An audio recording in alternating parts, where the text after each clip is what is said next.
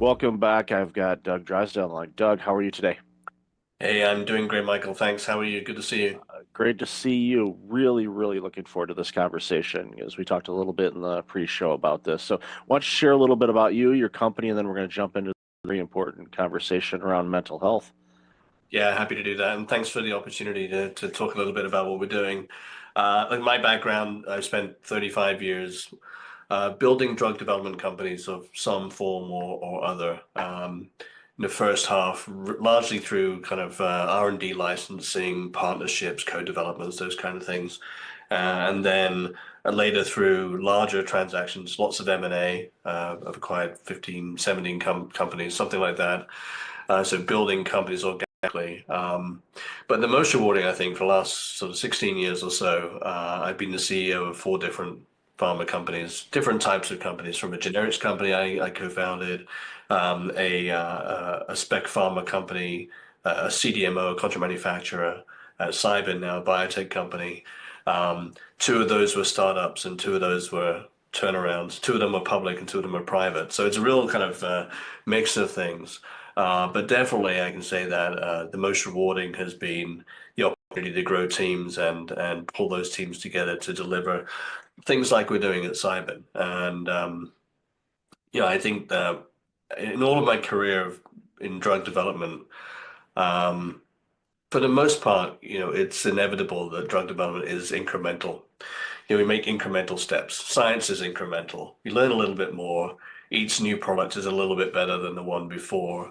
But I think for the first time in my career with Cybin, we have something that has the potential to be a real paradigm shift, a massive leap forward, moving away from daily treatment of the signs and symptoms of, say, depression to a more of an interventional treatment that has the potential to rapidly fix depression, remove depressive symptoms. And after just a couple of doses, most patients are seeing benefits lasting at least a year so far in our studies. So a real paradigm shift in the treatment landscape, which is obviously kind of a once in a career type opportunity. Oh, absolutely. And as I shared with you during the pre-show, and I've shared this on interviews before. I don't know if I've mentioned it on my show though. I'll have to mention it. But I've dealt with burnout in my life and also clinical depression, and was on depression medication for about a year, and was able to successfully wean myself off of that through help with my physician and with therapy and whatnot. But that was a year of my life, and on average, you only get so many runs around the circle, and for me to have to deal with something like this over a year, and I know many people that suffer with depression. It's been a lifelong battle to see the results that you're seeing is I get excited about just thinking about it because I know what depression did to me. I know what it does to people. It robs them of themselves, and of course that always passes through to where they work, their families, their friends, relationships, every aspect of it. In society suffers from that. When people lose great people because they're depressed and they're not themselves and they're not able to contribute the way that they want to or used to, society suffers from that. So, that's why, it's so important for us to get you on the show, because I want to talk about, this. And obviously, I don't want to ignore the fact of your career, and a question that came to mind as you were walking us through what you've done all these years is, I don't want to guess that you've seen it all, but you've seen enough. I think as you're navigating through the landscape of getting approvals and investors and all these other things, that you can kind of sense what the next question is going to be, the next step's going to be in order to get things approved or clinical trials or anything like that. So I'd love to hear your thoughts on that. Yeah, first of all, I'm glad you managed to work your way through that challenging time. In some ways, you're lucky that it lasted only a year. Many patients, as you know, find themselves having to turn to antidepressants because the depression needs some help. And then once they're on those antidepressants, struggle to get off of them. Not necessarily that they're addictive, but that they become dependent. It's like a crutch, if you like. And so, and people, as you said, rightly so, people end up spending many years on these treatments, and it was never they were never designed for that. So, and then the other aspect is not just patients, but when we talk to psychiatrists in our studies, uh, it's incredible to see these 20, 30-year psychiatrists who had kind of gotten to a point where they resigned to the fact they had nothing that they could help their patients. So suddenly they're seeing them motivated and energized because suddenly they have new tools that can actually change the course of disease and not just mask the signs and symptoms. Yeah, look, drug development drug development is challenging. Drug development is complex, more complex than most retail investors appreciate. Clinical trials are complex. Our first phase 3 study, 40 sites in a dozen countries, and that brings a huge amount of complexity, as you can imagine. And all of that goes on behind the scenes, and the public just sees the outcomes of it. So we're very fortunate to have a really strong team that has developed 60 plus INDs with FDA, many mental health treatments. The team's had something like 37 exits between them. So that means, I think that's a good sign. It shows that they're able to create value for themselves and for investors. But more than anything, this is a cause that really motivates people. So I think pretty much everyone on the team is here because of a personal motivation, a friend, a family, a loved one that has dealt with one of these challenges. So there's that personal motivation, but we're also quite competitive people. It's interesting to me, always interesting to me, that drug development seems like it's glacial and really slow, but actually it's kind of like swan management. Smooth on the surface and paddling like hell underneath. And we're frantically working around the clock to keep things on track. And it's a very competitive group, kind of like a competitive sports team, each contributing their all and also each supporting each other. So we're very fortunate to have the group, and I think the collective insight helps us anticipate what's coming next. As you rightly say, that's the critical in any kind of business, is anticipating what could happen next on the positive side and the negative, and then planning for the next milestones. How do you move the company forward with each of the next steps? Well, it's important. And as you were talking to, I started thinking about, all of the regulatory things. Of course, you've got the FDA. That's just talking about the U.S. This is a global product, so you've got all the different variances on that. And even in the states, you've got 50 different states, and there's licensing and testing and all these other things. It's a situation. It's like we're just trying to create a treatment, but you end up spending more time on the administrative side of things. To your point, that the modern investor doesn't necessarily understand that. It's like, you're making this new drug or medicine to solve a problem. Okay, they just have visions of labs and scientists. Like, no, well, the mountains and mountains of paperwork to submit that have to be reviewed, working with legal and navigating all of that and translation. And it's a big monster. But it's having said that, you're not letting that get in the way. You're like, okay, we know that's part of the game. We have to do that, but it's important for us to do that because even what you said a moment ago about psychiatrists who have been basically there's a crease in their chair that they've been sitting in because they haven't had to move much because there's only so much that they could do. Now all of a sudden they're like, we've got this new tool that could actually help people really fast. And what that does, just thinking about this from a billing standpoint for a moment, for a doctor or a psychiatrist, the more people you can see, the more revenue that generates. So if you can build up your practice because you're able to help people and get them in and get them out, you're going to have more opportunities to do that.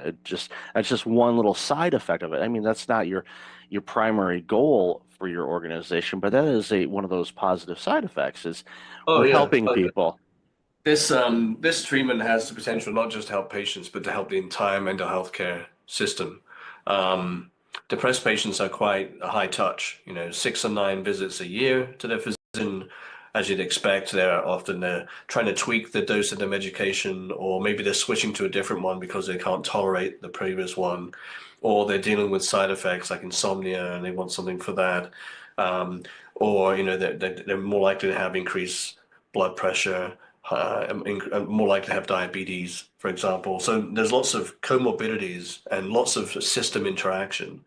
Um, the other aspect is that we have a pretty limited number of psychiatrists in the US and in pretty much everywhere, actually. And only about 18% of psychiatrists are available to see new patients because these patients take so much time. Um, and an average wait time for a new visit is something like 40 to 70 days, depending whether you want a virtual visit or an in-person one. So when you think about what we're trying to develop here is an opportunity to dose patients once or twice and then keep them out of the system for at least a year so far, we're seeing in the data. That means no going back for dose adjustments because patients aren't taking any daily meds. No going back for side effect tolerance because they're not taking daily meds. No going back for comorbidities because they're not taking daily meds. And so keeping them out of the system frees up all these other resources for new patients. I mean, even in the interventional psychiatry space, where we see treatments like ECT, TMS, esketamine, Spravato, in these interventional psychiatry centers, those are high frequency treatments. Esketamine dosed 26 times a year, so patients are coming in every 2 weeks. That's pretty tough on these centers that have very limited space. So if we can reduce 26 visits to two, these sites can see a lot more patients. We can deal with the problem a lot more efficiently.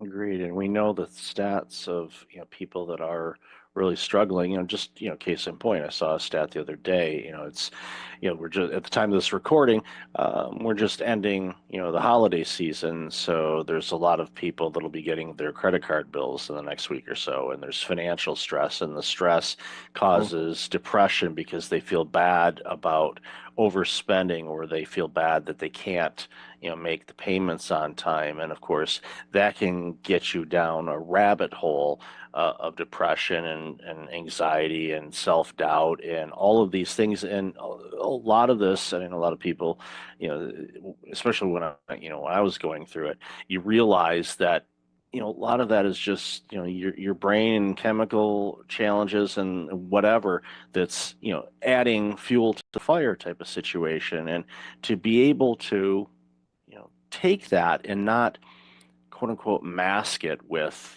the pills that I was taking for a year, but to actually have something that can adjust things and correct it where, like you said, a visit or two, and all of a sudden I'm good for a year so far. Because it changes things. And again, it opens up the door because, again, I see so many people just in my daily walk of life where I could tell people are having a tough go of it. And I don't know necessarily what the reasons are. I do know that they're having a tough go of it. And I don't, my hope is that they'll be able to get the help that they need. But as you said, there's a long wait list to talk with a mental health specialist, even with the advent of remote therapies and whatnot. There's still a wait period. And then, of course, there's cost involved and all of that, where, you know, the work that your team is doing and the innovative work that it's been doing is creating an opportunity for people to get this help a lot faster, a lot healthier. You don't have to worry about, okay, well, we're giving you this, but now, your A1C levels are going through the roof, or, oh, congratulations, you're going to bust the heart, rate, and your watch is going to be yelling at you because your blood pressure is going through the roof. You won't have that. And I used to work in primary care as an executive, so I see the patients coming in, and I know the challenges they're having, and a lot of it is basically playing whack-a-mole. And that's tough on a doctor because they have to figure out, all right, what are all these different combinations of things?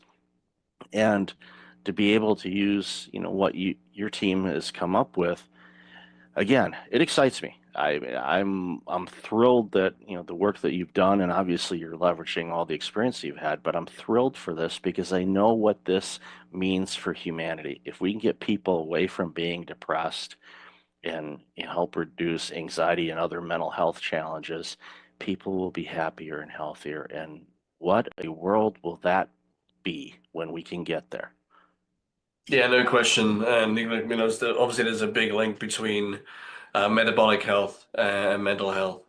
Um, we know that what people eat affects their mental state. The metabolic health or poor diet leads to reduced mitochondrial function. That leads to reduced mental function because we have 3 times as many mitochondria in our brain than we do in the rest of the cells in our body, and vice versa. When people are depressed, it affects their metabolic health as well for similar kind of connected reasons. So the two are kind of hand in hand. It's hard to fix your metabolic health and all those other things like diabetes, as you mentioned, if the mental health isn't on track, and vice versa. So the problems run deep, and I think, as you said earlier, mental health is kind of like an infectious disease.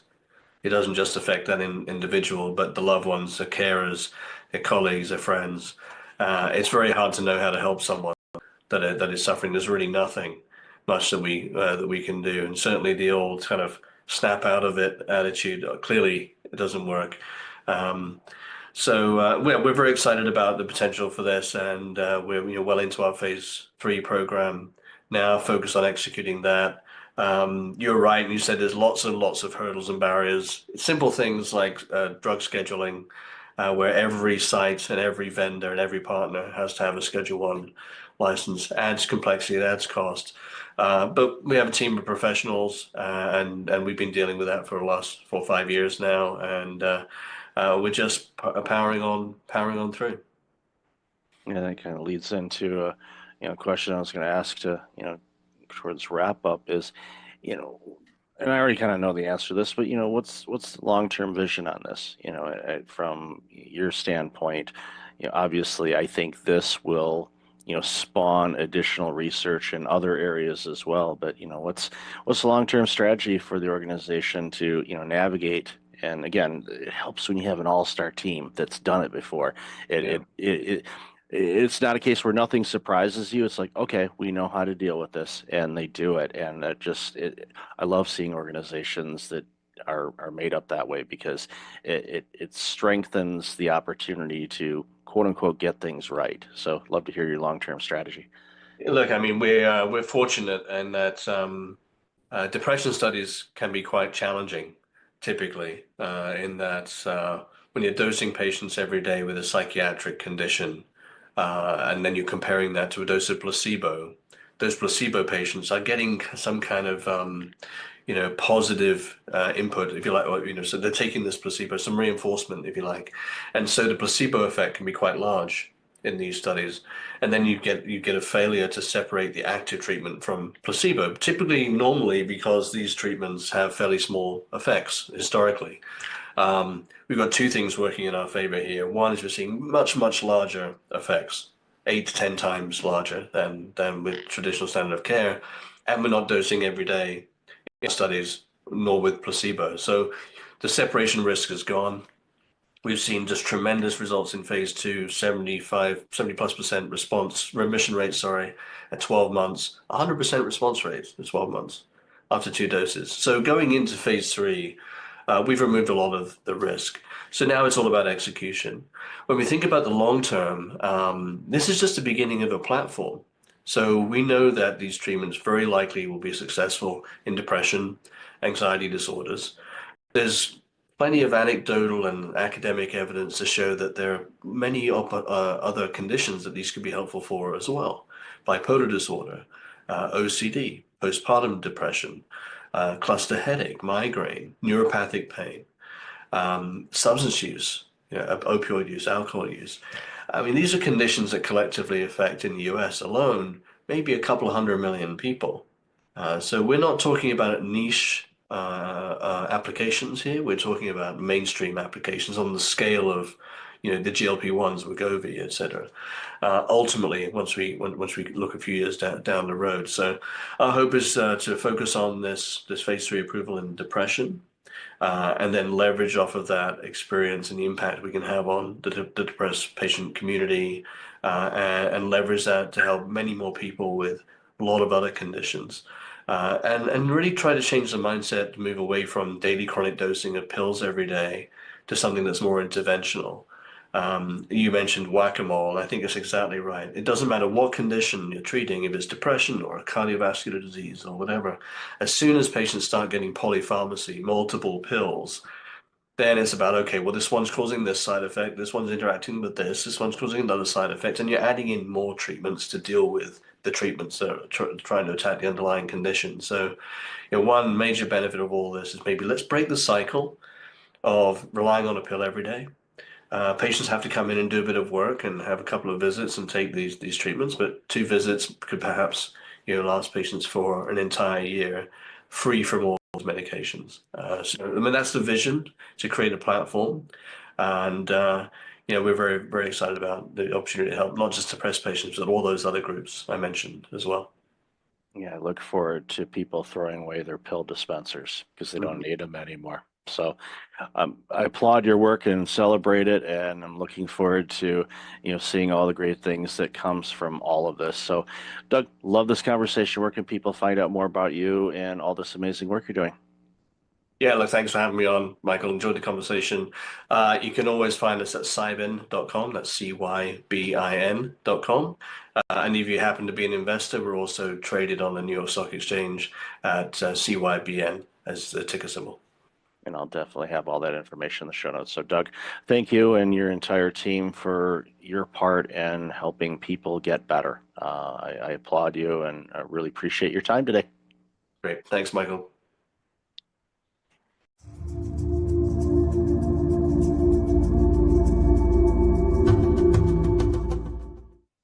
Welcome back. I've got Dr. Kimberly Harms on. Kimberly, how are you? I'm doing great, Michael. Thank you for having me. Really looking forward to this conversation. So, why don't you share a little bit about you, and then we're going to jump into this very important conversation. Well, I've been around the block a lot in life. I've been a commissioned officer in the United States Public Health Service. I'm a dentist, was a first woman president of the Minnesota Dental Association, and I was a national spokesperson for the American Dental Association. But I'm on the other side of that now. I had an injury in my hand, and so I'm not practicing anymore. So I turned to speaking. So I've been an international speaker. I've written a couple books. And now that I'm in the fourth quarter of my life and can look back, I've written a book called Are You Ready? How to Build a Legacy to Die For, because I want to focus on this part of my life and what's my purpose now. It's important work, and it's a subject that I find a lot of people are uncomfortable to approach. And, from a personal standpoint, my mother passed away earlier this year, and she did a pretty good job in setting things up as far as the after passing, with, where things are, how to do things, and all of that. The will was clearly laid out. Everything was nice and seamless and as easy as it could be from that aspect of it. Losing a loved one is never easy, and but it's one of those things where it was a reminder for my brother and myself to say, okay, let's pay that forward by doing the same thing, by getting everything kind of established, clear cut, and all of that. So when our time comes, when it's the end of the fourth quarter for us, then our surviving families and friends will have clear instructions how to do things and have it set up in such a way where they don't have to worry about that. They just, can focus on the grieving and the mourning and all of that. So if anybody takes anything away from what I'm saying, go get your will or your trust set up, get everything laid out. I know it's not a fun topic, but it's going to happen. And the it's a gift that you're giving to not only yourself but loved ones, because it's peace of mind for yourself knowing, okay, I don't have to worry about any of that. When I go, then I don't have to, worry about that before that transfer, before I, expire basically. So important work for sure. So, and I know in your story, in your bio, you've, had to face, some significant losses over your life. And I they teach us lessons, at least from my perspective. And once you, learn how to grieve, and again, that's even another subject. I think a lot of people, unfortunately, don't really know how to grieve. So I'd love to hear your thoughts on that. Well, I lost my mother to suicide when I was 17. And then I lost our son, who was this brilliant student at Columbia University, came home first semester on top of the world. He had been named to the dean's list in engineering. He was in the place. He'd been elected to student government. He was just on top of the world, so happy. And 2 weeks after his second semester started, he took his own life 45 minutes after a breakup with a girlfriend. So a failure. He wasn't used to failure, I think, and he had a young brain. He was also a jazz pianist, which is why he loved Columbia, because he could study engineering and play jazz piano. And our world was just torn apart. It just exploded. And I learned a very important lesson then. And that was a couple of weeks after coming out of my dental office. My husband was out there at practice with my husband, and he was talking to the cousin and very seriously. And then the cousin came over to me, and he was angry. I'm a grieving mother. I wasn't used to angry people coming at me. He was angry, and he was shaking his finger in my face. And I was taken aback, and he said, "Don't you ever let your remaining children feel that they are not enough. Don't you do that to them." And it caught me by surprise, because I realized that he had lost his brother at the same age that we had lost our son. And he felt that he lost his parents at the same time. He felt that the parents could no longer pay attention to their living children because they were so consumed with grief over the dead one. And I was headed in the same direction. It was such a, I didn't think I'd ever get out of that pit, and so it forced me with that confrontation to realize that my grief affects everyone around me, and especially my family.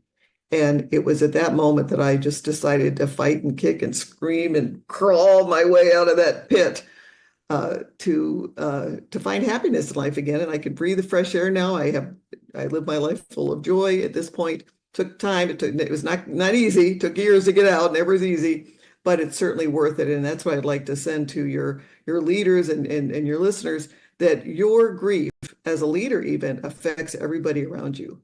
And it's so much better for you and for everybody else to fight tooth and nail to get out of that grief pit, because it takes a fight. If you don't fight, you're just going to stay down there. So don't give up. Keep fighting.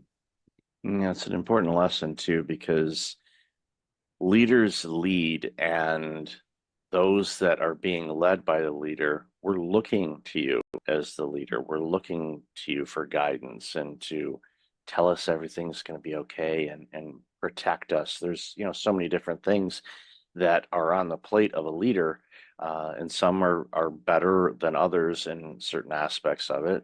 No one is by far perfect, but there are some that, even when they're going through a personal challenge, such as the loss of a loved one, or end of a marriage, or you name it, it's one of those things where it's like, okay, I'm not ignoring that, but my people need me to be the best version of me.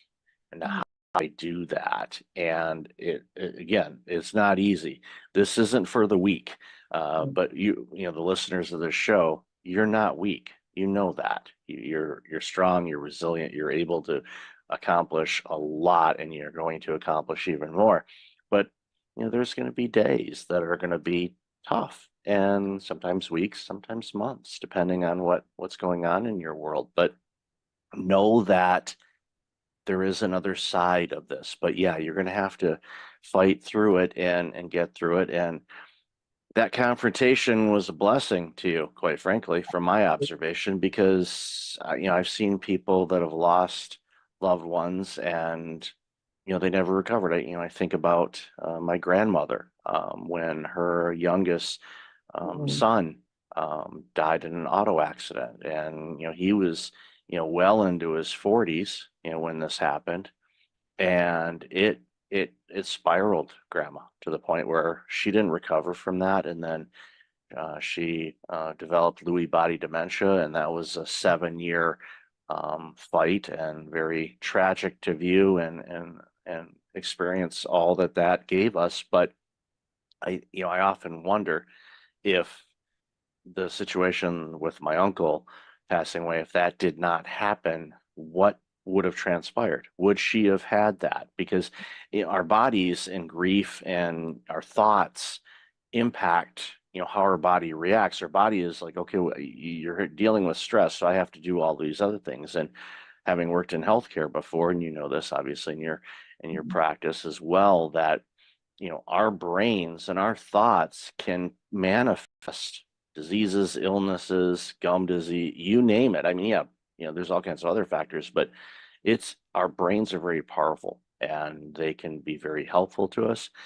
But if we don't feed it the right things, they can be also very detrimental to us as well. Well, that was a perfect example in my case because I got treated for depression after my son died. It was part of my fighting out of the pit. And, of course, I have a mother and a son who took their own lives. I better get treated. Depression's in my family. But my husband, and I used to call him my stubborn Norwegian, he was a Norwegian farmer, and we were married for 44 years. But he did not get help because, he's a tough guy. He's not going to get help. And he had just had a liver transplant 6 months before my son died. And his heart checked out great before the transplant because they don't give you a liver if your heart's bad, right? And about a year or so after Eric died, he ended up having quadruple bypass surgery and a valve replaced. And then basically after a long struggle with this broken heart, passed away 4 years ago. And I really believe that the grief, the untreated grief, the unrecognized grief, this idea that you can just be tough and get through it without help because you need help to fight your way out of that pit. I really believe that hastened his death. I believe that we might have had him, we're all going to die at some point in time, but I believe I might have had him a couple more years because he was only 70 when he passed, and we miss him. Yeah, that's early. Based on longevity of people, it's 70 is still very young. And as discoveries and science and things like that, we're all living much longer, which, is great to, contribute to society and things about that. Because, both my parents are gone and they were in their mid 70s when they left. And it's like, it just seems like it was too short. But I think, to tie this into a leadership a little bit more, grief is one of those things that impact leaders as well. Where let's say they have a bad work experience, maybe they had a difficult departure from an organization, and they go on to another organization, start working. But if they haven't worked through and processed what transpired, then I find that it diminishes their leadership, it diminishes their clarity, it diminishes their ability to be the best version of themselves as a leader. And it's one of those things, talking, about your late husband as well. And I was, also diagnosed with clinical depression. I sought help on that, worked through it, was on some medications. I'm not on them anymore. For me, it was important because I thankfully recognized that I wasn't me and I didn't like that. And I wanted to be me again. And so I needed to do the work, not just, taking medication and thinking, okay, magic pill, make the pain go away. No, it's like that's not how it works, people. I mean, short term, okay, but you have to work on some things. And again, it's not easy, but is it worth it? Oh my goodness, yes, it definitely is. So, your thoughts on leadership and dealing with unaddressed grief and the impact that has on themselves and organizations. Love to hear your thoughts on that. Well, I really think we need to lead through grief. And I think one of the best things you can do to develop a team that's tight and together. Today, everybody's struggling getting employees in, just because of the market. And one of the things that keeps a work team together is that common bond of respect. And when you're grieving, I would speak all over to dental organizations about this, but when you're grieving in the dental office, I recommended that we have a little huddle in the morning, usually where everyone just looks forward to the day and just admit, okay, Mary just lost her mother. She's a little on the edge right today. So let's watch out for her. Let's cover for her if something happens. We used to have signals if there was a problem. When my son died and we were trying to come back to work, we kind of had I call it a crying room upstairs where if I get triggered, because you're going back to work, you just lost your son, everybody knows who he was. They all loved him. They all would want to say something when they came in. So 30 times a day or so, I get, so sorry for your loss. And which is great. I mean, that's what you should be doing. But sometimes it was overwhelming. And I had like a little signal to my dental assistant and to the others where I could just like, excuse myself from the room for a second and go up into the crying room where we had Visine and tissue and kind of get myself makeup remover, get myself put back together, and then come down and someone was covering for me. So when you lead through grief and you've got like somebody's down, someone's on the injured list, you're grieving right now, let's surround them and help them get through their day. What the result is as a team that is bonding, a team, and the greatest predictor of happiness are strong personal relationships, right? So you've developed these strong relationships with your team and make your workplace a happier place. So I think one of the things you can do is when a grief situation occurs, lead through that, address it, bring your team together. And I think that the benefits are long lasting. I love that approach to the team huddle. I worked in healthcare and we had huddles in the morning, but they were geared for, okay, who's the patients coming in today? Is there anything out of the ordinary? Or, okay, we have, Mrs. Smith is bringing in their son and he's autistic, and Nurse Jackie is the one nurse that he likes to work with. So we're going to shift Jackie's schedule. So when Mrs. Smith brings in her son, Jackie will be there to help, comfort the son, to mitigate any potential issues that may arise with dealing with somebody that is neurodivergent. But those were things that we did. I love your approach on, okay, yeah, we prep everything up. Okay, Mrs. Jones is coming in. She's afraid of needles, and she doesn't like the drilling stuff. So maybe put some headphones on, whatever may help that patient navigate through the dental scaries. Don't be afraid of the dentist, people, by the way, just a side note, but I get why people have fear on it, but I've used dentists all my life. I'm not afraid of them. My mom actually worked for a dentist before I was born, so I'm kind of in the DNA. But I love your approach because, yeah, okay, this is who's coming in today, but it's also how is everybody doing? And if you have a tight group, and you can do this with large teams, and of course, small teams, you really should do it. What that does is it allows for, okay, Janice just got back from a trip and she's got a little bit of jet lag. We know that she's not going to be 100% today, but she's here. Okay, just help her out, check in, see, and need any help on this? No, I got it. Knowing that you have backup Yes. it actually helps you overcome some of those hurdles. Like, okay, I'm not feeling great, but you know what? My team, loves me and has my back and can step in if I need the help. It gives you that little extra 10% as a person to go, nope, I don't need it, but I am so thankful that you offered it. I appreciate that, because there may be a time where you do need it. You need that crying room or comfort, or someone to pinch hit for you when, something comes up or your child's sick at school. Okay, I'll come in and help out with that. When you have that dynamic, you don't have to worry about retention of people. Your challenge is, turning down all the resumes, because people want to work in that, because people long for belonging. People long to be in organizations like that. When you have that, it's something that it takes work to keep it that way, but it's such important work to do, because it just improves every aspect of what that organization does. Doesn't matter if it's a dentist's office or a retail store or an accounting firm or whatnot. Right. And again, it's those relationships, building relationships, and you need to lead that. I mean, you give permission as a leader to develop that type of a system where everyone has their backs, and then just acknowledging that, there's an issue that's going to affect the team, because they do. And then that helps the person overcome their grief. It helps they feel they have people have their back, and that helps them. It gives them that courage to kind of move their way out of the pit eventually. So where do you, this is not the where do you see things in 5 years question, because 5 years ago we didn't know what was going to hit us. But I'm curious as to, what are some of the common challenges you're seeing right now in the workplace that leaders should really do their best to get ahead of and work through? And I know we've talked about a bunch, but is there any others that come to mind for you? Well, I think the most important one is to make your team feel valued to give them opportunities to work through grief, and building trust. Absolutely, you have to build trust. If you lose trust with your employees, you're going to lose your employees.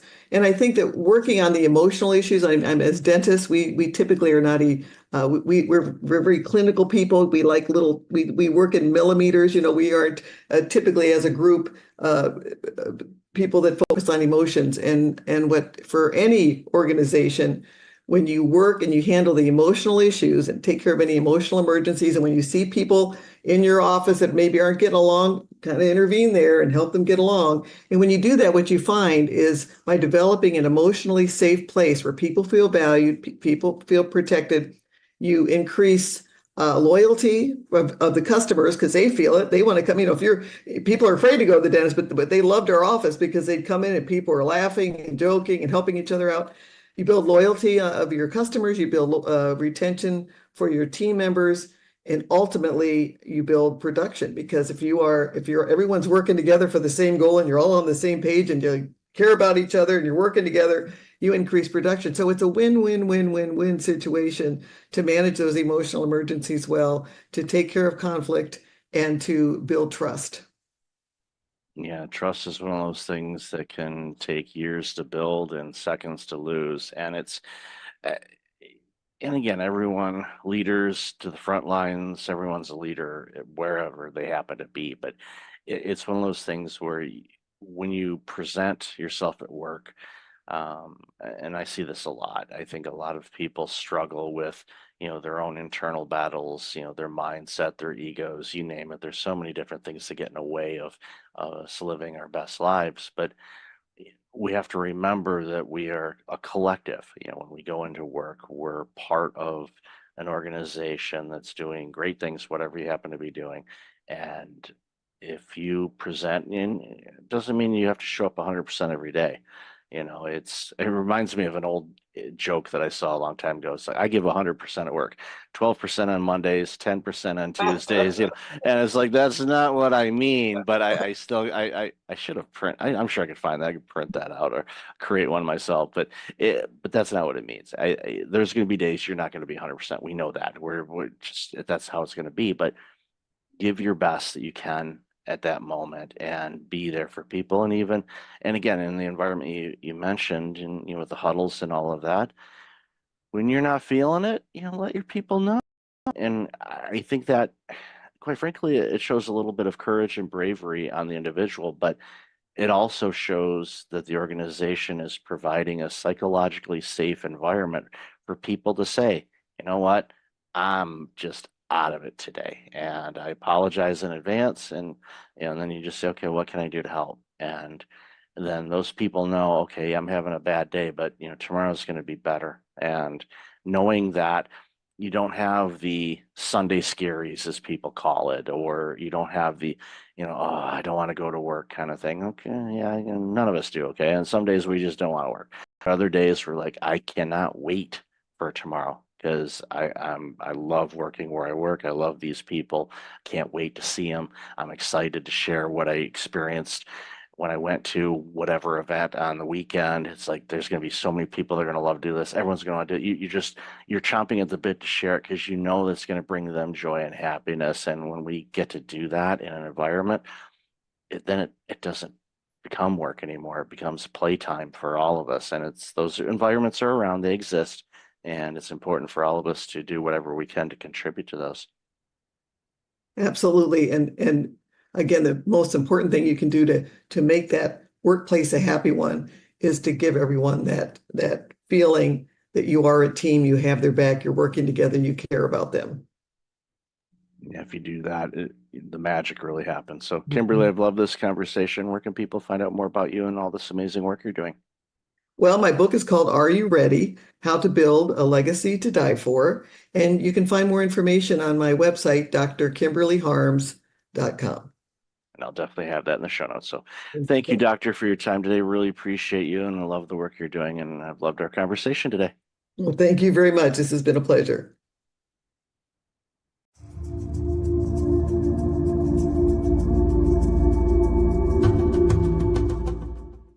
Welcome back. I got Neil Twa on the line. Neil, how are you today? I'm too blessed to be stressed. Thanks for having me on the show. There you go. That's the best way to approach life, no matter if it's full, it's just a challenge to grow and be Yeah. better. So I just look at it that way. And believe me, my life has been a whole lot better since I changed my mindset around It's that. all around the mindset, right? I only tell my kids, and we constantly repeat in our house, it's not that you have to do these things, it's you get to do these things. Therefore, you take a different perception of mindset and authority and accountability over doing them. Yeah, I first heard that and read that, and it was in a John Gordon book. I get Mm. to, that just stuck with me. And like, all right, I'm using that from now on. You And get to believe do me, it. It's all about changing. Yeah, into exa- control and mechanisms of things you can and can't do, and taking ownership over versus being victimized and having a victimized mindset. Misery loves company, as they say. And it's really easy to fall into the negatives. We just have to remain into the positive as well. absolutely. So, why don't you share a little bit about you and the work Yeah. that you do? Yeah, just in simple terms, 30 seconds here. I've been in business, building offline and online companies for the last 17 years. I left a corporate gig at IBM, kind of reached the pinnacle of that in 2007 and said, I'm out. Burned the boats, not the bridges. So I had relationships and things that led to business later on, which is great. Built a management consulting company that led into a lead generation and online marketing company that led into the physical product world of building private label brands. That led me into Amazon, where we launched and made our first 7 figures in 2014 and one of our first brands.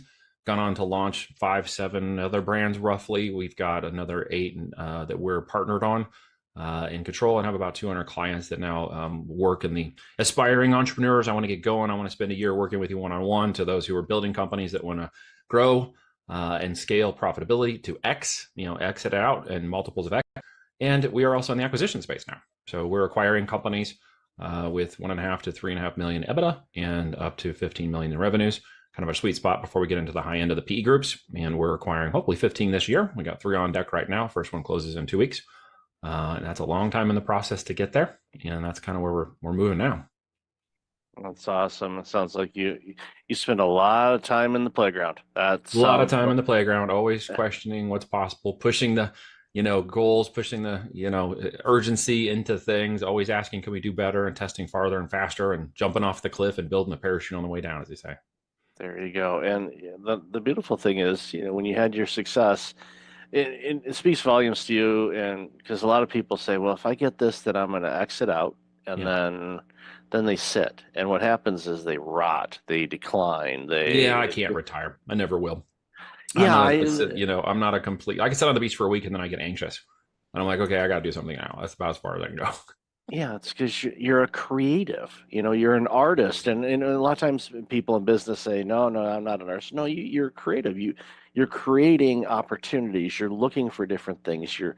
You're examining things, and growing business. And we know that Amazon in 2014 versus Amazon in 2025 are different organizations. Very different. You've got to be a pro seller, pro business. You have to treat it like a real business now. The side hustle, hobby businesses, arbitration businesses, wholesale businesses, those are all falling out of the market. At the end of the day, if you don't build something with tangible assets, private label, equity, intellectual property, etc., you're building vaporware, you're building a job, you're building something nobody wants to buy. And as somebody who's buying things, I don't want to buy any of those. And nobody I know who's buying doesn't want to buy those either. We don't want to buy somebody's job or somebody's side hustle. We're buying real businesses with tangible assets. So you must consider that possibility. It doesn't take 17 years to do it anymore. I mean, what we can do now in 2 to 3 years is incredible, with systems of AI and software and the virility of traffic and markets. And now there's Shopify and TikTok and all these other markets we can move into, and retail as well. And so creating a holistic e-commerce brand is really what I'm talking about at the end of the day. Yeah, and it's just, understanding e-commerce. And I remember, just to date myself here a bit, my first online purchase was actually through a service called Prodigy that Sears was running. And I forgot who I don't remember who they partnered with, but it wasn't just them. Yeah, AOL, I think, if I'm not mistaken. Yeah, Sears, the original Amazon. And we did mail order catalog, and then I literally bought something online, and it was delivered to my house. I'm like, well, this is pretty cool. And now it's just it's not.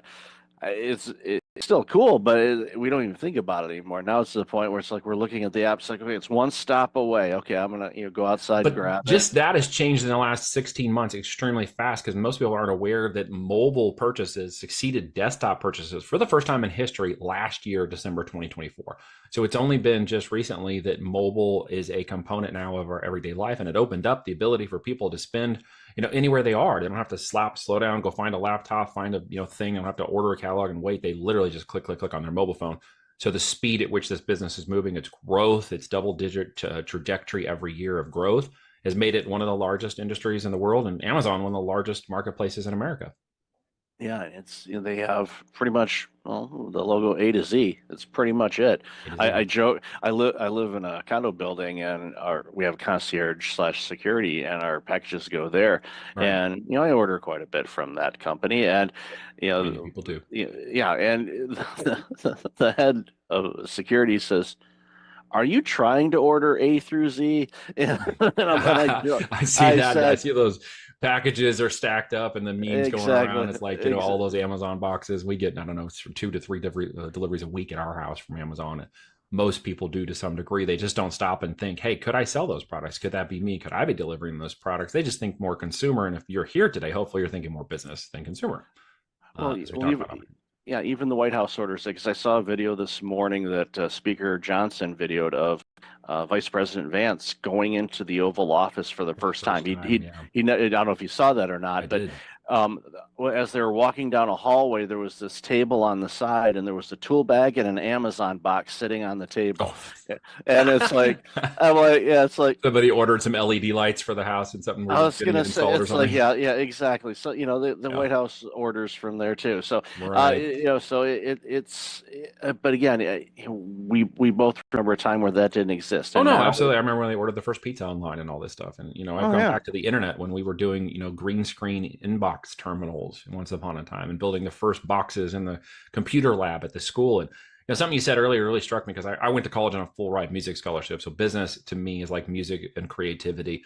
It's like Chopin or listening to Miles Davis and jazz. It has creativity and fluctuations. There's not really hard and fast rules. There's guidelines. There's if you've got creativity in your nature and you enjoy technology to some degree and you don't mind working on computers, then e-commerce for you could be an amazing opportunity. It took me out of that whole world and refocused and changed the way I thought about business and business online. And as I watched it grow, I just kept thinking, I got to get a piece of this somehow, somewhere, someday. But it was so soon in my walk that nobody was teaching it. No academia, no credits, no nothing. You had to literally do it yourself or go to the corporations that were spending money. And so I ended up in the corporate world, into Sprint and doing programming first, teaching myself how to program. And then when I got good enough at it, we jumped into a full-time corporate gig when they launched the PCS division and was on some of the first mobile phone launches when the mobile phones came out. And that was a fascinating time. I got badged as a 5,000th badge in the new division, and there was 80,000 employees when I left 5 years later, which sent me to IBM. That was the next pinnacle, and I got in there and was working in IBM for almost 5 years on technology, AI, systems, knowledge management, mobile, and all kinds of other stuff. And, I kind of reached that pinnacle in 2007. I was like, now what? Like, this is evolving. I want to keep going, and I don't want to keep going in the corporate world. And that's when I decided to pivot out and fire the man and keep going. And I'm really glad I did. Oh, yeah. Yeah, because even in corporate, even if you have a forward-thinking organization, there are still these plateaus or ceilings or whatever you want to call them that are like, we're not quite ready for that. And they're not going to let the entrepreneurial creativity spirit that you might have in you, or that desire, is not going to be nurtured. It's going to be squashed. It was for me. It is for most people. Yeah. It is meant to create that, it's a business. I get it. They got metrics, they got profit and revenue. They've got to keep the operations going. And not everybody's cut out to be an entrepreneur at the end of the day. There are high risk, high reward opportunities for that. And a lot of people are concerned about that. Maybe we can unpack that for a minute here, but there's always high risk, high reward in the business. You could be fired. You could go, you could have a great career and never be fired. You could, run a really great W-2 career for 20, 30 years. It's fine. But not everybody feels like that's their path. And that's where entrepreneurialism comes in. You just have to remember it's a high risk, high reward opportunity. Sometimes you fail. I could fill this office with the amount of failures I have. Big ones, I've been bankrupt before. So you don't know what your boundaries are and how you pushed yourself in this life until you give it a shot. And I think the biggest regret I'll never have was never saying I never gave it a shot. Right. Yeah, it's so important. And what you said about, people, kind of go, oh, I don't want to run my own business. Like, that's scary. There's a lot of risk involved. But a stat that I share all the time is like from the year 2000, 52% of the Fortune 500 companies are either gone or were acquired. So over half of the Fortune 500, people kind of know who those guys are, gone. And so you're telling me that your job working for this smaller mid-sized company that you've put in all this time, that they're safe, quote unquote? No, they're not. No, none It's of like it's safe. one pandemic you could be wiped out, or one algorithm change on a social media platform Yep. or Your social media badge gets platform. called below a certain point, and the CFO is like, great, all of these people across this organization have to go, and your badge number got called. It's like, well, Yep. that's not fair. You get victimized by the system. And I was a part of that. And so when I got out, I was like, I'm never going back. I burned the boats. That was it. You never go back. I'm Right. going forward no matter what. Yeah. And by the grace of God, I have a life partner, my wife, who's now 17 years of marriage, who we got married that year I left in March, and I left in June. And so we were, newlywed couple. And I'm like, hey, we're going to do this venture. You want to go on a, business adventure with me? And she's like, absolutely, I'm in for this, because we're young. And she was working as an RN. We, had a little income, and I had the severance from IBM, so we weren't hurting. And then we got pregnant in that first year, which we wanted to do, but didn't expect it to happen that fast. And then by December of that same year, she had to go on full bed rest. So she had to stop working. So we went from high income, two people getting married, all life goals and everything. We're going to start this business. We're going to have this time. And all of a sudden it was like, whoa, everything changed. We got to pivot. We got to pivot. That house we built, the thing we moved into, that's, the one we customized and thought we were going to spend the next 10, 20 years in, we got to sell that. Like everything became about pushing the dream out, is giving us as much time as we could, and compromising the things that we needed to compromise. People are like, well, I wouldn't want to sell my house to do that. Well, maybe you don't feel the opportunity is great enough for you. Well, I don't want to stop driving my car. Well, then maybe you don't want to risk that. Well, what if I have to put my payroll on a credit card? Well, I've been there and done that. The level of risk is going to be, down to the reward. It just is the same balance over and over again. I wanted the reward of what I've now called my 5 Fs. Okay. That is faith, family, friends, finances, and freedom. If I can't have those things in the life, I don't want it. And none of those things really resonated with that corporate career and that stat. And I knew that I had to go off and create it. And I wanted to be a part of my family. I wanted to drive purpose and value into my life and my family's life. Now I have 4 daughters. We homeschool them all. We live on 50 acres in the country. Our lifestyle by design has now been and created and done. It took us a long time to get here. And it could be done a little faster, with experience and the help of experience from other people. But I had to do a lot of it on my own, and I had to figure out a lot of it on my own, and had to, circumvent those sharks in the water from going from my hell island to heaven island. But, I'm in a place now where my lifestyle begets my business, and that becomes the business I have in my life, down to even I'm teaching an entrepreneurial group in our homeschool co-op starting this Friday for 15 weeks. And we're going to be doing an introduction to entrepreneurship, a growth, pick your product, pick your lane, pick your business opportunity, and let's start figuring this out. And there'll be kids 14 to 18-year-olds in range in there. And we're going to get them starting businesses in the next 15 weeks. Beautiful. I mean, all the things you just said in that 5 Fs are critical. And, you use that as a guidepost on anything. It's like, okay, how does the 5 Fs match up with this? If there's anything where it doesn't, and then out because it doesn't align. And yes, it may have taken you longer, but it's all about the journey. It is a journey. Yeah. Well, we're always in a rush, man. Everybody's such in a rush. It's like, well, can I do this in the next 12 months? Well, no. Well, what happens in the next 12? You're going to keep doing it. You're going to keep going. Yeah. Perseverance and tenacity are just part of the game, right? Yeah. 3 to 5 months, 3 to 5 minutes can happen in 3 to 5 minutes. There's a lot of hopium, a lot of fake scarcity, a lot of this, lottery mindset mentality. I refer to it as kicking over in our culture out of desperation. Yeah. And in many ways, I get it. I mean, when I, got over leveraged in a business and went too far down the line and ended up having to declare a business bankruptcy, I've got the screenshot that shows the $267 I had in my bank account. I still keep it there to humble myself and what we have and where we're going now and the kinds of things we're doing. And I don't take it lightly. I have a huge responsibility of stewardship and presentation over that. And I'm not going to compromise that just to gain a few dollars.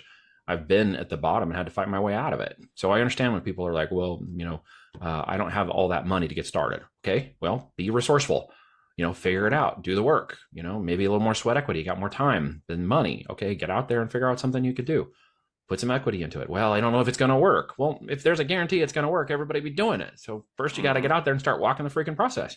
Well, what am I going to do when it's successful? There's always that fear of success that kicks in too. And a lot of times that one's unrecognized. Well, what happens if it's successful? What if I got to get more money? What if I have to hire employees? You'll cross those bridges when you come to them. The what if scenario for aspiring entrepreneurs who want to get going, they can build a list 15 miles long, and you have to kick that to the curb because guys like I I'm not going to take and have any patience with that thought process. You're going to have to go off on your own and do a little walkabout and get that figured out and come back to the table with a much stronger mindset. Absolutely. And the question I always ask people is like, okay, how bad do you want it? Because if Apparently you're not as coming up, bad as they want it. yeah, because if they're asking, well, what about, and it's all fear-based or 100%. All victim-based, fear and th- scarcity based, limiting mindset. yeah, Yep. Limiting it's belief like, systems. And yeah, I get it, dude. I grew up in a house where money, I jokingly say money in our house was a 4-letter word. Dad worked, man, 30, 40, 50 hours a week. He was a hard guy. He didn't graduate school, but went in and did a couple tours in Vietnam. He was a Navy veteran. He was, suck it up, buttercup. We got into the cars, we changed our oil, we did everything ourselves, as we had the time and the skill set and the energy. So we learned, but we couldn't complain. And we certainly couldn't talk about money, although we had the things we needed. And there was food and I got clothes. Anything I wanted, I had to go figure out. So by the time I was 12, I'm out hustling in the lawns to make extra money so that I could even borrow his truck to go do things to pay for the gas. That was just part of the requirement. And didn't get my own car, of course, because we couldn't afford that. And so I just really learned the value of hard work and perseverance and dedication and tenacity. What I didn't understand was the time that I was trading for that money could be worth a lot more when I changed my mindset and perceived differently. And I actually had an uncle, and it turns out this was kind of a rich dad, poor dad scenario. I didn't understand that till much later on when I read the book. But my uncle was an entrepreneur, was a go-getter, was a guy who thought very differently. He started a boat company in San Diego and got to go down there and see his operation and talk to him and just started picking his brain and, asked him if I could call him more if I had questions. And for the better part of a decade, he was my mentor. He died in an ultralight aircraft accident in 2005. And that was one of the catalysts for my move out of IBM in 2007. It took me 2 more years to kind of refocus my brain and understand that this had to happen. But he had always encouraged me to get my own thing going. One way or another, buy a franchise, do something. He's like, you got to do something. Introduced me to a lot of wonderful people and really expanded my mind into the abundance thinking that I had been locked out of because I simply didn't have access to it. yeah. And going back to what you said a few moments ago, which I really want to commend you on, is the workshop that you're going to be doing with 14 to 18-year-olds, teaching them how to be an entrepreneur. That is so lacking. We think about it because the small business is the heart of our country, It is. and people, I vaguely remember some things in school, in high school anyway. I went to business college, so I was taught business, so that you got it there. But teaching that age where they're still able to learn and retain things a lot easier sparks ideas, because they always ask what you want to do when you grow up, and you're like 14, and you're like, it's going to change, right? Yeah. It's going to pivot. It's okay. Yeah. Like I'm not running a lawn business. Yeah.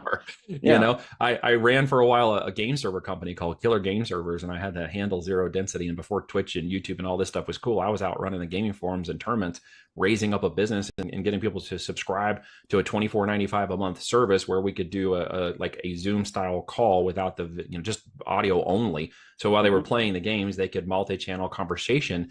And it was really cool. And I was setting up thousands of people playing these games, just leading the game board and telling everybody that I was from killergameservers.com. And they went and checked it out. And I raised up, 10,000 people into that service and had 20 game servers running out of Texas. So there's so many ways to make money that I think people acquiesce the idea that it could happen for them when the bar is so low now. I mean, we didn't have the technology. When I was running mobile campaigns in 2008, 9, and 10, we had barely any interfaces to run the campaigns. Just the systems were not there. They were coming online. Companies were putting on, the advertising campaign dashboards and stuff, and we were running them on spreadsheets. So we didn't even have the campaign dashboards yet. It wasn't until like 2010 that the dashboards were actually coming online and we could actually start seeing it digitally and track it digitally, which was a game changer, of course, as well.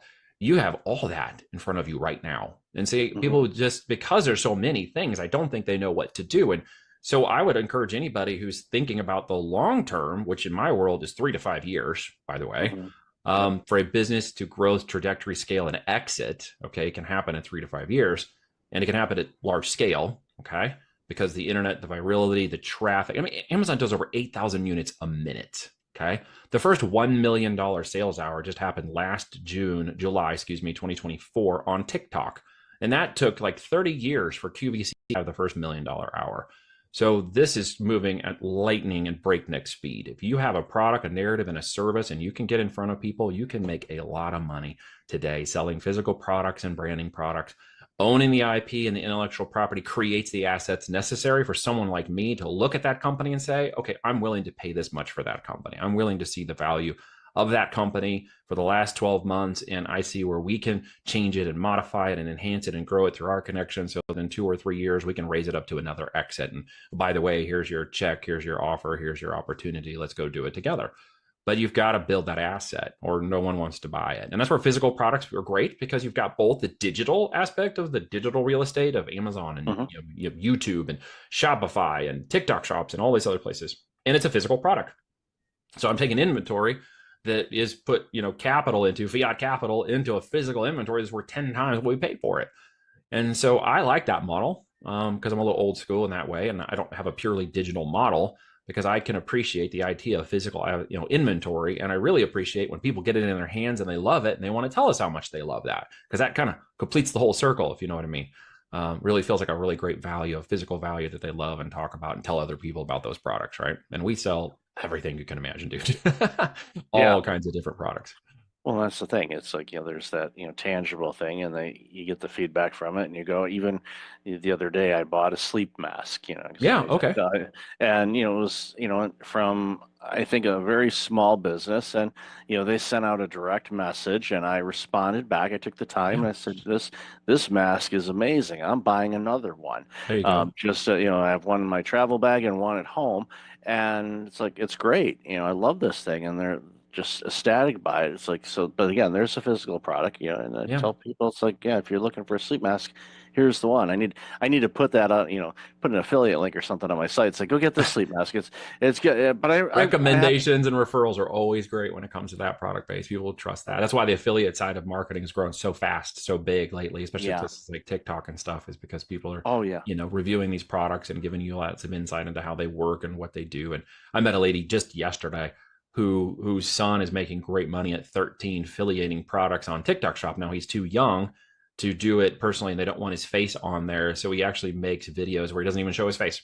He just talks about the product and reviews the product, and he's making great money. She made like over 600,000 last year doing exactly the same thing, just recommending products, even though it's faceless, so they can be on there. And I'm like, dude, there's just so many ways to make money now. I personally like the physical product space. So if somebody's interested in that, that's, what the heck do I actually sell is their first question most people have. And I will tell you that there are millions of product opportunities to innovate and create and develop them. It's actually a little easier to do that, create and develop a product. We have it manufactured for us. It's created and manufactured for us. And then we sell the product. It's the three major components of a physical product business. Of course, there's more to that. And I don't mean to oversimplify it during the time we have here, but it is really building something of intrinsic value at the end of the day, not just vaporware.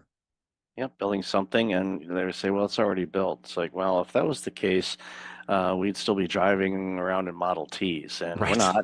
Yeah, we might be, driving around in a Tesla, or a Model S, or we might be maybe a spaceship to Mars. I don't know. Everything's happening now, right? Yeah, I mean, it's the things that we've seen in our lifetime. When anybody says this is possible, I look at it. It's like, you know what? I remember having to get up to change the channel because my dad said put on channel 7. I was the remote in my house too. Exactly. Hey, can you change that table? Can you change that? We only had 5 channels anyway, so it didn't happen very often. It wasn't a case where it's like I would hate life now if it's like, okay, change it to channel 265. Yeah. No way, dude. It was like we didn't have cable, so it's like you get your 5 channels, and when the president came on, you're like, oh my gosh, the president's on every channel. We can't watch anything else. That's exactly. So I love this conversation. Where can people find out more about you and all this amazing work you're doing? Well, Voltage, you could just search for me anywhere, or you can look at my name, Neil Twa. Yes, it is TWA, and as you can see, I'm not a small Asian guy. The voltagedm.com domain, voltagedm, that's digitalmarketing.com. You can check out a 45-minute presentation where I go with my partner, Kevin Harrington, over the As Seen on TV strategy. We've got our book there called Almost Automated Income with FBA, Creating a Lifestyle-Driven Business Model through the physical product world. And you can check that out. It's, I think it's only like $5 on my website, or you can get it on Amazon too, of course. And that talks about the different strategies of the 4 pillars of success within building an e-commerce company. Plenty of free information, virtual summits, the books, and other resources for anybody who's, aspiring entrepreneur with the idea of building an e-commerce company, or somebody who's building an e-commerce company and might want to grow it to an exit and maybe have us take a look at it. Yeah, that's great. I'll definitely have all that in the show notes. So Neil, thanks for this conversation. Really love the work you're doing. Thanks for having me on, Michael. You've been most appreciate you. Thank you.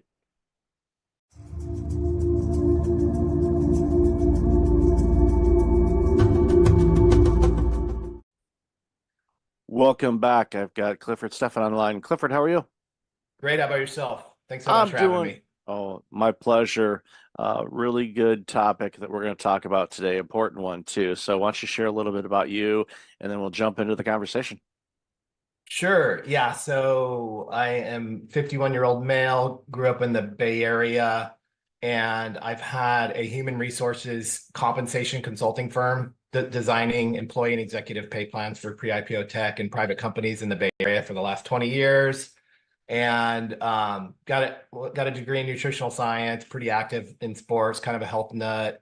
And yeah, kind of by my late 30s, early 40s, kind of starting to look and feel my age, and was pretty heavy social drinker, and it was in corporate America, and so I kind of wound up taking a break from alcohol and just kind of got a lot of epiphanies and a lot of just benefits. I think you hit on a lot of these things around stress management and kind of just looking and feeling and trying to perform at your best and be grateful and all those things. And so I that was kind of my epiphany. And so yeah, I'm super excited. So I started this men's health and wellness movement called Booze Vacation to kind of encourage my peers to consider taking an extended break from alcohol to as kind of a reset and kind of a opportunity to kind of tap the brakes with our health and wellness, and because it is one of those kind of predictive models that can cause a lot of issues and a lot of ongoing stress. And so yeah, I'm doing that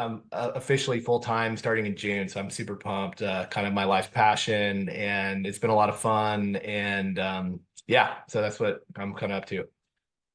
That's very important work. And yeah, I've shared a little bit on my show. I think I know I've had it in conversations, maybe not so much on my show, but as far as my family is concerned, there's alcoholism in every branch of my family. Mom's side, dad's side, mom's side, mom's dad's side. You just name it. You literally branch the thing out, and you can pinpoint where alcohol was a huge issue for people. Now, for some, it isn't per se, um, but it does impact, as your research and the work that you do does impact a lot of things. Obviously, our physical health, but also our mental health as well, because I know a lot of people, especially those, I have, family members that deal with it, or have dealt with it, when they were alive. It was, it's a coping mechanism, to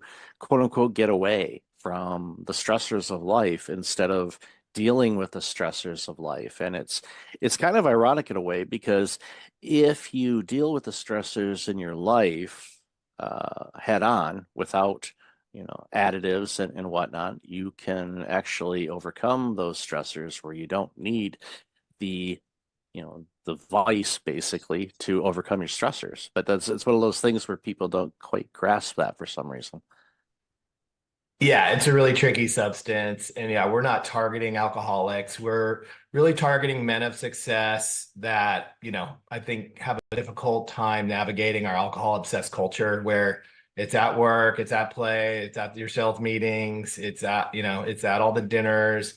And yeah, just, with your physiology, your workload, and what you've accomplished. A lot of people, kind of lean into their careers, and there's a lot of wear and tear that goes with that. And you pick up some bad habits. And I think we have a tendency to try to be that same guy from high school or college. It's wild and crazy and work hard, play hard. But unfortunately, as you stack on the responsibilities and the wear and tear, it is a pretty predictive model. Like you mentioned, obviously stress, it's essentially even small amounts of alcohol, couple drinks regularly, every week will rewire your neural circuitry. So we're talking your baseline levels are higher stress, higher anxiety, lowered mood, lack of impulse control and discipline. So that's a pretty big deal in and of itself. And then you have sleep, you have brain fog, you have how it's affecting, again, through that impulse control, your diet, your blood sugar. It goes down a pretty far rabbit hole when it comes to just, looking, feeling, and performing at your best, being grateful, being present, and not just kind of moping around waiting for the weekend, when you have all your stuff to do during the work week. And so, yeah, it's a pretty big, important deal. And I kind of found in my peers, it's so ingrained in our operating system and our reward system and how we relax and how we go to events that it's, we'll take a dry January, we'll cut back a little bit, but the science shows that, in most cases, guys are going to need a dedicated 3 to 6 month break just to kind of get back to factory settings when it comes to your rewired circuitry, as well as just kind of getting that back socially and at work to be able to navigate life and relearn how to have fun without it. And if you don't, unfortunately, again, you could be taking action, but you're just really not getting the results. And so you're like, okay, that didn't work really well. It wasn't very fun. And, I'm really glad to get back at it. And so you kind of miss that opportunity. So booze vacations are 3 to 12 months. We're kind of more offense than defense. We're not making up with lame excuses. We have, a game plan. We know what to say. We have, good non-alcoholic drinks at the ready. And it's really a land grab around all the things that alcohol is diminishing, as well as the wear and tear that comes with success. So really just fixing the core principles around your health and wellness when it comes to your sleep and your diet and your fitness and your operating system, really. And so it's really important. And if you don't, life happens, you get kind of spun up, you have less time and space and, more frazzled brain, and it's not great outcomes. It's not a lot of fun when chronic disease starts showing up, unfortunately, in your 40s and 50s in a lot of cases, depending upon, lifestyle factors. So that's kind of the reality. So we're not cool with that. So we're kind of talking some trash on our favorite social pleasantry and having some fun with it. It's important work. And, for somebody like myself that deals with, individuals and teams that are burned out and stressed and fatigued and all of that, it's a common denominator. Like you said, it's very difficult to go anywhere where it's not front and center, promoted, marketed, from commercials, watching sporting events, at the sporting events, you name it, concerts, at dinners, servers are saying, hey, would you like, here's our latest wine collection or whatever they happen to be pushing that day. It's front and center and everywhere. And it's a cultural norm. So for those of us that don't drink or have stopped drinking, that's when you notice it if you're paying attention. And sometimes there's that element of peer pressure, but there's also like you said, you wait 3 to 6 months, you stick to it, and your body repairs itself and rewires itself. All of a sudden, in many cases, you feel better.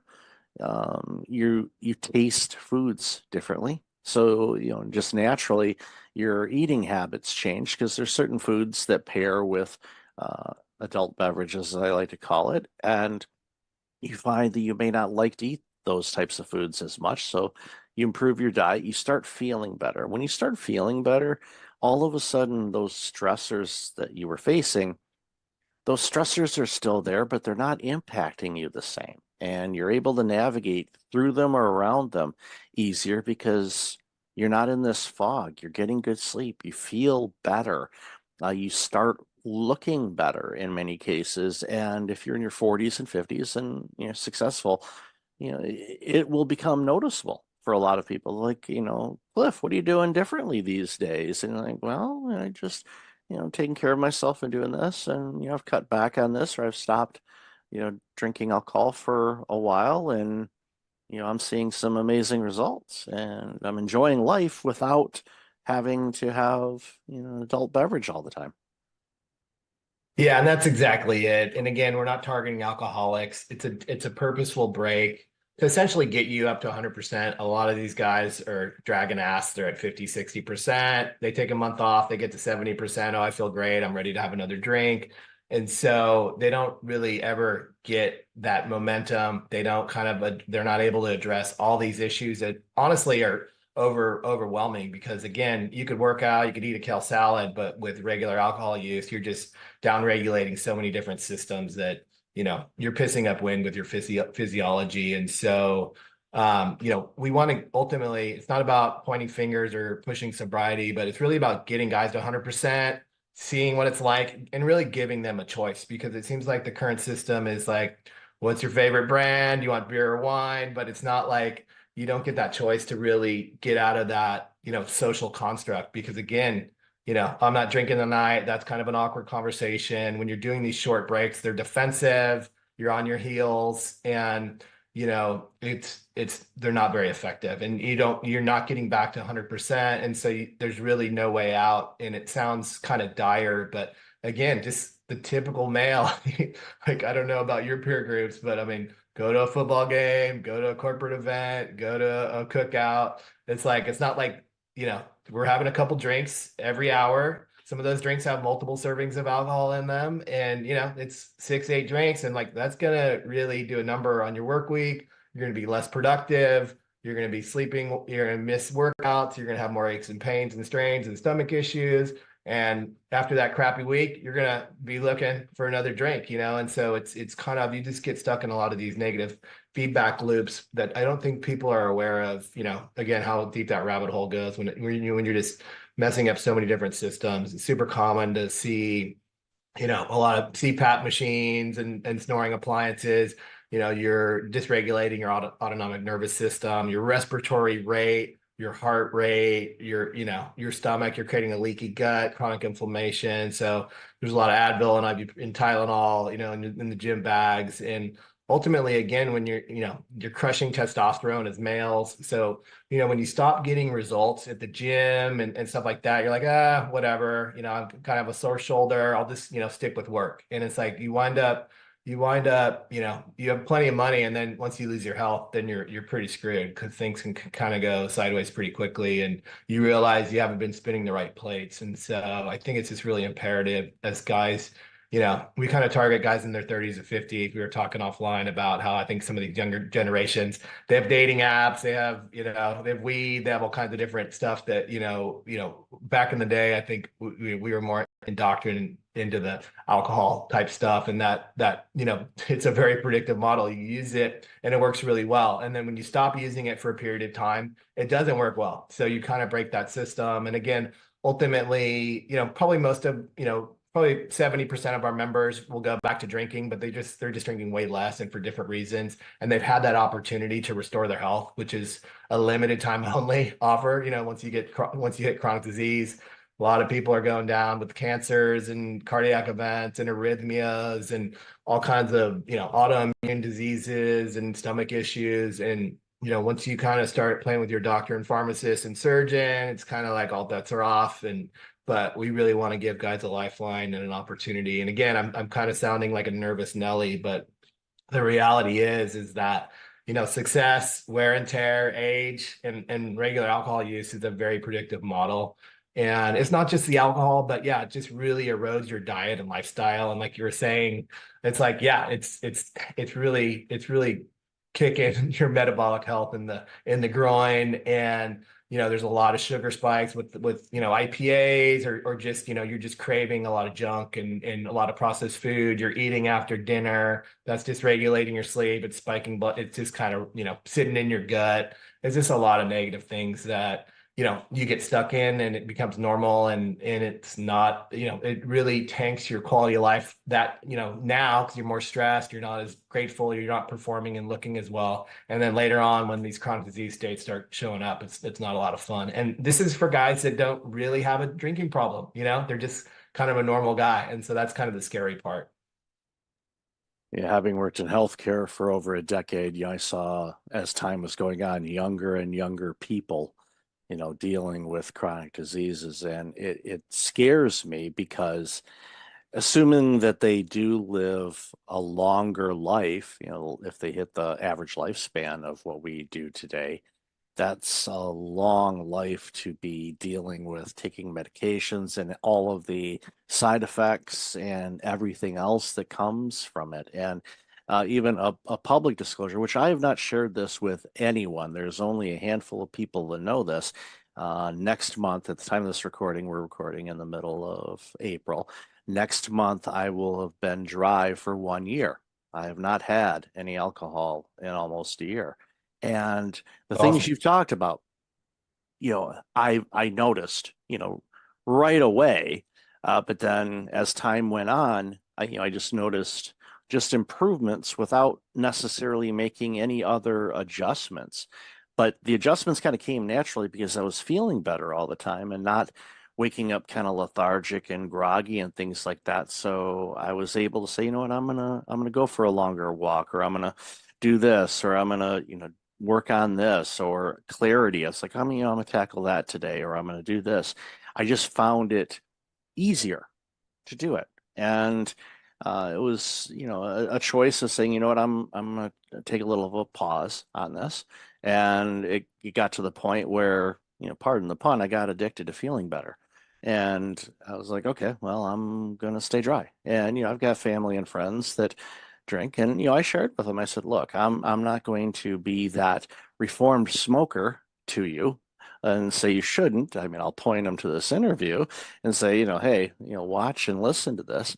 But, for me, it's like you're going to do what you want to do, and that's you. I'm not going to tell you not to do this or not to do that. But for me, I know everything that you mentioned is absolutely true. What I've experienced over this last 11 plus months is just feeling better, more clarity, digestive system's better, blood sugars and all that kind of stuff. Blood work comes back clean. I just feel and perform better, which has allowed me to do different things and take on additional things that I probably wouldn't have had the necessarily capability or discipline or motivation to want to try. So it's just, I'm a real life example of what you're talking about. And I'm not a client. I'm just full disclosure here. I'm not a client. I'm just, have you on the show. But what you said is truth, because I have experienced it myself. And that's, I was so glad to hear, because it was like, oh yep, yep, yep, yeah. I was nodding in my head. Yep, yep, yep, you're right. Yep, yep. So again, it's just, we I want people to feel better. Especially when people are stressed and they have a difficult job, and your clients, they're high performing executives, senior leaders, the prime of their work life. Well, if that window is short, we think it's long, but it's not. It's really short. So it's a great opportunity for people to crush it and do really well to set themselves up for the rest of their lives. And just like any athlete or anybody that's doing a performance, you want to be your best so you can be the best. And of course, the rewards come from that. So just, making an adjustment like this, yes, I know it might be challenging for some people, but you're not alone. There's people that can support you. And obviously your team and the resources that your team provides will help people with that.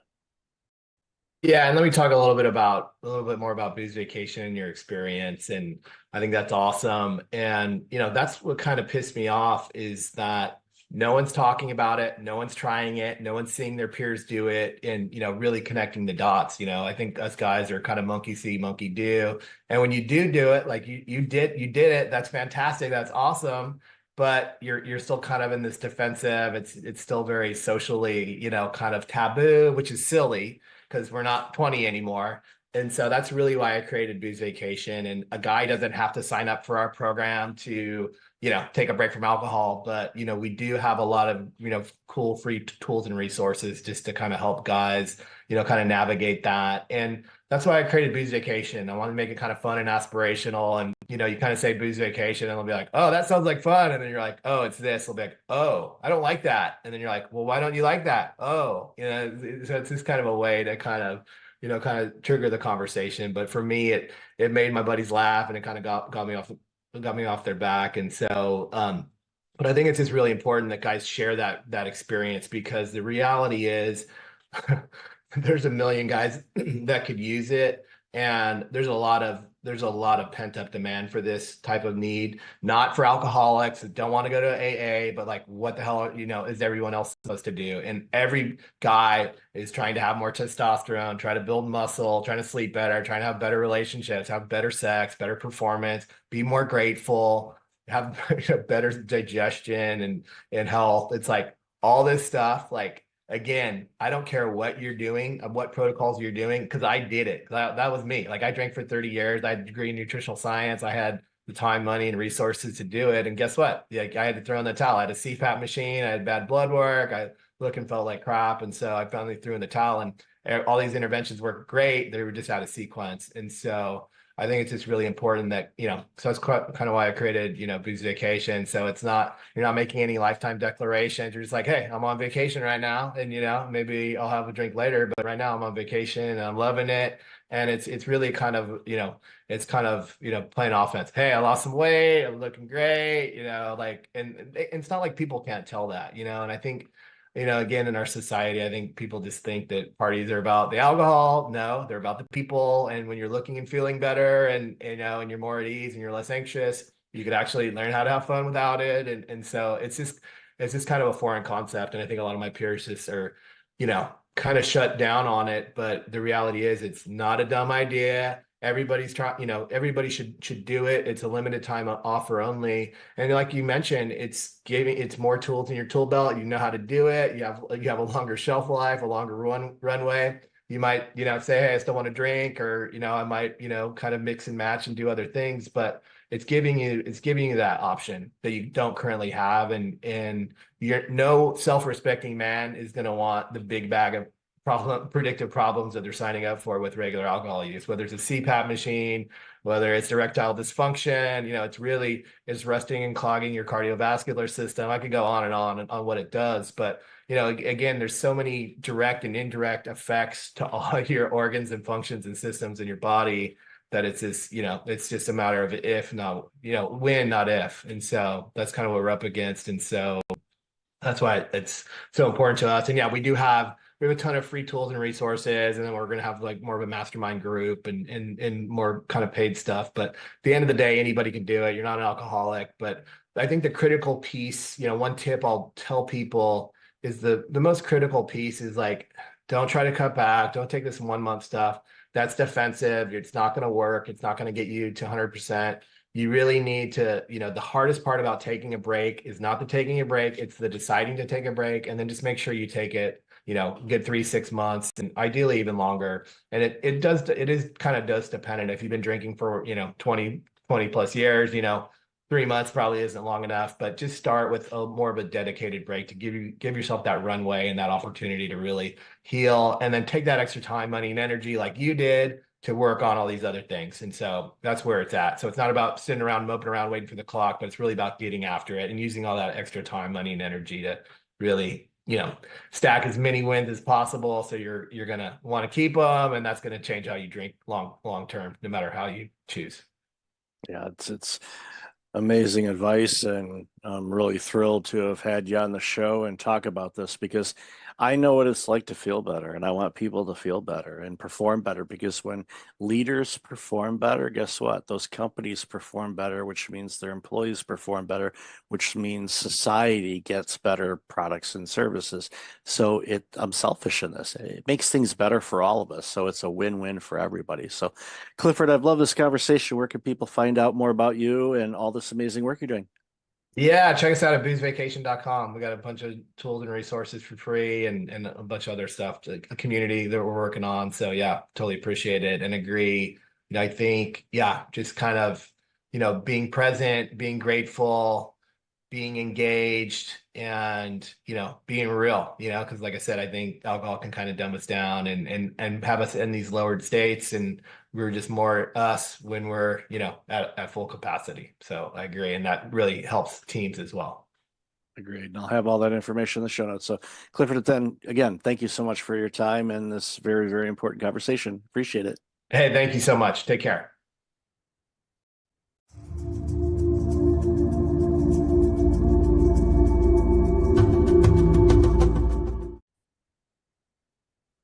Welcome back. I've got Erica Ziegelman on the line. Erica, how have you been? Hi, I've been all right. I'm so glad to be here. Thanks for having me, Mike. Been looking forward to this conversation for quite a bit. So, we interacted on I forget what platform it was, but Club. Oh, that's right, Lunch Club. That's right, and realized, both have San Diego ties and all of that, but we're not originally from that area. So, why don't you share a little bit about you, and then we'll dive into the conversation. Yeah.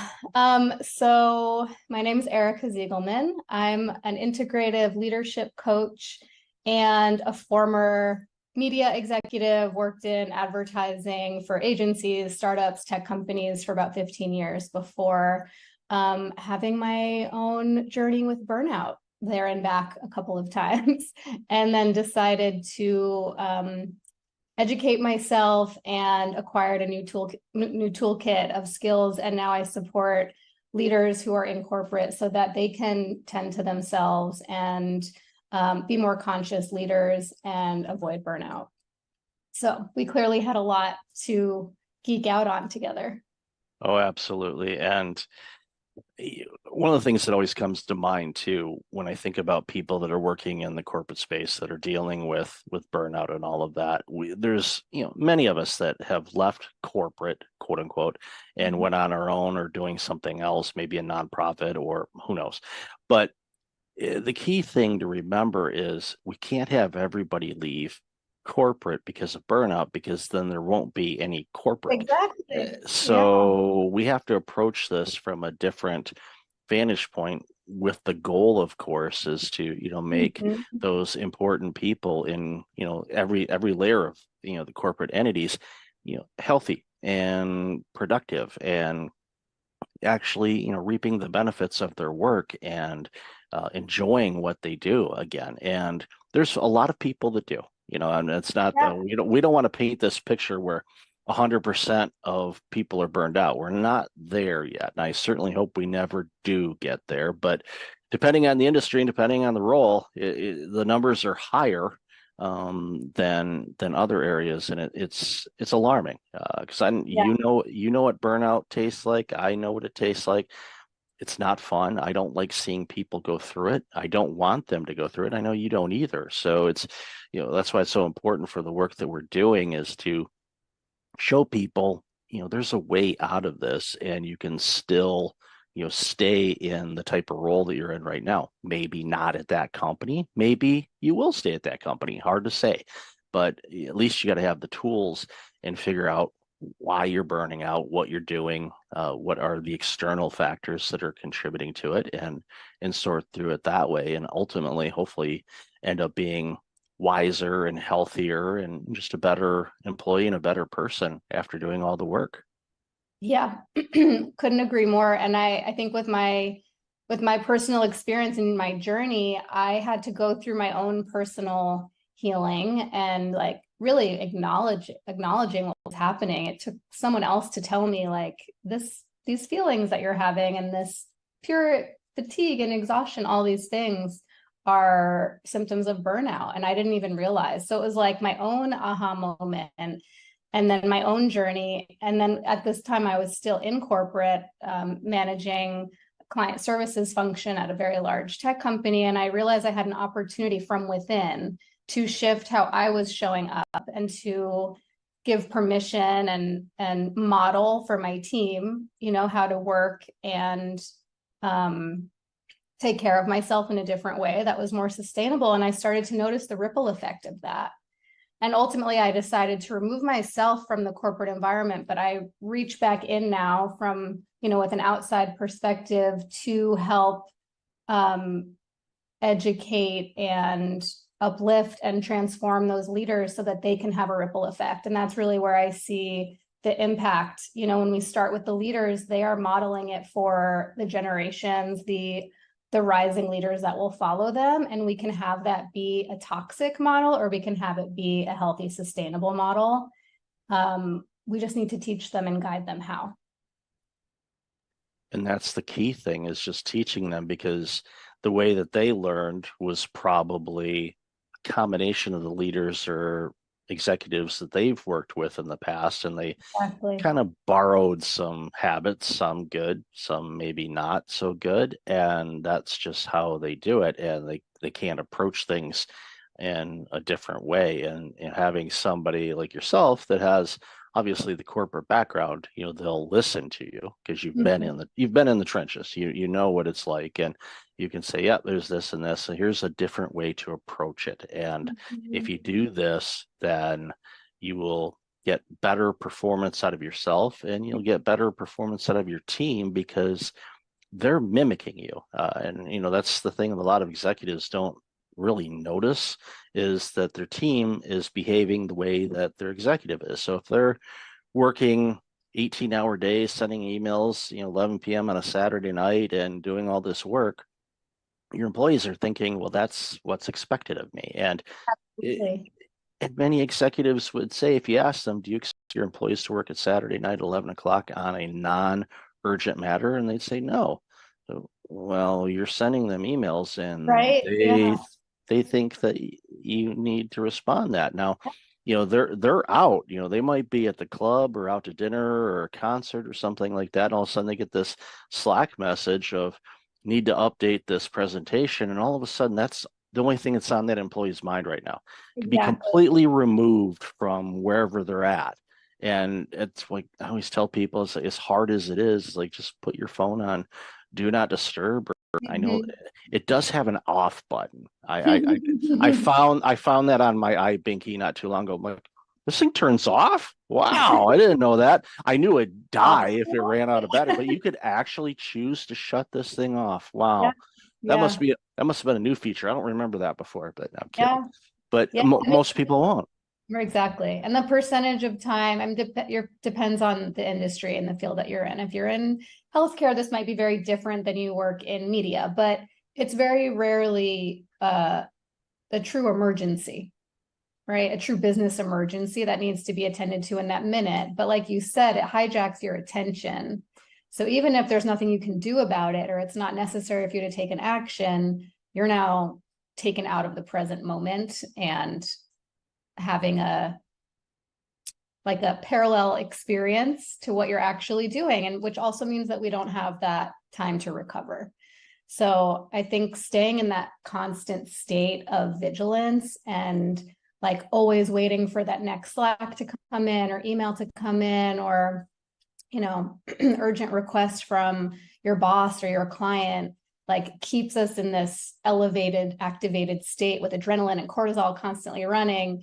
And then when you have time off, you can't really unplug. We're like addicted to that. So I know I'm preaching to the choir, but that's what happens. And if leaders aren't aware that they're contributing to that, that's a huge opportunity to inform them and to shift these behaviors from the top down. Yeah, I'll give you an example of that. I called it, I actually published an article not too long ago on my blog about addiction to email, basically. And what I purposely did, not with your email, but with most of the emails that I get, I set up a separate email account if it's a newsletter or it's a lead magnet or something like that. So I have everything driven to that email address. That way it kind of keeps my business email account relatively clean, other than just business inquiries and client work and things like that. So the other day I went to log in at the other email, and there were 60 new emails that came in that morning. And I thought, okay, this is way too much. It's like, and I'm not saying that those emails, I signed up for them. They weren't just like spam, they showed up. No, these are separate emails that I had signed up for with all great content. But the problem is, if you spend all your time looking at those 60 emails and all the messages, and again, all of them were rock solid good, it takes you away from what you should be working on. Pick 2 or 3 things that are your most important things to do that's going to move your business, your career, whatever, forward. If it meets the criteria of those 3, then by all means, sign up for it, read the email, but apply it. Do something with it, make a note of it or apply it. Otherwise, you're basically reading the newspaper. And it's, again, not knocking anybody that has, sent out emails to, but what I ended up doing is like, you know what, this is too distracting to me. So I had a choice, either delete the email account or just unsubscribe. And I went through and just unsubscribed pretty much all of them. And if anybody's listening and I'm, you got my unsubscribe, it's nothing personal. It's just it was taking too much time away. So now my inbox, it's a lot, a lot less emails are coming in. It's business specific mostly and all of that. So I'm finding that, thing you just talked about. It's like, wait a minute, I didn't get a message. Oh, gotta go check my message. Gotta go check my. So it's something that I found myself guilty of, and I talk about it too. It's like, come on, my brother gave me the phone nickname of iBinky because I was always on it like a baby with a pacifier. Yeah. I'm sure Apple has that trademarked. If they don't, they should. Or somebody else can do it and then make a few $1 million off of Apple. They You get have royalties. Yeah. they have it. But they would probably win in court because it's so close, and Apple has more legal power than most of us do if we all combine our money together. But Fair. another story for another day. But ultimately, it just boils down to having boundaries around when you consume things and when you don't, and everybody's different when it comes to that. And I'm not about to say you should only check your emails at this, and this time. No, everybody's different, but I think we're both in agreement on, and we talked about this a little bit in the pre-show, where you have to really have boundaries on what kind of information you're consuming and how much of it, especially during times like we face right now with what's going on in the world and with the situation in the Ukraine, and of course, the recent developments and in Israel, in the Middle East, and all the players, and we are in a very combustive state right now, in my opinion, and I'm very, very concerned about what could come of all of this, because it's one rocket or one bomb away from a full-blown across the planet kind of thing. And I don't want to even use the words, but there's been 2 of them in our history, and it wouldn't shock me to see a third one. I just certainly hope I don't see it in my lifetime or for generations or quite frankly ever. But it's a very frightening situation that we're facing in a lot of pockets of this world. And we talked about it again in the pre-show on how heavy it is for us and for people around the globe, and and even all sides of it. I'm not going to isolate one group versus another. It's heavy for everybody, and I really just it's hard on us, and it's hard on everybody, and I really wish it wasn't that way, because it doesn't need to be that way, but it is. And I'd love to hear your thoughts on that. Yeah, I mean, even as you're just shifted to that topic, I noticed my heart rate increase, because it is such an activating time that we're in. And there are so many global events and so many things that are overstimulating, that, whether it's visuals of horrific violence or climate disaster, like all of these things that like we're seeing happen in real time. And we talked about this in the pre-show too. I think the difference now is that with social media and just being globally connected, we see everything happening in real time. And it's so much for our systems to take in. And when we're already carrying chronic stress from our work and from our family obligations and financial stress and all of these things just piled on, it's so imperative that we are defining our own boundaries with how much we're willing to take in, and then how we are proactively giving ourselves space to rest and recover. And really, let us down regulate our nervous system response, because staying in this constantly activated state is a surefire, fast track to burnout. And so I'm, noticing for myself what those boundaries need to be. And I was talking about just taking social media off my phone, because the thing with social media is I might go because I want to soothe myself with a kitten video, but you don't get to choose what you're served. So you might see something that you do not want to see, and you're kind of bombarded by that image. And before you even have a chance to scroll past it, it's too late. You've already seen it and you can't unsee it. So yeah, I think this is a really important time for us to be turning inward and regulating, for ourselves, but also co-regulating with the people around us. with our animals, with pets, that's another great way to calm the nervous system, but just like finding those tools and practices that help us stay grounded when we're constantly being reactivated. Yeah, and you make a great point, compared to, previous times of war and strife where, the information would come to us through news channels, cable news or broadcast news and whatnot. And you, of course, working in the media, you're well aware of this. There's a review of what we can put on the air and what we can't. And sometimes they'll say, there's a warning, this is pretty graphic, but there's certain things that they will not put on. The thing with TikTok or Instagram or any other service where you can actually go live and show exactly what's going on in the world, not just from your balcony in Tel Aviv and seeing things, bombs and all of that, but even the people that are taking hostages and some of the things that we've been, I thankfully have somehow avoided seeing most of that because I just, but you hit it right on the head. You launch Instagram, you want to see some cat videos or the memes of the cat driving, leaving work. One of my favorites was, can't find a parking spot at work, I'm going home, they have enough people. I just found that so hysterically funny, and just this white cat driving a car.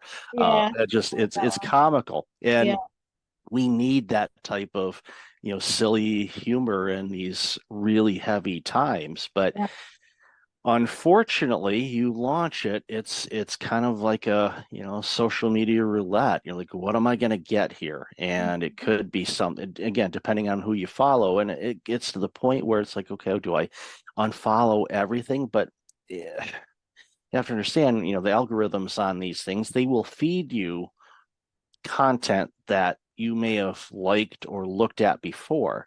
So even though you may not be following, let's say, a news agency, it's like, you've liked something from a similar organization before. Would you like to see this? And you're like, no, I don't want to see that right now. And there's a lot of work that needs to be done around that from the social media standpoint. I am not one for censorship. But there has to be some humanity and we're not going to show graphic things that are going to be harming to the psyche of people that could consume it. I mean, you could traumatize somebody. That's what it is. It's vicarious traumatization, where we are being traumatized by seeing these visuals and hearing stories, especially when it's like, I'm considering almost like non-consensual when it happens in social media. And I realize it's my choice to open an app, but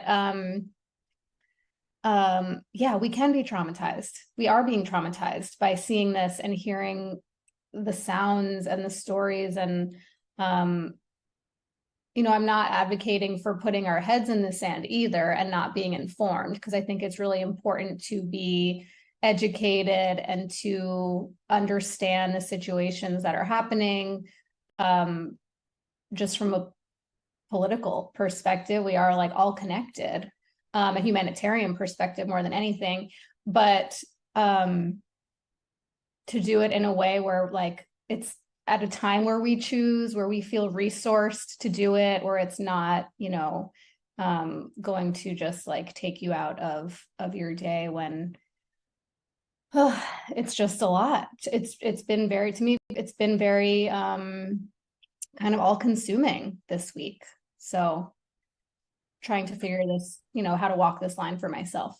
Yeah. And it's one size doesn't fit all. It's what I do myself when times are challenging or down, or dealing with a bit of depression or anxiety or anything like that, is it just like, okay, let's get back to the basics. Let's whatever kind of brings you more of a relaxed or happy state. Could be meditation, could be listening to just different sounds, brown noise, your favorite music, going going for a drive and going back to your favorite coffee shop that is nearby. If you live across country, that's going to be a long drive, but you can find something local. Apparently there's coffee and tea shops in San Diego. I've heard a rumor. I don't bother with the frequent cards because I'd have to have like 2 wallets just for all of those things. So it's just not, it's like, that's okay. I'll let somebody else get a discount. But whatever you do, and this goes obviously for you and everybody listening and watching, is just, figure out what those things are in life that you love doing that kind of brings you into a singular space where you're not thinking about work. You're not thinking about what's going on, overseas or in your own backyard or whatever. Just, get to, find that whatever it is. And sometimes it could be a physical object that you touch to remind yourself, okay, it's going to be okay. I mean, right now we're in the midst of a storm, I forgot who said it. It was, I think Churchill, if you're going through hell, keep going. A lot of people have said that, don't stop, just keep going, through it, get through the storm and you'll be fine. In situations like what we're seeing right now, there's so many of us that feel powerless, but I think I want to flip the switch on that and saying, if you take care of yourself and you protect your energy and you protect your well-being and you get to a happy, loving state of yourself, making sure that you truly love yourself and you're taking care of yourself the best that you can, that emits an energy that people recognize, and hopefully they will pick up on it and they will do the same thing. So we can get to more of a harmonious state, because we are one planet. Yes, there's these borders that were man-made, and a variety of other factors involved. I don't want to simplify things. It's complex, especially, since, some of these battles and things like that have been going on for a very, very long time. And it's to the point where I often say, do they even remember what they're fighting about? It's, again, that's a simplification of the dynamics of everything that's going on over in Israel and Palestine, the Gaza Strip, and all of that. But it shouldn't require harming people. It should. Let's talk about it. Let's figure out, because come on, people shouldn't be dying about this, but they are. And it's tough. But again, going back to, what we talked about originally, these type of things, can cause prolonged stress, which prolonged stress turns into burnout. So you have to be really careful about this. And I love what you said, don't put your head in the sand, but you have to have some regulation and some boundaries around what you consume and how much you consume. I think back to my parents, they, my dad passed a few years ago, but they'd put on the news, at 3 o'clock, 4 o'clock, and that thing would run until 7 o'clock. So they were constantly getting gaslit with all the negativity that's going on in the world. Didn't matter which flavor of the news they were watching. It's got, unfortunately, there's a lot of negative things that the news agencies highlight because that's what gets ratings, unfortunately. Yeah, fear. Yeah, it's a lot of fear. And I mean, rightly justified right now, but I wanted to just go back to something that you said about like finding those resourcing activities, meditation or being out in nature or taking a walk or talking to a friend. I think it's really important that we identify where these sources of safety are that really calm our systems, that help us come back to a sense of connection to ourselves, but also, I think most importantly, to other people. It's really important that we're checking in with each other, with our friends, our family, our loved ones, our colleagues, because everyone's experiencing this time in a different way, but it's pretty hard to not be affected by it. And so I think, just being really mindful of like, we're having our own personal experiences, but the people around us are as well. And so we have an opportunity to, as we've been talking about, like set an example of how to stay connected and how to stay present and how to take care of ourselves and each other. And that can look differently for everyone, but it's really whatever makes you feel safe and calm and connected, I would say, are like really the three main things. And that applies to working in corporate as well. Yes. Yeah. We talked about a lot of, real life, real heavy stuff here, but it's kind of going back to what I said a moment ago. It's like sometimes you just go back to the basics, start at okay, let's start clean slate.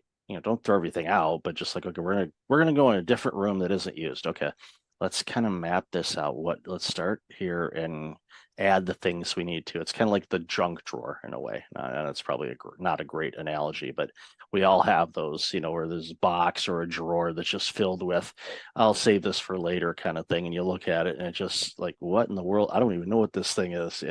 But eventually it's good to kind of clear that out, start with a fresh slate, and you find things, I've been looking for that, or I don't need that anymore. And then a week later you realize, oh yeah, you did. But you can order it online anymore. Life is easier now when it comes to things like that. Yeah, well, they'll sell you that little handle for your bread maker. What's that? We don't need this. Oops, yeah. Guess we can't make bread now.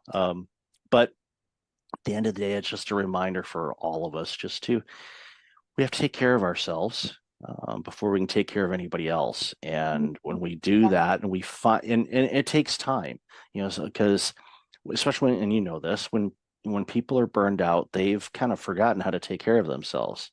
And getting back to the basics of like, okay, what does taking care of yourself look like? Describe that and give them the permission to do that again. Let's just start one little step at a time. And when you do that, and it becomes a habit, and it's, it sticks around, then you start seeing other areas of your life improve. And then from there, all of a sudden you're like, wow, you know what? Yeah, the stress from work is still there, but it's not impacting me the same way anymore. And I'm clearer now on what I need to do and what I don't. And it turns around leaders, which turns around teams, which turns around groups and companies. And it's so simple to do, but it's really hard for people to do. And I think that's where we come in and we say, look, you can do this. You just got to approach it, a little bit differently than you have in the past. And you'll see big returns just by getting real crystal clear on what you want to do and what you don't. Exactly. So well said. I think, I've found that often the people who experience burnout are the ones who consider themselves to be helpers and to have really big hearts and to want to make sure that everyone else is taken care of, right? So as a leader, you put your team first, you put the business first, you put your clients first, and then you put your family and your friends first. And but before you know it, we have finite time, energy, and resources, and we ourselves are at the bottom of the list, and then we run out of juice to serve anybody else. So yeah, this isn't about like us doing anything wrong, but it's about turning some of that love and care and tending towards ourselves first, so that we can then continue to serve, right? To do it in a sustainable way, and continue to take care of our people. You identify as a reformed people pleaser. Yeah, same. There's a book, you're probably familiar with it. If not, definitely pick it up. It's called Disease to Please. It was by Harriet Breaker. It came out in 2000, I believe. And every couple years, it's my holiday present to myself to read that book again. It's got 21 days of exercises in it. It identifies all types of people pleasing. I thought I was a certain type of people pleaser, but after reading the book, I realized I was something else. And it was an aha moment for me when I finished that book, and it alarmed me and it also gave me insights as to why, one of the components why I burned out, because I was putting everybody else before me. I was like, I wouldn't delegate because they got too much work to do. I'll just go ahead and do it. And so if you don't take care of yourself first, you're not going to take care of anybody. So, and when you do take care of people, they're getting a much better version of you. And that's one of those hurdles that a lot of people have to get over. Once they figure that out, they go, wow, I'm actually the best I can be. So I can be the best when I do give. So it's I think it's also modeling how to take care of ourselves. Like when we sometimes we think, oh, I need to I need to demonstrate to my team how to work hard and how to deliver results. And of course, that's important, but there's one of the most impactful things that I saw an old manager of mine do, and this was probably 12 years into my career and was the first time I saw a manager take all of her paid time off during the year. Didn't roll over days. She used all of her time. She went to every one of her kids' recitals and school conferences, and she showed up for her personal life in a way I had never seen modeled before. And then it gave me permission to use my paid time off, and to recharge. That's why we have it. But I hadn't seen it before because I had only had the example of managers who are like, oh, I work through my vacations and I only take 2 weekends off a year. And like, there was some badge of honor in that. And I had to see it modeled in my own leader to realize like, oh, wow, that empowers me to do the same. And when I do it, it empowers my team to do the same. And this is how we prevent burnout. So, yeah. Yeah, I had that badge of honor. Then it was turned into a badge of stents in my left anterior descending artery. So I don't want to do that again. Oh. That was not fun. Oh. But at the end of the day, it's important for us to take care of ourselves, because when we do that, we're actually taking care of others as well. So, Erica, I've loved this conversation. We could talk for hours, you know that. But where can people find out more about you and all this amazing work you're doing? Yeah. Well, you can follow me on LinkedIn or Instagram once I go back on there. I am on LinkedIn regularly at Erica Ziegelman, or my website, ericaziegelman.com. I would love to connect with any listeners or viewers of the show. I offer one-on-one coaching and group coaching and work with corporate teams on conscious leadership, burnout prevention, all the topics we talked about. And yeah, it's been such a pleasure, and love, being able to share our experience and empower others with this knowledge. No, thank you. And I'll definitely have all that information in the show notes. So, Erica, always good to talk with you. Thank you so much for your time today. Really appreciate it. Likewise. Thank you so much.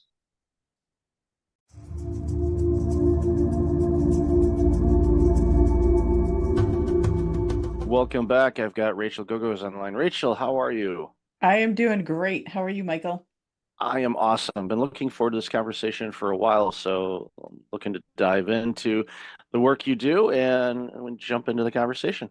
Absolutely. Let's do it. All right, so share a little bit about you. So I am the founder and owner of a brand agency. We, for the last decade or so, have specialized in personal branding. We also work with a lot of business brands, and we do a lot of the tactical things behind the scenes that help one build their online presence. I came to starting this agency through a very winding path in my life that included stints in government and nonprofit organizations like the United Nations, and also in journalism at the Wall Street Journal. So I feel blessed to be able to use all my skills in what I do today. Heard of those organizations. I am a subscriber to one of them anyway. I don't know if the UN has any type of publication. I'm sure they do. Yeah, Some they type have a of lot. yeah, of course they have a pretty good vantage point of what's going on in the world. So, Mhm. but yeah, in the Wall Street Journal, of course, we know what they do. Mhm. But it's important. I always love talking with people, because no one has a direct path to what they are Mhm. doing now. Everything was from twists and turns and opportunities and choices, sometimes moving forward, sometimes maybe taking a step or two back. And it's one of those things, and even in my career, what I've done over my life, I look at the tools that I picked up along the way, and some of them were when I worked in accounting, some of them were in IT, some of them nonprofit, Mhm. some of them consulting, some of them doing audits. When my original career as a public accountant, auditing all kinds of different organizations, which I never thought would be beneficial to me in the work that I do today, but it is, because Yeah. when you speak with organizations regarding workplace culture or burnout prevention or whatever the case might be, I have at least somewhat of an understanding of the nuances of what that organization, as far as the type of organization it is, might be running into. And when I bring it up sometimes in conversations, people look at it and they say, did you ever work in this field before? Mhm. No. Well, how do you know that? Well, I'm an auditor, or originally was an auditor. So you ask questions. You Yeah. want to understand how organizations work. And I think one of the things when it comes down to personal branding Mhm. and building your presence online and even offline. And yes, there is an offline world. I know Yes. for many of us, we forget that, but it's there's still out there. But I think, and I run into this a lot, and I'm sure you do too, and I'd love to hear your thoughts on this, is when it comes to boasting about what Mhm. we do or who we are or what we do, we struggle. Now we can explain, like I just did a few minutes ago about, okay, this type of organization has these aspects to it, all these parameters, and I can articulate it that, without a problem. But then you ask me, okay, what do I do? We kind of get that, second grade stage fright kind of thing. Mhm. So, Mhm. love to hear your thoughts on that. Mhm. So think the question, what do you do? Often, really, for people, they answer why they do what they do versus the what they do. I mean, I think the immediate reaction is I'm a pharmaceutical rep or whatever the thing is. But I think the more important answer actually is the why somebody does what they do, because then you really start to get to the heart of a person and the soul of a person, and it's a much more memorable conversation. That's one thing. The other part I want to address here is this boasting piece, right? And many times when I talk to people about personal branding, they immediately go to that thought, right? Oh, I don't not comfortable boasting about myself or bragging about myself or whatever that might be. And that's actually not what personal branding is. So I'd love to share that personal branding is really about, we all come to different relationships with a reputation already in hand, right? So part of a personal brand is our existing reputation, which if someone doesn't know someone, right, they can easily Google them and get a sense of somebody's reputation very quickly nowadays. And the other part of personal branding is the personality, like the real essence of the person. What makes them tick? What are their values? What is their mission in life? What is their drive in life? What are the things they're really convicted about, really passionate about? Those are all elements of a personal brand. So if you think about it, if you start to share some of those things, it's not really boasting. It's just kind of dropping the kimono a little bit, and letting people in and just letting people know who you are. I think it can be a little bit awkward doing that online because sometimes you feel like you're talking into a black hole, but there's certain ways one can write content so it doesn't sound like that, right? And try to also increase engagement and conversation and posts as you're informing people a little bit more about yourself or educating them on the work that you do in a way that can be helpful to people too. Like articles that I write or keynotes or posts, anything like Mhm. that. What I tend to do when I can, and I'm thinking about it, is as if I'm having a conversation with somebody, and of course there's writing styles, and you can make it conversational, or you can Right. follow guidelines and all that. Because ironically, I found out the other day, my sixth grade teacher, Mrs. Nicholas, who was just as stern as they came Mhm. with English and proper Mhm. things and all that stuff, and even to the point in my writing I use an app called Grammarly, which a lot of Oh people yeah. probably use. Mhm. So my nickname for that app is Mrs. Nicholas. And I one day I thought, what, I wonder, you know when she may have passed away or anything. So that was sixth grade, that was not yesterday. Right. So I thought, okay, when did she pass away? She hasn't. Oh, And amazing. I'm like, one, that's awesome. Two, it's like yeah, she would be. I think she would be quite pleased and not surprised in the work that I'm doing. Yes. I'm there's days I'm still shocked at that I do what I do. Like, Uh-huh. wow, but I can connect the dots. I can see how I'm doing what Yes. I'm doing, but there are days where I have to kind of pause for a moment and go, all right, why is this such an awesome experience now? Because I, again, never would have done it before. And I think Mhm. the storytelling of branding Mhm. is important because people connect to stories. That's why people love watching television shows or going to the movies or watching movies. I mean, everybody paying for the 400 streaming services that we all have now. Yeah. People love stories. So when you are talking about what you do, Mhm. there's if you can somehow bring those people in, like you mentioned, Mhm. and share the story of why you do what you do. And Mhm. yes, okay, compensation, money, we all get that, but Sure. there's a reason for why you do. There's something that resonates within you that you chose this path instead of doing something completely different. And I think the more people that do that, the more connected people start feeling, and the whole know, like, and trust factor comes Yes. into play because you can look at, a website or you can read a bio and you Mhm. can go, wow, it's as if I know this person. And if Mhm. you have that, then you're like, okay, let's proceed further Yeah. and work with them on something if that's what you're looking for. Yeah. No, you hit the nail on the head when you said connecting the dots, right? That's so important to put, particularly on an about page or, on your LinkedIn profile as well. Because if we just put a list of every place we've worked, kind of like a resume, we're not actually connecting the dots of how it's relevant to what we're doing today. So the more we can do that, and again, weave in part of the story, which is what people remember, and weave in those interesting points that are differentiators for you, whether personal or professional.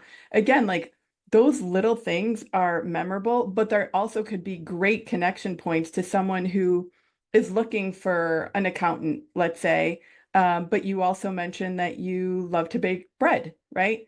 Someone else might have that passion. It's certainly going to stand out because you don't really think about that when you're looking for a numbers guy, right, to help you with your business. So it's as you unravel the story, unveil the story, and connect the dots, just make sure, that you're also keeping a little bit of those personal elements in that also communicate your reputation and communicate your passions, right? In a way that make people say, I want to know a little bit more about this person. They sound intriguing to me, and clearly there's more to them. So, the more you can convey that online, I think the better. And I think video too, just to kind of take a little tangent into that, besides podcasting and putting audio content out there, even short video snippets, again, because it's like a fully dimensional connection, right? Versus somebody just reading static words. And it's always amazing to me what people resonate with and something that they read about another person online or see about another, right, within a video or something to that. So the more you can just, show up naturally and who you are, and the more you can, again, like help people connect the dots, because you also have about 3 seconds online to grab somebody's attention. The more you can do that right off the bat and make it easy for them to consume your content, the much more likely I think they are to, to reach out to further the connection. Yeah, they get to know you as, like you said, a person, Yes. and it's one of those things that the organization that published a few of my books, one of the things that they were hammering home was, confusion repels and clarity attracts. So Mhm. and their theme was basically on, okay, when you're posting things online, if you're Mhm. a business and you're promoting your business, you want it to be, business, so you're not confusing people. But I have to challenge that now because I think people feel more connected. That's why you see, the famous people, quote unquote famous Mhm. people, musicians and athletes and actors and, dignitaries and all of that. When they're on social media and they have such a huge following, is because there's a desire for Mhm. people that want to know more. Like, we can pick on Taylor Swift for a minute. Mhm. Yes, video snippets of her performing or things like that, but it could be something where she's, at a football game or she's doing something in the community or anything like Mhm. that. It gives a bigger insight because people want to connect with people. That's our natural instinct, is Yes. to Mhm. connect. And, during the pandemic, that, really hit a lot of people because Mhm. we were forced not to necessarily physically or get close to people. And it was, I know a lot of people are still dealing with that and the Mhm. aftermath of that. And it's going to be an interesting dynamic to watch over the next few decades to see what comes of that. Of Yeah. course, thankfully, with therapies and a variety of other things, there are ways to navigate around or through things. And my hope Mhm. is if people are still struggling with those types of things, that they seek some guidance and help on it because it's available, Yeah. thankfully.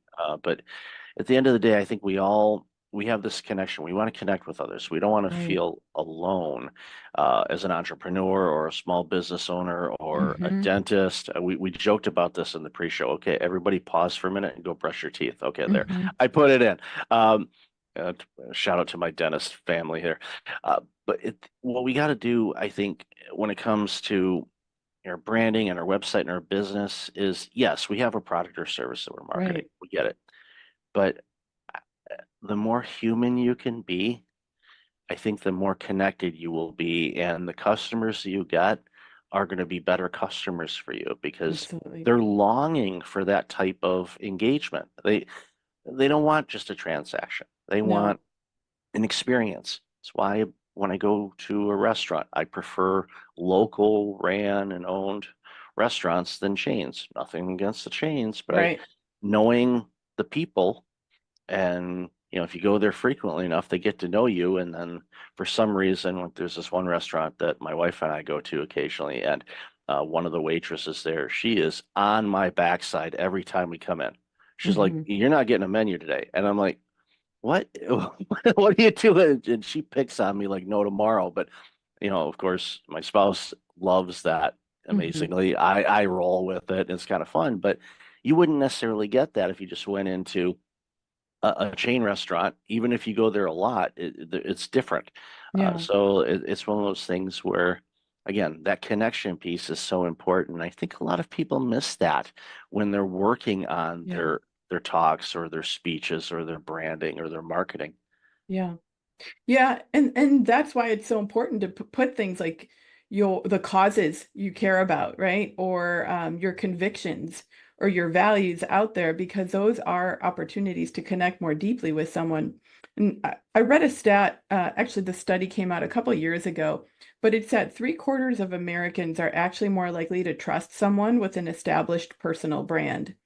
And that same percentage is more likely to buy a service or a product from a personal brand that they know. And that applies to big companies too, right?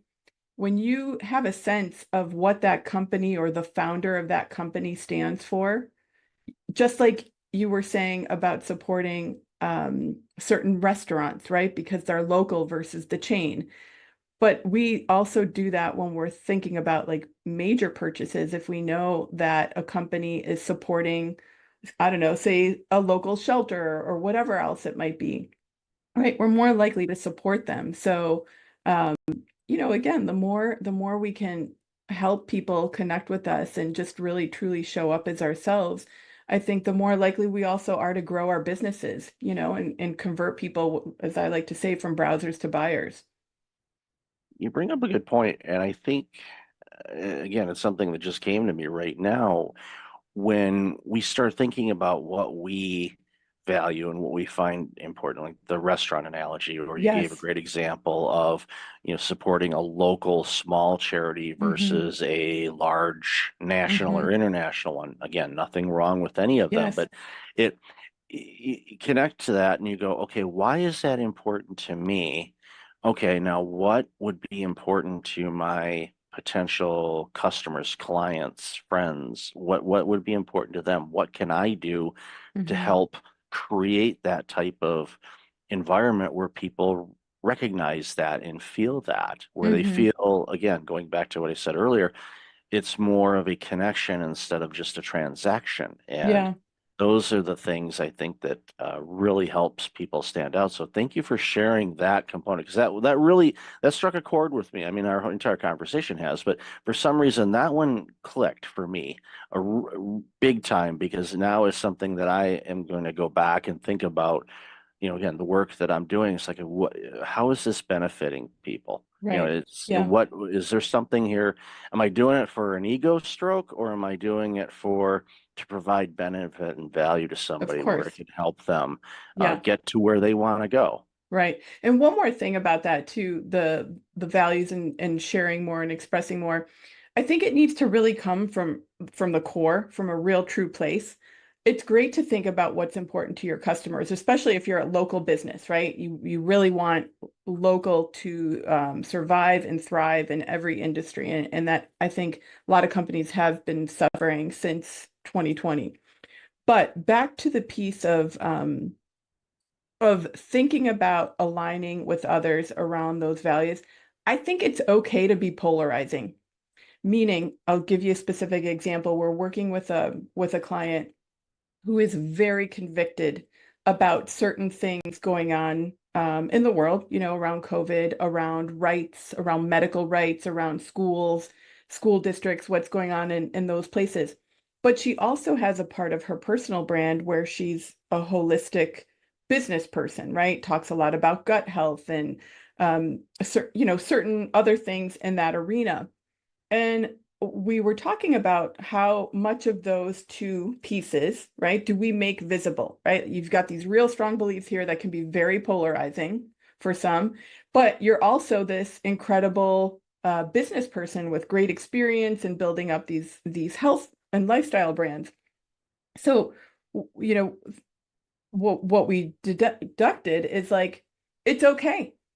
And this is what I would have advised her, but I was so glad she was comfortable doing this, you have to put it out there because they're both parts of you and they're such an integral part of that person that you want to attract those business clients that are okay with these strong polarizing beliefs here. And the fact is, her audience is going to be a lot easier to market to and way more niche because of her strong feelings and values around certain topics, right, that are polarizing today. It's not going to make her lose clients. It's actually, she's going to lose the right clients, right? She's only going to be working with the right people that she can totally help and fully show up as herself with and help them grow in other ways too. So I just wanted to share that because I think it's very important. You know, I think a lot of times in today's world, especially the last years as things have evolved, is like we're self-censoring a lot because we don't want to make waves. And I'm not ever saying make waves for waves' sake. I'm just saying find ways to really put your values out there and your the causes that you're passionate about in a way that is true to who you are and really helps attract your ideal clients.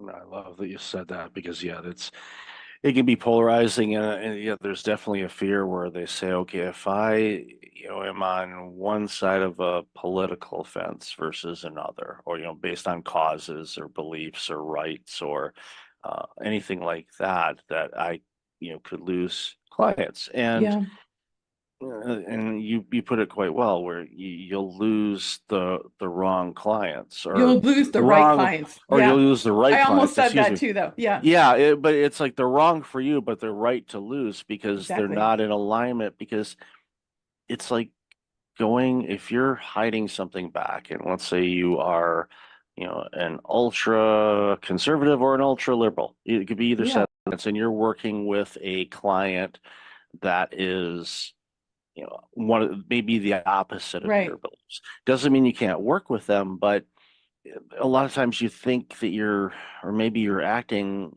on eggshells and you're afraid to say something or mention something because it can easily come up in conversations, even if you try to say, we keep this, politics Hmm. free. We don't, come on. It's like, it's real. There's real, differing opinions on a lot of things, but I like to tell people there's a lot more in common than there are differences between all of us. So focus on the Agree. commonalities Agree. and we're good at. And then yes, we have different opinions on things, and some of them we're really passionate about. Your client, I'm sure, is quite passionate about Yeah. a lot of things, where there's some other things where you think, well, they would be really passionate and they're like, Hmm. meh, I'm Right. good. I'm good with either. And it, but again, that goes back to what we've talked about is Hmm. it's, pardon the pun here, but it's wearing a mask. You want to Hmm. be you. people can read if you're being genuine, or they can read if you were putting on a facade or a So true. mask Yeah. on something. And you don't want to do that, because if you're putting that on and they read that, they're like, oh, they're hiding something. All of a sudden, that element of doubt comes in, like, okay, they're hiding this. What else would they be hiding? Now, Mhm. that could go for relationships, or that could be going through, work Right. type of relationships, customer client type situation. So be yourself, but and I love the way that you put it too, is if you have a belief on whatever Mhm. issue it happens to be, and that is in the wheelhouse of the work that you do, like gut health or Yes. anti-vax versus vaccines or anti-medication versus holistic care, Mhm. share that, but share it in a way with compassion and love and Exactly. understanding, instead of saying, I'm right, you're wrong. Well, who's right and who's wrong, and who determines who's right or who's wrong? Exactly. It could vary. There used to be ads of physicians that were promoting the benefits of smoking. Mm. Yeah, good luck getting that ad out now. It's not going to happen. Right. The things change, information changes. We revolve, or some people say we Mhm. regress too. It's like, Mhm. well, it's this human thing is not easy. We're Yeah. still trying to figure it out. I don't think we ever will, but that's part of the challenge of life. It Exactly. gives us some creativity and opportunity to be fun. But I think it boils down to, and what we've talked about a lot this morning, is just, I think the more you can be you, I think the Mhm. better you're gonna be, because then you don't have to pretend. You Yeah. just you show up every day being you. Yeah. And that goes a long way, and it comes through in your messaging, your branding, everything that you do. Yeah. Yeah. And I think what happens, Michael, to people over time is they kind of lose who they really are, right? It's like we're in different work environments or different relationships. And bef after many years or months, you're kind of going along with whatever the thing is. And you kind of lose track of what really makes you tick and what is really driving you. And I love to just share with people, take some time every now and then, like have a coffee date with yourself and really just kind of set your own GPS and figure out, where do you want to be in 5 years and how are you going to get there? And that's not just like numbers driven goals, but it's really like take a look at the people you're surrounding yourself with, take a look at the environments that you're in. Where do you want to make changes? And I think the more proactive and thoughtful and intentional we could be about the life that we're living, the easier it is for us to build our personal brand, because we're just taking a little time every now and again, reconnect with who we truly are. It's an exercise that I do at least a couple of times a year. Oh, that's great. And it's That's rare, by the way. Yeah, I know. I found that out there. I was like, what do you mean you haven't done that? And it's Mhm. literally and Ram Tran, advisor, leadership individual, served on presidential commissions. I saw him speak at a conference several years ago. Mhm. And it's an exercise that he does. He Really? does it, but he does a deep dive at least twice a year, where his theme of what he does is, first he starts off, he's like, okay, I'm gonna list all the things that I'm doing right Mhm. now, and I'm going to decide what I am no longer going to do. And he just like chops it off. It might be something successful. So Right. we'll be wild here, and we'll say, okay, in December I decide I'm shutting the podcast down. No, I'm Right. not. Mhm. But that would be the extreme of it. But there's some things like, okay, I'm not going to do that anymore. I'm going to focus on this. And a lot of it has to do, and this is something that I know a lot of people have a really hard time with, is that looking within. Mhm. And they start beating themselves up. I should have done that. They start shooting all over Yeah. themselves. Yep. Stop that, people, please. Approach it. And this is something I learned years ago, and I originally did it when I was a kid, and then Mm. you lose it as an adult. But approach things with childlike curiosity, Mhm. and wonder why. What do I want to do? What would I like to do? There's Mhm. something that I've been wanting to do that I've been putting off for a long time. Why don't we let's schedule that? Let's start focusing on that. Is there something I want to do differently? What am I feeling when and this is something, once you get better in tune with yourself, you write down, okay, I'm going to work on this in Q1 of Mhm. 2025. sit with it for a minute. It's like, okay, how am I feeling with Mhm. thinking about that? Do I feel excited? Do I feel, ooh, do I feel, what do you know, Right. What's what do you coming up? feel? Yeah, Hmm. because if you feel, oof, there's a good chance you're going to postpone that or procrastinate or just simply not do it. And then Right. that's when you need to dig in and go, why don't I want to do this? And Hmm. just might not be in alignment. It might be something that, well, I saw this on a social media post or somebody Right. said that I need to do this and Gary V's doing this. Nothing Hmm. against Gary. He's a great dude. He's been very successful. It's like what works for Gary may not work for you. Right. So figure out what works for you. And when you do that and you get more in tune with what works for you and what Hmm. lightens you up and gives you the excitement to come in to work, whether you go somewhere or you walk into a different room in your condo, whatever. Find those things, but check in with yourself and list all the Exactly. things you're going to do.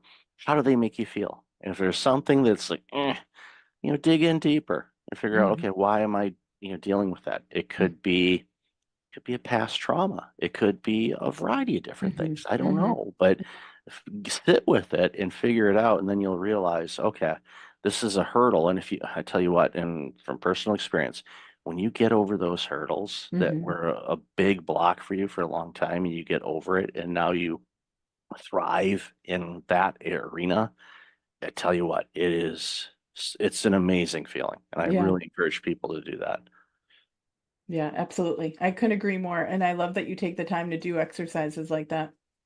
Yeah, it's important. I highly encourage and people can send me a note and ask for, it's not really a framework, but it is kind of a framework. I'm more than happy to share, how I go about it and what I do. And Hmm. I probably should just write an article about that and put a info Totally. sheet on there and say, Yeah. here, you go get it free, give me your email address. I promise I won't spam you. Right. It's like, and there's a link there. It says unsubscribe. If you don't like it, just click that. I do it. I do it all the time. Don't tell people. But anyway, Rachel, I've loved this conversation. I could talk to you for hours on this. So where can people find you and all this amazing work you're doing?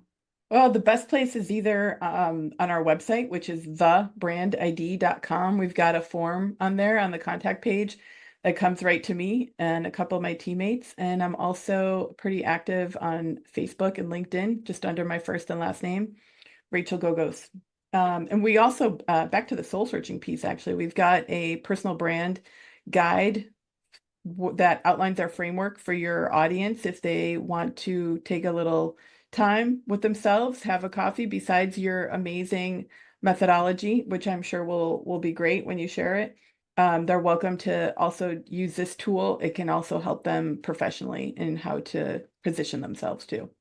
Definitely. I'll have a link to that in the show notes. So, Rachel, Perfect. thank you for being you. Thank you for your Thank time you. today. Really appreciate all the stuff you're doing and enjoy the rest of your day.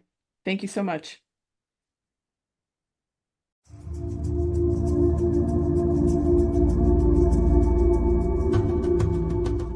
Welcome back. I've got Felina Hermans on the line. Felina, how are you? I'm good. How are you?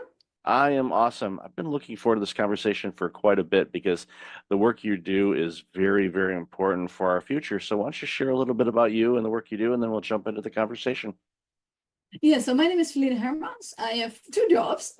Half of my job is being a university professor, where I research how to teach programming to kids. That's like my main area of expertise. And the other half of my job is that I'm actually a school teacher myself. So I teach grade 7, which is 12 and 13-year-olds. And I try to teach them a little bit of programming every week. So I have practical experience and also my academic work concerns that age group. And those two worlds ebb and flow quite a bit, Yes. where you're like, okay, you probably have to remember, okay, where am I? Okay, now I got to do this. But it's so important, as we talked a bit in the pre-show. It's so important to help our future, which is our students and our children, learn skills that are going to be not only in demand but in need for the coming decades. And the work that you're doing, especially with teaching our younger human beings, coding and programming and all of that is so critically important. So, what got you interested in this line? Yeah, so that's a funny story, actually. My original research in academia was not about kids at all. I was actually working on professional programmers, specifically end user programmers, so people using spreadsheets and stuff like that. But then I thought, is this the most interesting thing I can do? I'm not sure if I want to do this anymore. I really did it for quite a long time. And I wasn't sure in general if academia was the place where I wanted to be. So I started this part-time gig as a school teacher, teaching the same age group, just because I thought this is something I can do with my programming skills as well, which is going to be helpful for society. And then I figured out there were so many interesting questions. I thought, well, but how do we teach 12-year-olds, right? Because they're a bit too old for the really kid stuff. Like there's this really, really wonderful programming language, Scratch, that people might have heard of, that comes out of MIT. And that's really cool. You have this like Lego blocks that you can use to program. But then 12-year-olds, 13-year-olds is like, well, that looks like a toy. That's for kids. We don't want that, teachers. We want to have a real programming language that I can make some money out of, because money making is very much also a driver for some kids. Like, well, Scratch doesn't look like this is going to get me a job, right? I want to do Python or JavaScript, what all the professionals are doing. So then we switched from doing Scratch to doing Python. And then the kids were excited about that, but then they were also struggling because there's so much syntax and everything is in English. And you probably hear that English is not my first language. So the kids I'm teaching, I don't teach them in English, I teach them in Dutch, but error messages in Python are in English and the code is in English. So I thought, okay, there's a lot of motivation for them to do the grown-up stuff, but it's just a little bit too hard. And then one Christmas break about 5 years ago, I thought, okay, what if I make a very tiny, simple Python in Dutch, and I can use that in my teaching? And that tiny project that I just really envisioned as a prototype turned into a really big open source project that is now used worldwide. We support 56 different languages. And it also turned into a very interesting research area, because designing a programming language that works in a lot of different languages and designing a programming language that's just easier and gradually grows with kids, technically, no one has ever built that type of thing for this age group before. So there were technical challenges, academic challenges, and it also just got a massive user base that I wasn't anticipating. I'm so glad you had that thought during the holidays to create something, because as somebody that's a native born English speaking individual, we take it for granted. And Python and the other programming languages, whether it's Unity for games or JavaScript or things like that, it's okay, great, it's in English, but it's limiting the creativity from the world. And that's one of the things that I've celebrated throughout my life, is when you hear about innovation and things that are coming from different parts of the globe that historically haven't been able to participate in creating things for the masses. I celebrate that because it gives us so much more robust products, services, skills, programs, you name it. And the fact that you took this idea and it's hitting so many languages, that just opens up the world for so many people that it creates, again, I'm thrilled by this. And part-time I help out an organization that does Python coding, and they have kids from age 5 to 17 that do coding and programming. Awesome. So familiar with Scratch, familiar with the Lego robotics, the Spike builds and We Do and all of those things. And it's great to see. But when we have the 12, 13, 14-year-olds, they're looking at Scratch and going, no, I'm not doing that. I want something else. And they get into it and then they realize, okay, wow, this is a bigger thing to chew off than I thought. But as with everything and the way that the courses are designed, and I know it's the same thing that you do with Eddie, is you build it in such a way where they're learning the skills that build onto the skills. So as they're getting deeper into learning the languages, the coding and programming languages, those skills that they picked up, maybe a couple months ago carry forward. They know how to do it now. And it's just a natural progression for them to get better and better. And even to the point when they're problem solving. And in case of point, I'll give a real life example. There's a college aged individual that is actually doing, one of the coaches that helps out, but he's also in college to learn programming and things like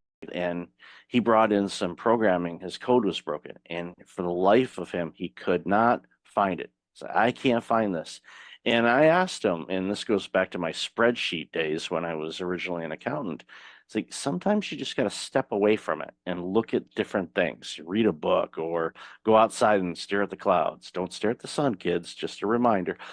Even if you have the solar glasses, don't stare at the sun. But you get step away from it and you get back to it. And usually, more times than not, it's as if someone took a yellow highlighter and highlighted the broken code. Oh, there it is. It's just you step away from it. But it was funny to see a coach that's coaching on it was really frustrated by his own code because he couldn't figure out where the error was. And again, that goes back to the teachings that you do. And and I want to obviously hear your thoughts on this, but I don't want to diminish your school teacher component of things because that helps with all the work that you're doing. Because again, those worlds kind of mesh together, and I think those skills as a school teacher really help you out in this organization that you had launched and the open source things and all that. So definitely want to give the platform back to you to share some of your thoughts on this. Yeah, absolutely. Because even after all those years, I'm still teaching 7th grade using my own product, right? And there's no better way to improve the thing you're working on is to work with it. So I was just, we have this meeting with other open source contributors every week. And I was just telling them the other day, like, you need to work on this part because I will use it as a teacher. And next week, I have my different cap on and I will say, this is not clear and this is not clear. You have to improve this because as a teacher, these and these and these things are really annoying for me. So it's really very nice to combine using the product with building and designing the product. And it's also, as you were saying, the things that kids are learning are not just about programming. It's also about being like more resilient to stress or frustration or unclarity. They also create these big programs like, teacher, it is broken. How? Why? It's like, I don't know, right? And sometimes I'm lying, sometimes I see it straight away, but sometimes I also don't see it. I'm like, I don't know this 100-line program that you created last week, what it's supposed to do.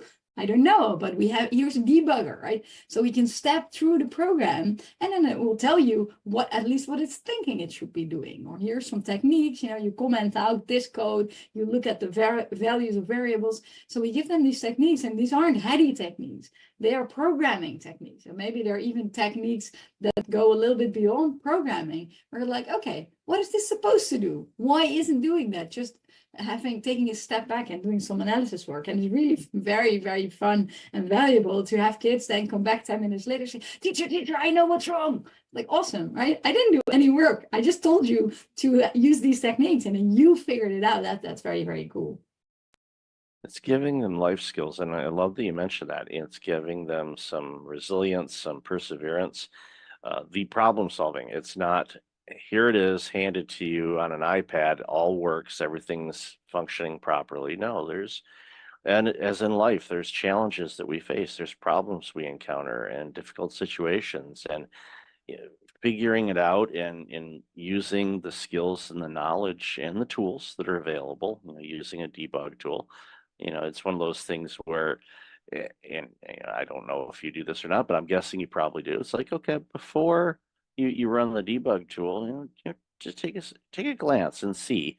But using the tool there is definitely helpful. And my hope, and I'm guessing most of the students do this, is once they discover the error in the code that they made, then it's a learning opportunity to go, okay, now I know not to do that for that. And usually they don't repeat that error. I mean, there's always the one, and we always run into this. I remember working in a software company years and years ago, and there was a software developer, and no matter what, every time they had a code that they used that broke something, and they continued to do it. It was you could set your clock to it because it was always going to happen, and they knew it was wrong, but just out of habit they just continue to do it, and we laugh at it and we know it's going to be there, and they fix it and all of that. And but ultimately, it's, again, coding is a life skill, and not just okay, on how to make money, which is obviously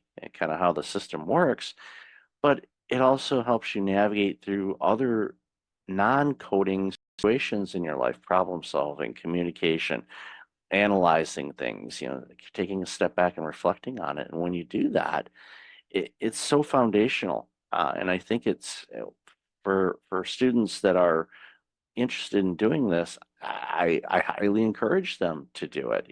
Years ago, it's okay, go into finance, go into this, go into legal if you want. But now it's like, no, I'm telling people, it's like, no, go, learn code, learn how to code, learn how to program. You're going to be needed for a long time. Even if we have AI do everything, you still have to have somebody look at the AI or code the AI to be able to do the things. So it's not something that's going away anytime soon.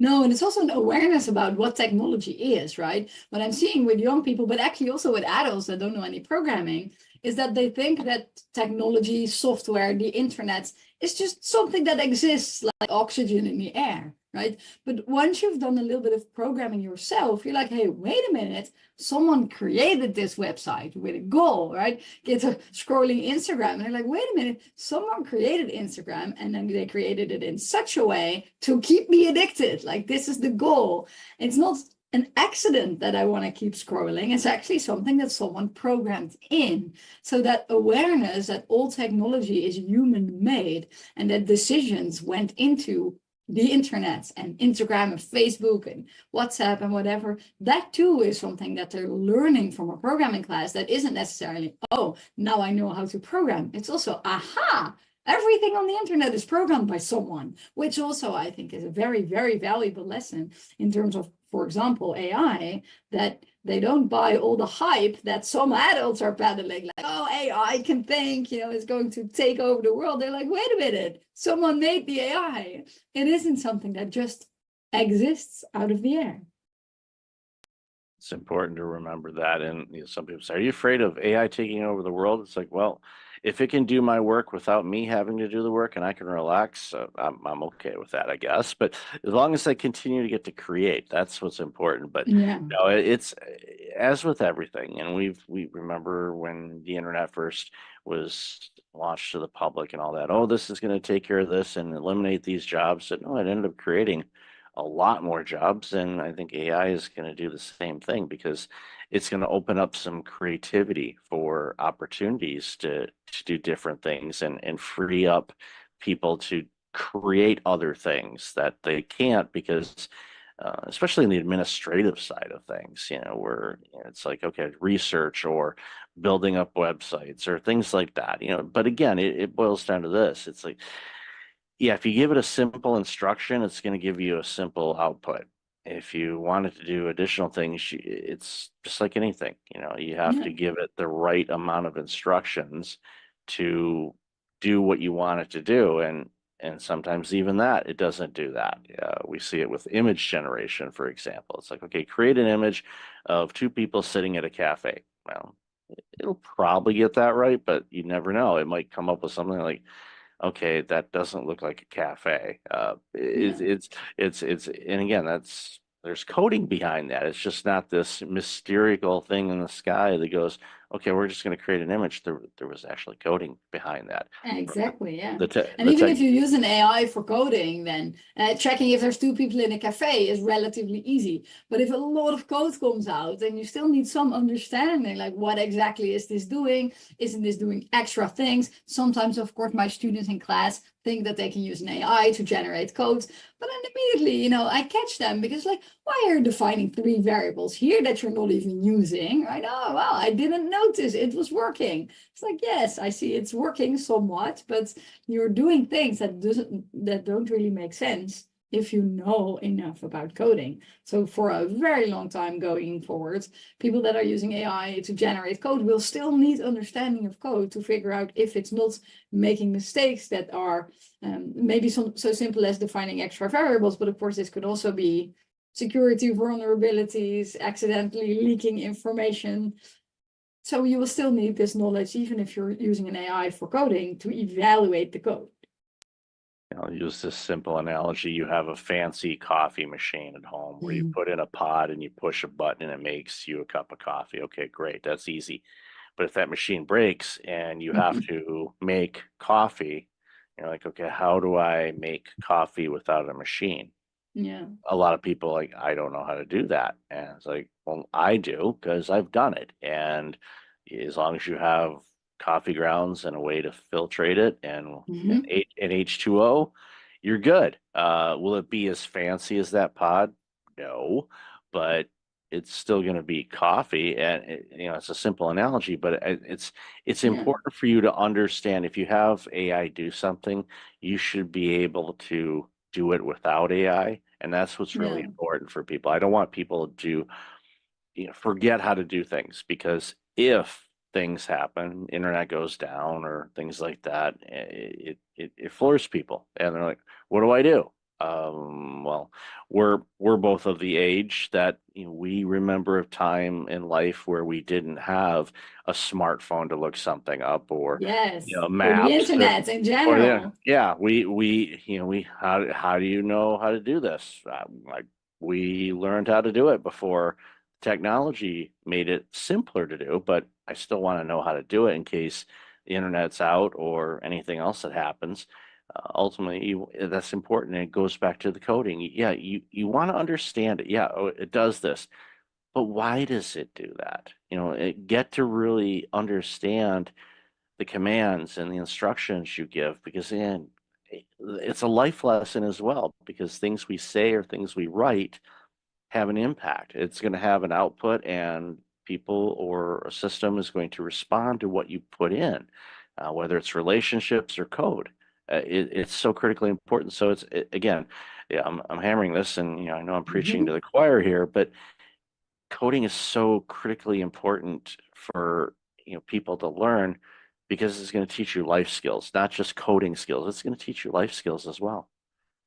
Yeah, it's going to change you from like a passive consumer of technology. That's really making me so sad with the current generation of kids, is that they have this magical machine like a phone or a tablet or a computer. This, when I was a 12-year-old, I could only dream of such a powerful machine. But then what do they use it for? Watching videos.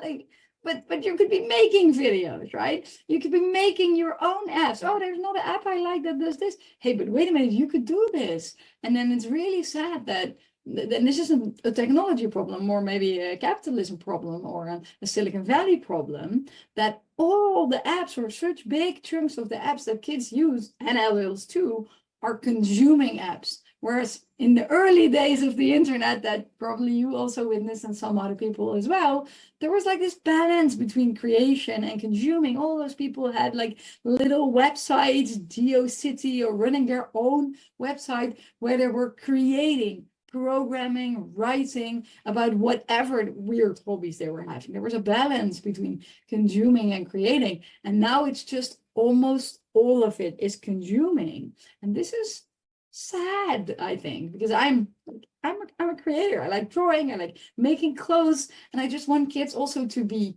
creators in the digital world, because almost all kids like drawing, right? And like crafts work, and like making, I don't know, a birdhouse. Kids really like making, and parents do making with kids. Is one of these things that we think makes us human. But then in the digital world, we don't do any of that. And this is one of my drivers actually for working on programming with kids, is just to turn them into creators in this digital world, even if it's just like a simple drawing. That we have this turtle feature, that's a feature used for drawing. Kids can make songs with music and use speech output, and I really like that, because I want them to create also in the digital world. Yeah, it's using the tools to be creative, and Yeah. with tools that are out there now, you can create music, you can create art, you can create television shows or movies, and Yeah. that's where it's like, that's when you really, okay, yeah, you're going to create something for people to consume, but you're creating something, and Yeah. you get from your own perspective and experiences and whatnot, and it's fun. I've dabbled around in a lot of it just to try different things. Like, okay, I'll create this, or I'm gonna do that. Okay, I'm gonna tweak that. It's fun. I use it in a way to create, and I agree with you. We are definitely, are watching too much and not creating enough, Yeah. and that's limiting us, and it's creating and quite frankly, a social divide, I think, of people that are the creators are going to be the ones that are going to be at least have better access to things and the opportunities than those that are just on the sidelines consuming. So get off the Yeah. sidelines and start creating. Create And not stuff that just you. like the reward in terms of like having a job or having marketing skills, also just it is so rewarding to create something, even if you can't sell it, right? If you draw something beautiful, if you make your own like t-shirt or whatever, just making something. Like I think it's like making something in addition to physical exercise. And like the two easy ways to get happiness in life are making things and working out of your house. It's sort of easy. And then a lot of people know that sitting down is not so healthy and you need to exercise, you need to take walks, like this is good for physical and mental health. But the fact that just if you're sad, creating something will make you happy, and making something that lasts for a long time will give you really long-term happiness. That's not something we talk about so much, and maybe we should. Yeah, we should do it a lot more. And I'm using a standing desk right now because I don't Oh, like that's sitting. very good. I don't like sitting down. As much as I used to. Well, my original career was accounting, and we sat down all the time. So Yeah. that's like, no, stand up. Teacher, you're an educator. You're standing a lot. So Yes, I am. Yes. you picked the right career for that. So, Feline, I love this conversation. Where can people find out more about you, your organization, and all this amazing work you're doing?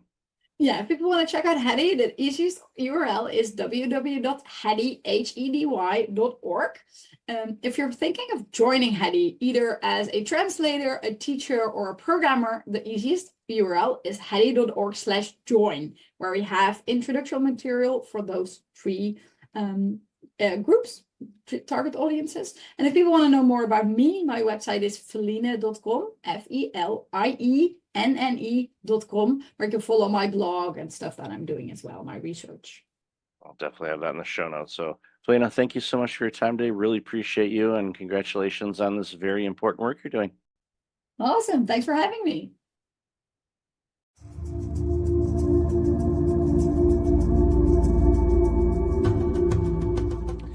Welcome back. I've got Scott and Tammy on the line. How are you two?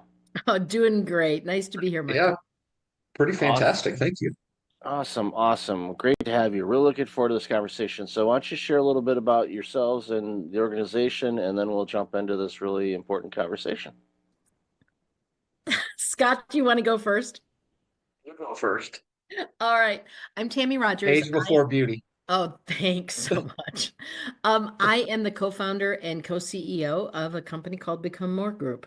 And what we really do is we help individuals, teams, and organizations start here and say, where do you want to go? How do you want to get there? And we work with them to kind of step in, become more in any way that really makes sense to them.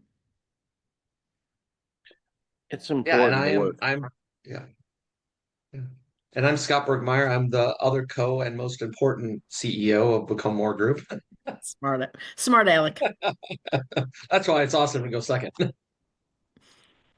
Yeah, it's always good to kind of lead into it. Actually, reminds me of something I saw a video the other day, and I forget the comedian's name, and I feel bad that I'm forgetting it, but he was talking about the late Norm Macdonald, and they were together on a show, and Norm was this guy's idol and all that stuff. They got to work together and all of that, and they were both going to be on Larry King Live, and before they went out, the other comedian was going to start first, and then Norm was going to finish up. So Norm's like, it'd be good.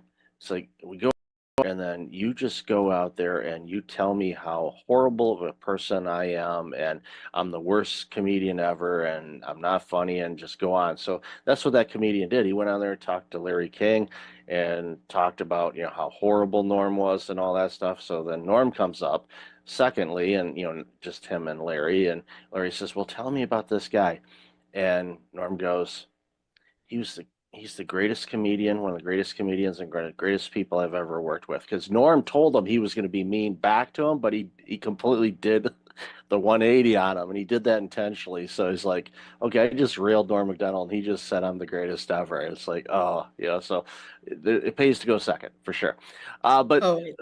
Your company, Become More, and appropriately named, because one of the things that I want for people is I want them to be the best version of them, whether it's an individual or a company.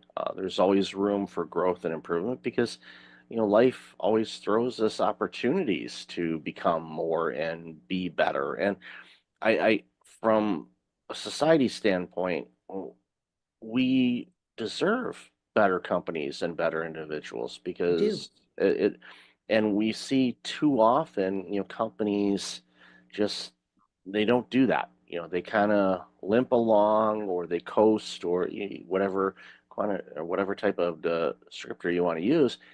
And it saddens me because we lose out on great stuff because companies are doing that, and there's a myriad of reasons why. So, love to hear your approach on that and how how you reach out to clients and how they find you. And I'm sure it's a combination thereof.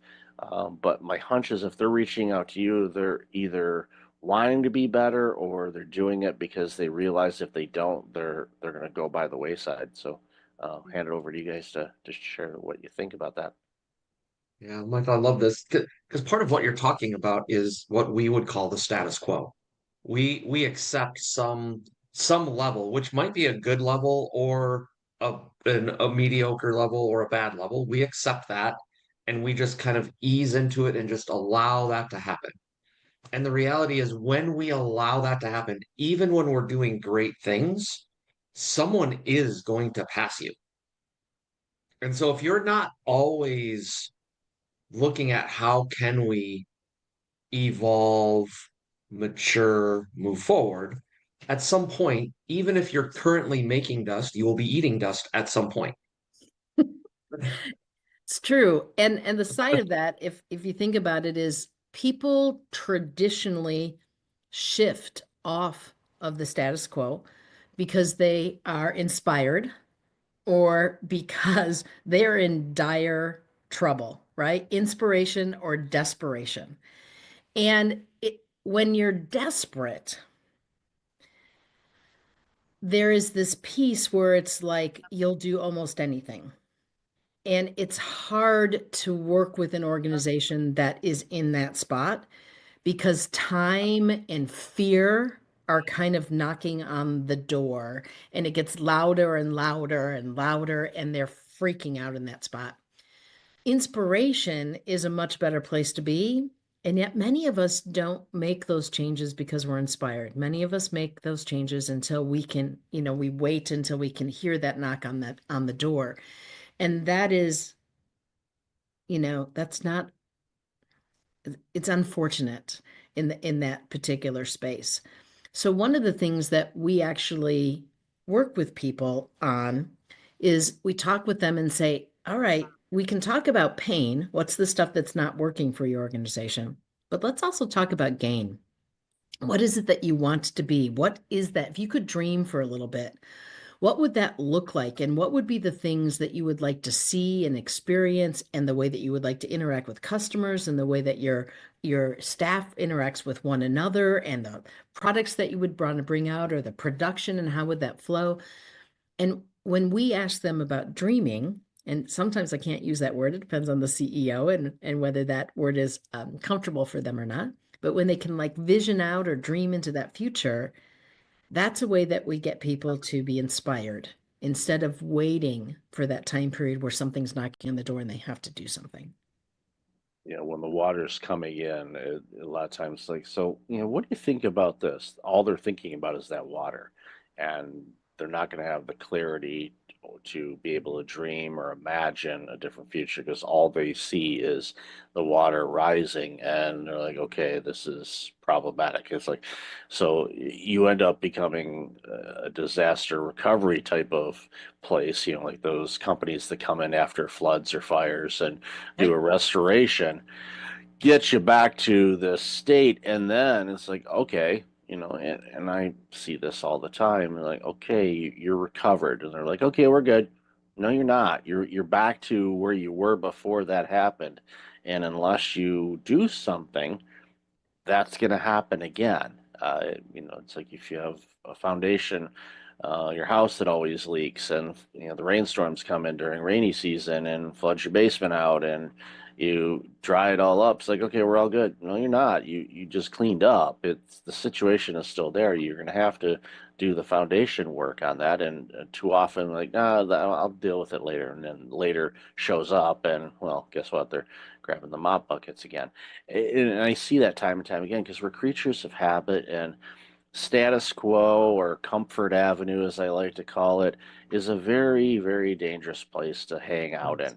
You can visit it, maybe stop by, grab a cup of coffee, but don't camp out there because it'll pass you by. And, a stat that I'm sure you've heard of, and, I share from time to time too, is, from the year 2000, 52% of the Fortune 500 companies in the year 2000 are gone or were Right. acquired. So Yep. 500 of the most biggest companies on the planet, from a public traded standpoint anyway, are gone. So, and what happened to those? You could look at them and you could pretty much say, yep, they went this way because of this or this or this or this. But I would all but guarantee that every one of them was in status quo mode or was not as good as they could have been, and they could have prevented that. And I just think about, the impact of organization of those sizes leaving town or closing up shop or whatnot. But that could be small businesses too. Small business that has 40 employees, they close down in a local community. What does that do to the community? All of a sudden, those are 40 families that aren't going to your restaurants or buying from your local shops or things like that. And it just has a huge ripple effect. And again, a lot of it could be prevented if, they work with individuals like yourselves that can say, okay, what can we do to get better, grow, be a better version of ourselves? Because what works today, in all likelihood, is not going to work tomorrow as well as it could. So, and it's one of those things where, again, you see it all the time. I do too. It's like these companies are like, no, we're good. No, you're not. You're not. I'm sorry. I'm not. One of my favorite quotes is from the late Chuck Daly, former coach of the Detroit Pistons, Team USA, that won the gold medal way back when. And this was after the Pistons. I forget who they beat, but they beat them one game like 30 something points. It was an absolute blowout. And at the post game, Chuck's just mouthing off on all the missed plays the Pistons had and how they screwed this up and that up. And the reporter finally said, Chuck, you guys won by 30. You were up like 45 at one point. Why are you so pessimistic? And he said, a pessimist is an optimist with experience. And he knew that the players that were screwing up and missing plays, that could come back and bite them down the road. He didn't want to see it. And you guys see it all the time, in companies. It's like you're doing some things that's going to bite you down the road. We have something we incorporate in our organization, but it's something we bring to every other organization that we talk to as well. And it's called the growth questions. Yeah. So it's really looking at it and say, what worked? What didn't work? What are we going to go do differently?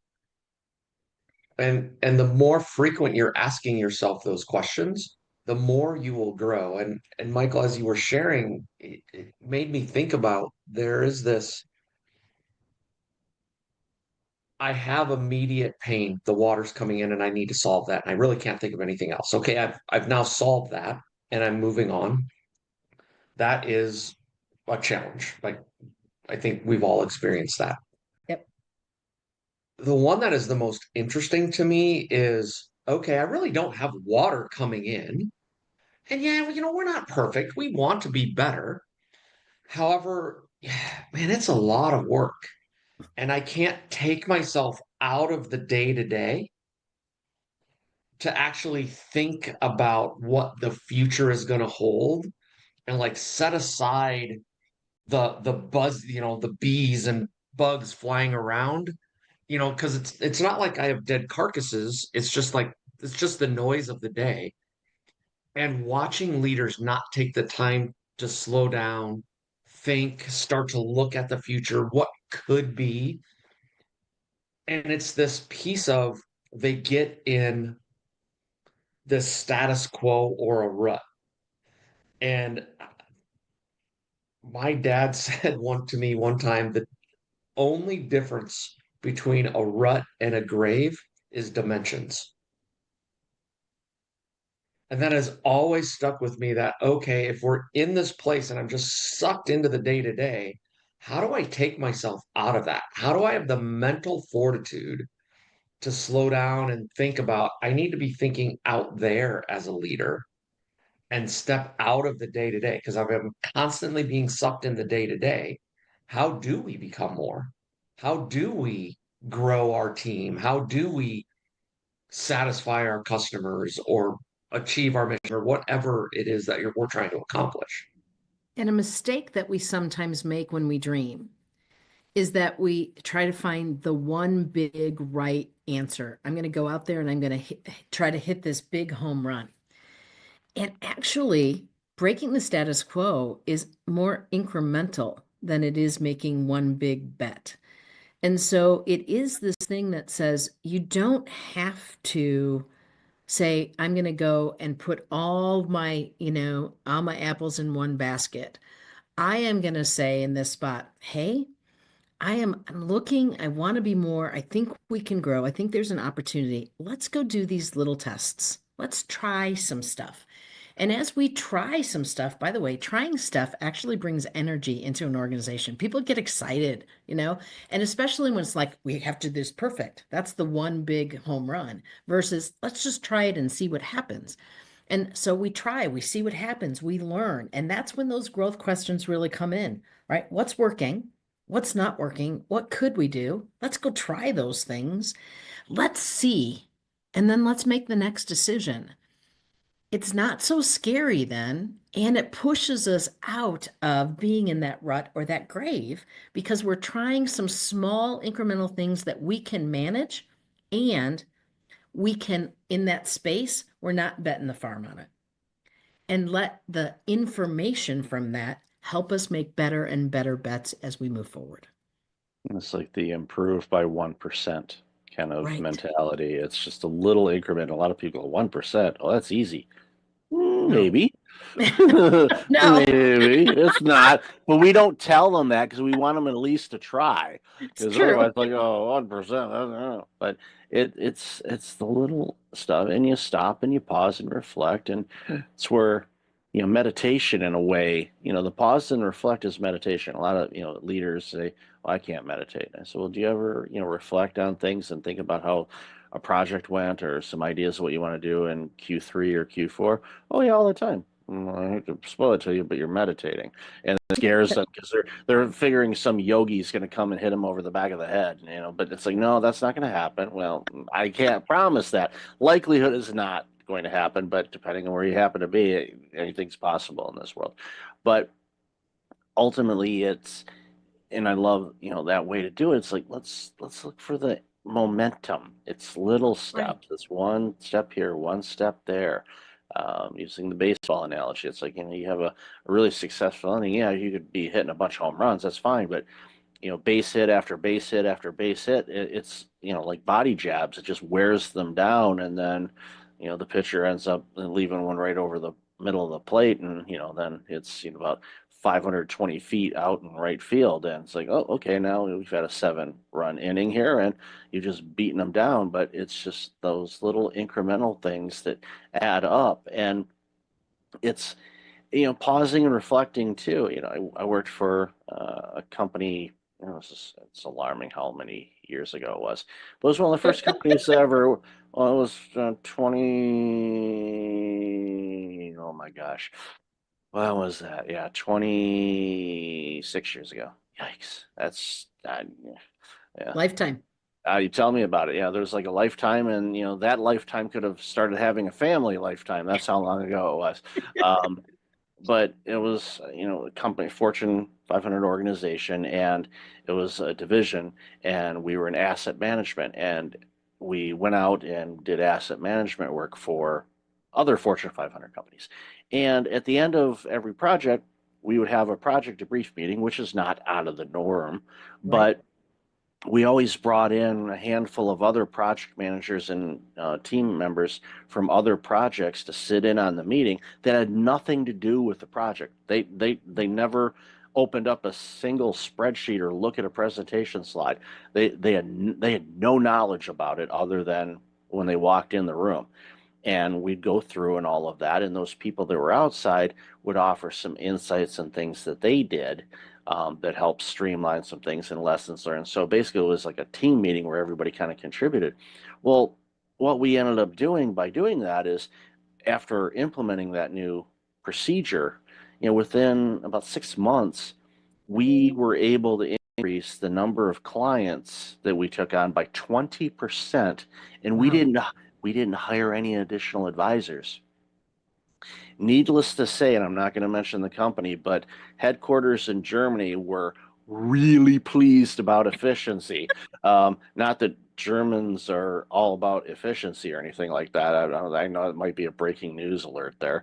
Didn't mean to shock people on that. But they were thrilled, and they're like, "What did you do?" They're trying to figure out, can we mimic this? And again, that was an example. Okay, there's Right. something we learned. Could that be applied in other arenas that we work on to find the ability to do more without overloading people and with the same amount of people? And it was one of those things where I was obviously much younger then, didn't pay much attention to it, but upon reflecting, looking back, thinking about ideas, it's like, that was great. So anywhere that I was a leader, didn't matter what role I was in, I did that. I would bring in some Right. outsiders and say, okay, well, what's your thoughts on this? What do you see? And it just improved things. And it was a simple thing to implement. A lot of people thought I was crazy at first. Like, well, they weren't on the project. Why are they here? Like, you'll see. Just work with me on this. And then they realized, and then all of a sudden they wanted to be part of other meetings, probably because they didn't want to work and they just want to sit in the meeting. But Oh yeah, because people love meetings, Michael. yeah. My brother, and this was years ago too, worked for an auto sector company, and you'll get this.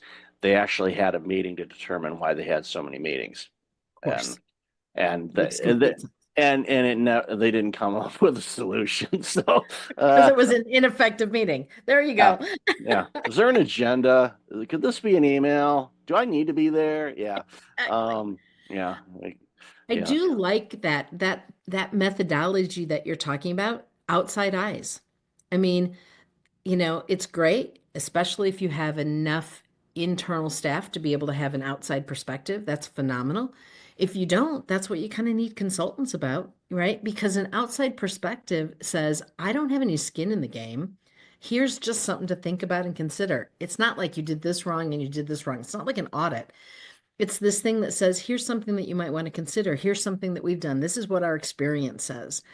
And that's how you get better incrementally, but you do it very quickly.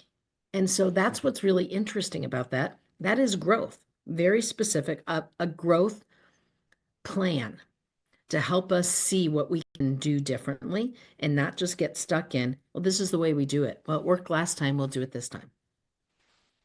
And having the outside in, whether that's a consultant or whether that's someone from the next department over, Right. ideally, like, they have the ability to ask the quote dumb questions that we just make the assumptions on. We assume we do it this way because it's the best way, but having someone say, well, why? I was with a financial organization and they were talking about, oh yeah, when we do mortgage work, they, like, if you pay, you have the ability, you could pay every 2 weeks, and actually that reduces your overall interest, etc. Well, when someone chooses to do that, they have to take that money and put it in an account and then wait until they have a full payment. And I'm like, so they're like double, triple work that they're having to do. And I'm like, help me understand why. And they all look at me like, what do you mean why? It's what we're supposed to do. I'm like, yeah, I understand that's what you're supposed to do. Help me understand. You have made the decision to do that, or there's a legal, regulatory reason to do that.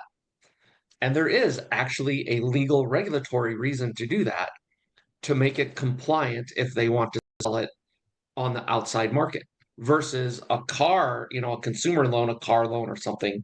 You could make $1 payment every day, and that will be applied. And it's so interesting, like the process hoops they have to do. However, they have never thought of, like, in their mind, it's just, well, we just do this.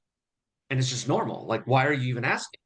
Well, because number one, I don't know, because it sounds really stupid. And Michael, you don't know about us, but we have an acronym that we use. It's SLL, stay stupid. Sorry, I did that totally wrong. It's SSL, stay stupid longer. And that place where you stay stupid longer and keep asking questions, seeking to understand, helps us to actually innovate. It helps us to make those incremental changes. It helps us be better. And that's one of the great skill sets of being a leader, not just a consultant. When you have staff, right? Don't give them the answer. Stay stupid longer and help them figure it out. It's kind of cool.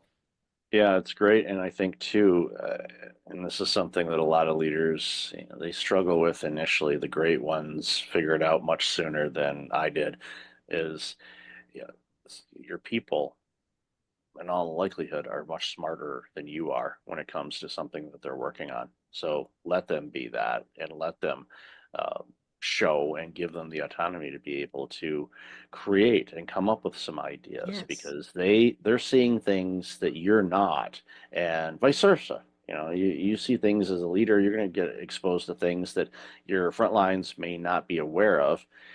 What you share, I mean, obviously share as much as you can so everybody can kind of be rowing in the same direction. But there's opportunities where it's like, okay, I'm not seeing this. What am I not seeing here?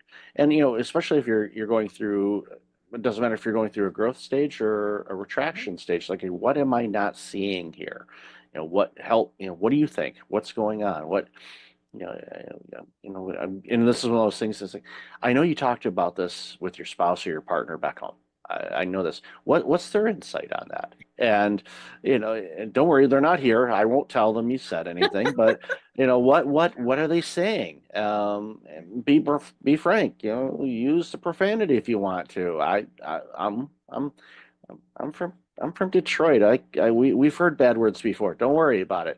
So what do you need? And it again, it's more perspectives can, sometimes it can open up that particular sliver of an idea that can spawn off into something absolutely amazing, or turn the tide to make things even better for everybody involved. So before we wrap up, a question that came to mind while we were talking is, here we are in Q1 of 2025, and in the last few years, I'm sure have been, what's the word, interesting, I guess, for your clients, and because it's been interesting for all of us. But what are some things that you're seeing that customers or your clients are doing, whether it's something they're struggling with or something that they're looking to do? I'm just curious on that, because I want my audience to kind of hear some things and maybe shed some light and give them some ideas on some things that they're working on. So I'd love to hear your thoughts on that. Yeah, I think we're seeing, if I think of a couple themes that are common, one is they're really looking at their organization and saying, are we designed correctly to achieve what we need to achieve? And that could be anything from reporting structure to our processes, like our processes clear and well defined, so we know where are we getting the most value, for our customers and for the organization. I think that's one. I'm still seeing many leaders say, how do I grow the next set of leaders, the next set of folks that we need to lead? And I think then the third thing is, how am I building a relationship with my team so that they understand me, I understand them, like because it allows me to grow and coach and get those better outcomes. So to me, those are the three kind of buckets of things that I'm seeing organization kind of double down on right now. I think there's also this piece in the relationship side of this, where it is really understanding that if we don't build a culture where people have the ability to contribute. We are not getting the best and the brightest to work for us. Once we have someone working for us, they're not giving what they are capable of giving. And when they actually, quietly quit is the kind of the term that people have been talking about for years. We're paying them, but they don't even feel satisfied, right? And in that spot, if they're not satisfied and bringing their best and like being excited about how they can contribute, then that organization doesn't grow. So this thing about relationship and culture and getting out of the way of our folks so that they can be brilliant instead of me taking all of that on and being egotistical as that leader, that piece, we're having a lot of those conversations as well. And that really does fit with that leadership piece, and it does fit with that growing piece. I think we kind of felt like we had to stick with the status quo with the last few years and the things that have happened. And what we're finding is that that's not satisfying and it's not healthy. And so those are the areas that we're seeing people really talk about to get themselves out of it. It gives me a lot of hope that those are the things that people are seeking guidance on, because it shows it at minimum an openness Right. to maybe be a little bit more vulnerable and learn a little bit more about the emotional side of things of work, and creating opportunities for people to be their best and be Right. creative. And we know there's multiple generations that are in the workforce now, and Gen Alpha is well on its way next. So you've got the baby boomers who are going to be here for the next 300 years. That's a joke. I'm Gen X, so that's a joke. I'm a boomer. I'm gonna be here Yeah, forever. you guys will not let go. Let go. No, I'm I'm kidding. sorry.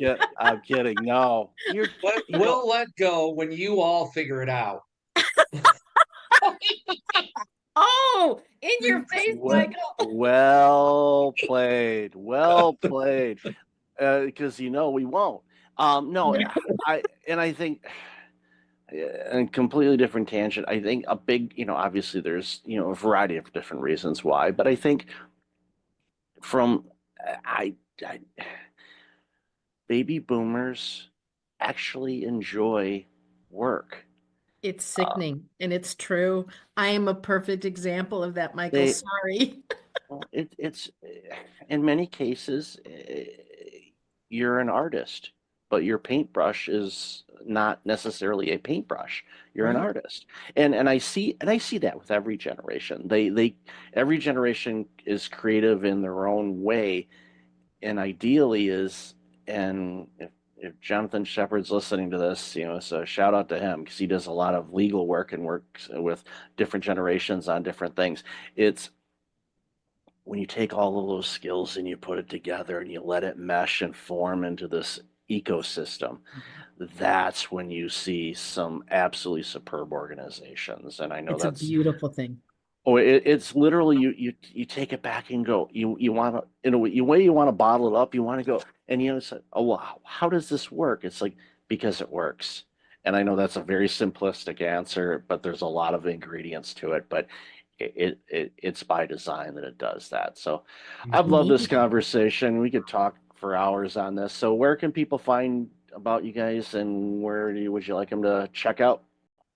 Yeah, easy, three places. Easy. One is our website, becomemoregp.com. Or if you're like, hey, I want something specific, you can email us at becomemoregp.com. Or if you want to hear some more of our rants and raves, you can listen to our podcast, The Leadership Line, on your favorite podcast thingy. There you go. Thingy. Yes, thingy. Yes, I'll definitely have the links to all those thingies in the show notes. So really appreciate you, Scott and Tammy. Thank you so much for being awesome people and the amazing work you're doing that makes the world a better place. So really appreciate your time today. Thank you, All right, Michael. thanks, Michael.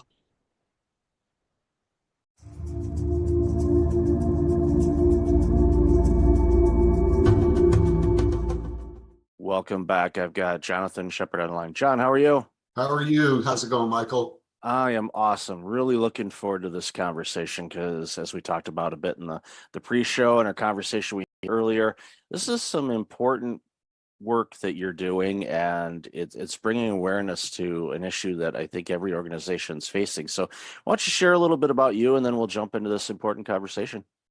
Sure. I live in the recruiting space. I'm the president and CEO of J. Shepherd Associates, a full service attorney search firm in New York City.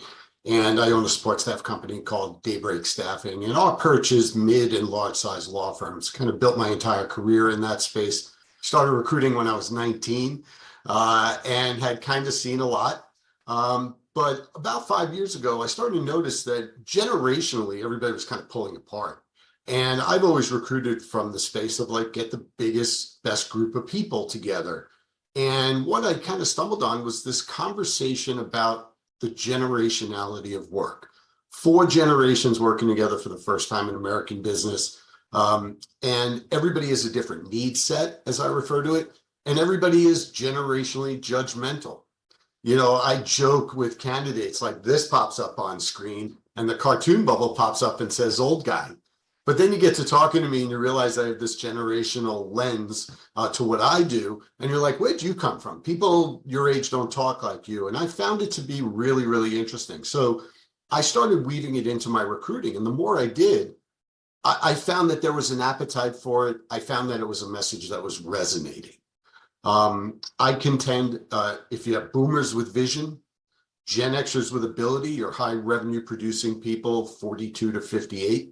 If you have millennials with potential and Gen Zers with drive, then you have the best of all 4 generations. And no matter what business you're running, you owe it to yourself to get the best people in the right spots.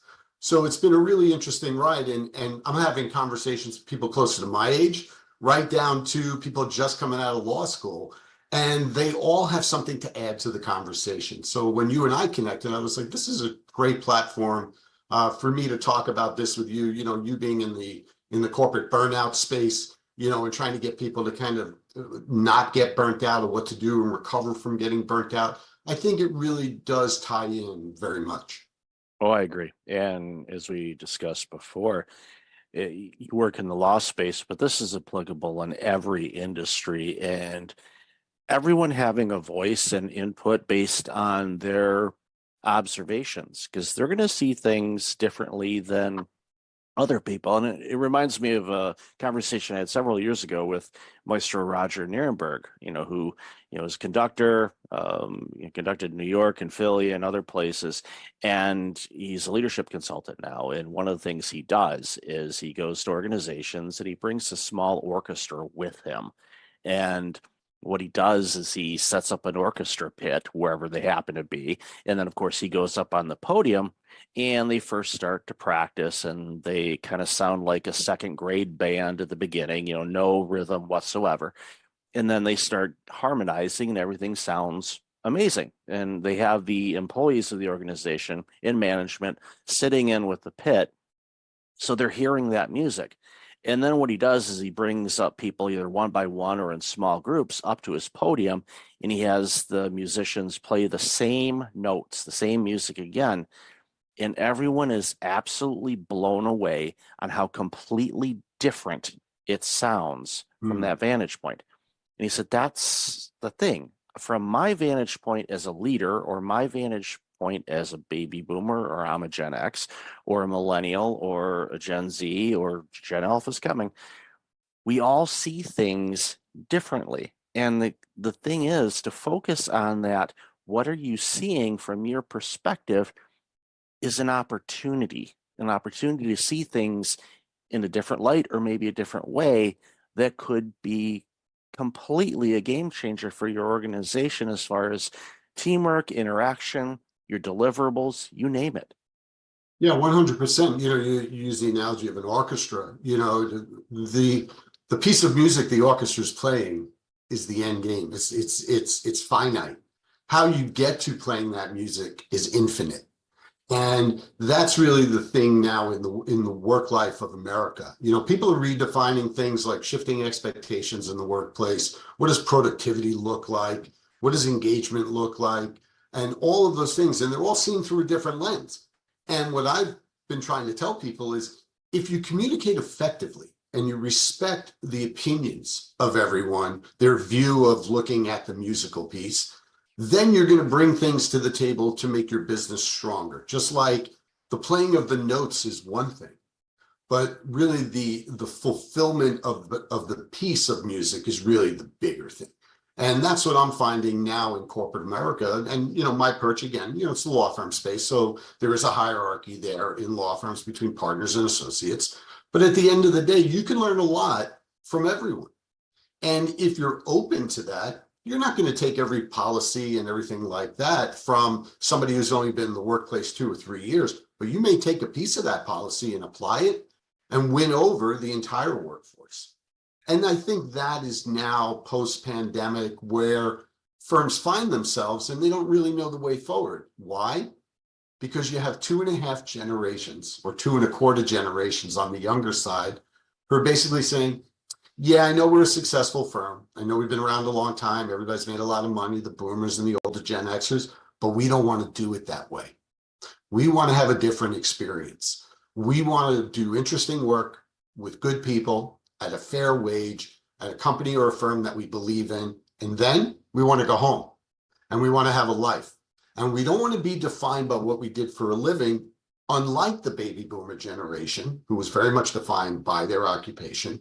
And now the push-pull of that is that there are other options out there for people in the workplace because there are progressive companies out there that are embracing everyone and not saying, well, we did it this way. I mean, you and I are old enough to have parents that said, wait till you have kids, right?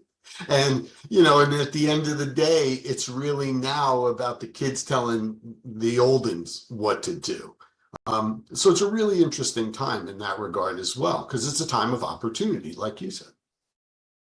Yeah, great. And it was a post, I don't know if it was a podcast interview I did or an article where, coming from a Gen X standpoint, it was basically an olive branch to millennials and Gen Z and to the baby boomers as well. It's like, look, we all have gifts to bring to the table that's going to make this world better.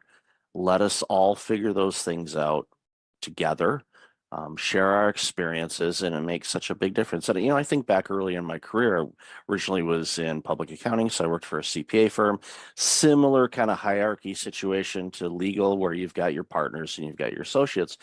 And, I would learn from everybody, from the senior most partner that had probably 40 years on me to a recent partner who was maybe 10 or 15 years older than me. So that was, I'd pick their brains on different things and get their perspectives, learn about their personalities, what made them motivated, why they looked at things a certain way, and just, borrowed some, work styles from everybody and tried it out. And I think the more open-minded all of us can be when it comes to learning how to do things and shifting away from this, I'm going to put in the 80-hour weeks every week, and then, this is who I am. Hi, I am Mike Levitt, and I am this. Well, I don't identify myself as necessarily a burnout consultant or a coach or a podcaster. And it really depends on my conversation. This is some of the things that I do, but that's not me. Other generations, as you said, they, identified themselves with who they were in a workplace, which I think is, one of the, I don't want to call it sad, but it is kind of sad in a way, is when the baby boomers have started to retire, it's an identity crisis for some. And I've had conversations with them. They're like, I don't know who I am. I'm like, you're Bob. That's who you are. And it's very limiting, right? Why would you want to be one-dimensional, right? Why would you, you're a father, you're an uncle, you're a brother, you're a, softball player on the weekends, you're, any of those things.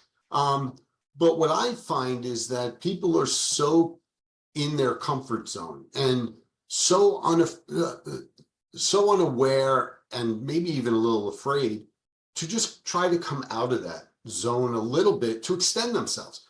The firms that I do business with in the mid and large size space, the ones that are trying to find the way forward are the firms that lateral partners and associates want to go to. They may be stumbling with a policy or an initiative, but they're out there trying. And it's the firms that are out there trying because they're going to listen to people a little bit more of all generations. And it's not really a commercial for, oh, you have to get with the times and, you know, the younger generations are coming up and everything like that. It's not about that. It's about you're running a business. And if you needed a better computer system, for example, you can go out and buy it. If you needed higher caliber performers in your business, you should owe it to yourself to find them, regardless of where they are in their career. I did a roundtable of managing partners last summer, a breakfast question Q&A, and one of the managing partners stood up and he said, John, let's cut through all the BS about recruiting and people and all this. What are the top 2 things you look for when you look for people for law firms? And I said, that's easy. Number 1, subject matter expertise.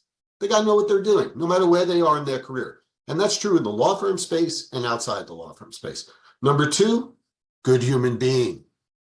Because if they're good human beings with subject matter expertise, you're a smart guy, you're running a law firm, you should be able to use those people most effectively. And he said to me, you know, those are kind of words to live by, but hard to put into practice. And I thought that was interesting. Yeah, and I can see where you're from. And I think about, you know, my experiences in hiring when I worked in healthcare and hiring, you know, people that may, excluding clinicians, again, they have to be a subject matter expert. They have to have their licenses. They're going to be working with needles and medicine and things like that. You want them licensed, please. But as far as clerical administration side of things, you know, I looked for, are they trainable and coachable? Are they good with people? Are they a good person? Will they be able to withstand the variety of demands coming from a variety of different personalities? Factoring into that, one, you're going to have some grumpy physicians. They exist. You're also going to have some really grumpy patients, because typically when people are going to the doctor's office, they're not well. They're not feeling good. So they may not be putting their best foot forward when they're interacting with people because they just don't feel good. Yeah. So you have to be able to navigate through all of that, do your best not to take it personally, understand the big picture of all of it, and give the best customer service, quite frankly, as you can to all the stakeholders involved. Yeah. And I remember hiring, and I've shared this story before, I hired a receptionist for one of my clinics, and she didn't have any healthcare experience, but she worked for one of the major cell phone companies in their retail department. And the doctors, the board, everybody's asking me, are you out of your mind? They don't have any healthcare experience. And I said, neither did I when I started this organization, and now I'm running yours. So who's the idiot now? And you know, so basically they went, okay. I said, she's trainable. She's going to pick it up quick. Number 2, she's great with people. So long story short, she is now running a clinic herself, a healthcare clinic, when she started in a cell phone company, and now she's running a clinic. Why? Because we gave her the opportunity. We created the environment where she could thrive. She did. She took advantage of it and made it, you know, her career. Yeah.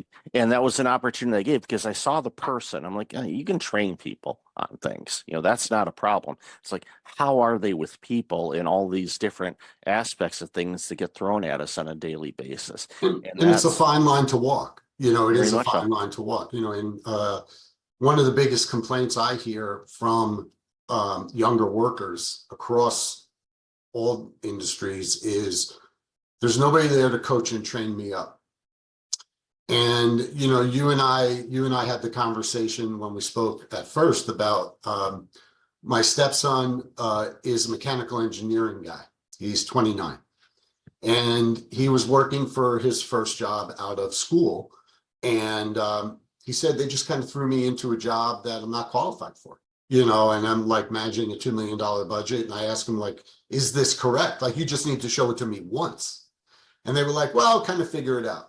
And I told them, I hear the same complaints from young attorneys whose law firms want them to come sit in the office 5 days a week, but the partners that they're reporting to aren't there. And more, as we've bled from the millennial generation to the Gen Z generation, younger people want to be in the office with mentors, with trainers, so they can have the opportunity that receptionist had, right? Maybe they're not all the way there in their education and experience so far, but if you can start with that and then get them to where you need them to be, then you're ahead of the game. Now, people that are clinicians or technicians, it's a different story. Just like in certain law firms, it's practice area expertise. But if some young associate comes along and has that practice area expertise, why wouldn't you want the one that wants to come in and get instruction from you, as opposed to the one that you think is sitting in their living room, in their sweatpants, thumbing their nose at you, and only working when they want, not when you want, if you're a partner in a law firm? The reality is that if you embrace that younger employee that wants to come in and get there yourself, you'll be able to have a better team over time. And that's some of the conversation that I'm having with my law firm clients now. It's like the problem is not your associates. The problem is the partners, because they want to sit in the Hamptons or Martha's Vineyard or the Jersey Shore 3 days a week, all year long, or mostly in the summer. And they're like, well, I get everything done. Well, you need to come in and recommit to the firm that you're going to bring the next generation of attorneys along, just like you were brought along at one point in time. The way in which that occurs is now different because of the way the generations communicate. The boomers a little more in person and through email. The younger Gen Xers, millennials, and Gen Zers more via instant message or text, or something like that. If you're a boomer, you just have to make the effort with the Gen Xer or the millennial or the Gen Zer to communicate the way they want, and then they'll eventually come to you too. It's not you acquiescing everything to train up good people. But if you train up good people, you'll get a better team together and you run a better business, you'll be more successful, and guess what? You'll make more money. Yeah, and it's just utilizing all the tools at the time that makes sense for everybody involved. Because sometimes a quick text message works. Sometimes it's okay, let's jump on a quick Teams or Zoom call. That's great. Sometimes it's like, why don't we carve out some time and we'll spend an hour in the office and we're going to go over this. And you're not distracted by anything else because you're in a room, doors closed, you're flushing it all out and all of that, and you get to have the human interaction and read body language and all of that. There's all these things that are available, and we should utilize all of them. And that goes to all generations. Doesn't matter. And every business. It's in every business. There's no substitute for, hey kid, come sit in my office with me, listen in on this call, and then we'll talk about it. Mm-hmm. Yeah, there's no substitute for that FaceTime. Now we live in a work time where that specific type of event and shorter in duration, but that doesn't mean it shouldn't be part of it. And that's what the workforce is having issue with at the moment. I hear the same complaints from my mechanical engineering stepson as I do from young attorneys, as I do from young people in trades who are doing things like electrician work or carpentry. It is a universal issue cutting across 4 generations. And those people, I was preparing some notes, for this podcast. And, one of the things I made a note here is navigating the landscape, right? Everybody's like, how do I do it? Well, you have to read and you have to get good at reading the 3 generations that you're not a part of. Because then if you extend yourself into those generations, you'll get better feedback, more open communication. And I use the example of I heard the phrase boots the house down. And it's very much a phrase that came out of the LGBTQ community and the drag community. And it meant when a drag performer had a great performance that they brought the house down, boots the house down. I threw it at my daughter-in-law, who's 28, very much the Instagram generation. And she looked at me wide-eyed and said, how do you know that phrase? And they said, because I can read. I was online, I was reading an article and stuff like that. And she said to me, slay. So I ended up, and like we all know what that means, right? You killed it. So I ended up doing a video on Instagram and LinkedIn about those 2 phrases and how the thought hit me of, if you're a lateral partner in a law firm and you're mid-career or beyond, and sometimes you can connect with a younger associate just through the use of a silly phrase or an exchange about current events or something like that to just break down that wall. That's all you're looking to do. And it's amazing to me that more people don't think that way. But I think that those who do are going to be lined up for the biggest success going forward. Yeah, it humanizes people and Right. it breaks down those silos. And for those that are a little reluctant to do it, you kind of have to ask yourself, okay, why is my ego fighting this? What's bringing this about? Because if I want to make a comment about Taylor Swift's new album, okay, you read up a little bit. It's not like the information isn't available, but again, it's in the context of the work you're doing. It adds that human element to it, and they go, oh, wait a minute, old man Bob isn't as non-hip as we thought. He's like, wow, he's slaying it today, and it just on a call or something like that, and you're just like, oh, okay. Yeah, and I think back even in the early days of my career when I talked about earlier about just kind of observing people and the way they approach things, and it made such a huge difference in my life both ways. Because there were people obviously younger than me that were working that I was observing and going, okay, what's motivating you? And especially when I hired people after they'd been there a while, I'll ask them, and sometimes they had to check because I tend to be sarcastic sometimes. I say, why do you work here? And I had to frame it and use a tone that it sounded like I was curious and not Mhm. being sarcastic. And why, you have so many options, why do you choose to work here? What about this place? And often, they would blow sunshine up my backside and tell me it was me and all that, which was nice to hear, but I knew there was other elements too. But for me, it was like, okay, I'm creating an environment where people want to be here and they can thrive and shine and do things and interact with each other and grow. And when you have 100%. that, you navigate through all these stressors, you navigate through all the ups and downs, you navigate through pandemics, you navigate through all the challenges that the world throws at us because you've got each other's backs. Yeah, And and it you're in makes the a big right kind difference. of environment. I started my businesses in 2000. People were like, "Oh, you can do so well," and blah blah blah. And I was like, "I'm not really driven by money." I said, "I'm driven by experience. I'm driven by controlling my own destiny." I created a workplace that I wanted to be in, and then I tried to fill it with people that thought like I did in that regard, where people are treated with courtesy and respect. Different opinions are encouraged and not thrown to the wayside. They're discussed. And I've told many an employee of all ages about why something was a great idea or something was not a great idea. And the fact that we addressed it is what they appreciated. You create that kind of environment. And now I tell my candidates, and it doesn't matter if it's a lateral partner with a multi-million-dollar book of business or down through the ranks, we now live in a time where you get to decide a little bit, more so than the market. If you have a book of business and you're a lateral partner and you're mid-career and you're missing your kids growing up and you want to change that, you can make a move. If you're a younger associate who's not getting the kind of training and mentoring you want, you can make a move. You owe to yourself, and you talk about including people in the workplace and like, why do you like working here? And questions like that. It's really about giving people a stake in things. It's giving them a say. I was sharing a success story of a law firm that I work with who created a spot on the management committee to give associates and what they call income partners a voice on the management committee. And it's not really done all that much. And the people appreciated it. And it's made the people at the firm grow closer. It's about the culture. I had saw an interview with something called the Real Race Project, and part of the exercise was, define yourself in 6 words. You should always be able to define yourself in 6 words instead of 6 degrees of separation. And, mine is interested in people different than me.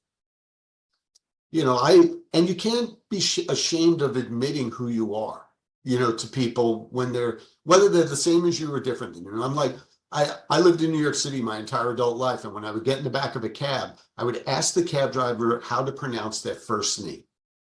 because it showed that I was interested in them. And they were generally somebody who was a different ethnic group than me. And all of a sudden, the pasty middle-aged white guy that got into the back of their cab made them feel good. And that's the type of stuff that in the workplace doesn't cost you any money if you're running a business. All it requires you to do is change your mind. And if you are bringing in people at all levels, if you're a senior partner that I'm working with and you're only interested in a money jump, it's probably not going to be a successful engagement. If you're a senior partner I'm working with that wants the right firm, doing the right work and making money, then I definitely can help you. And it's really interesting to see how people are now redefining themselves, redefining their lives. And, you know, for my purposes, it's an ongoing conversation. It requires two things, and it's very simple: communication and accountability. And that includes self-accountability. You know, I talk to younger people, I'm like, you spent all this money on law school, and you're sitting in your living room in your sweatpants, and you think you have it great, and you're making X dollars working in big law. But here's what's happening. You're being given the same work over and over. You're getting siloed. You're not really learning a lot. The person that's in the office that is at the elevator that the partner grabs is the person that's now ahead of you to go to clients. When those clients start talking with that individual, you become less and less valuable. On the flip side, if you're a partner with a book of business, you need to be in to lead, to service your clients, and to interact with others in the firm. And if you do those things, you'll make more money in the long run. You'll get easier engagement. And what I mean by easier engagement is your people getting to you in the time frame you want, communication and accountability, but it's got to also be self-accountability. I wanted to tell about the road ahead a little bit, you know, and I say this is an ongoing conversation. And a little funny anecdote happened to me a couple of months ago. My wife and I had our master bathroom redone, and the contractor had subcontractors, and one of them was the plumber, and the base of the toilet leaked when they finished the bathroom. So the plumber came back, and he's like, you know, I tell these kids, like, don't just put the silicone on the base. You have to take your finger and put it around to create the seal. And they don't listen, they don't listen, they don't listen. I'm like, how old are you? He goes, 28. I'm like, and you're complaining about the 19-year-old?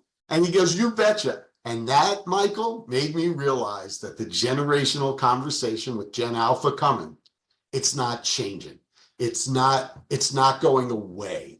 And the people that can navigate the conversation the best to run businesses, because that's what everybody's trying to do, are going to be the most profitable in the long run, are going to feel better in the long run about the businesses they've created, and their people are going to end up staying with them because they feel like they're a part of something.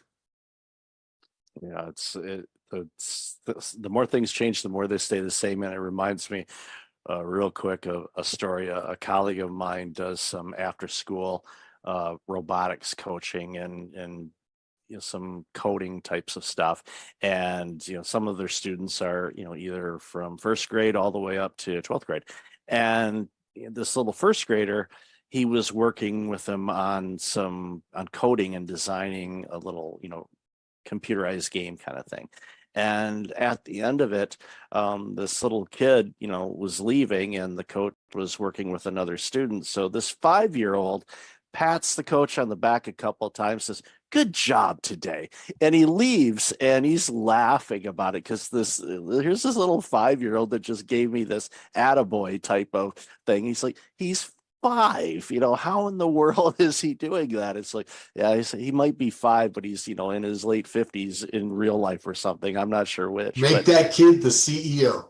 You got it. I looked, yeah, I heard that story. I said, okay. I said, all right, That's great.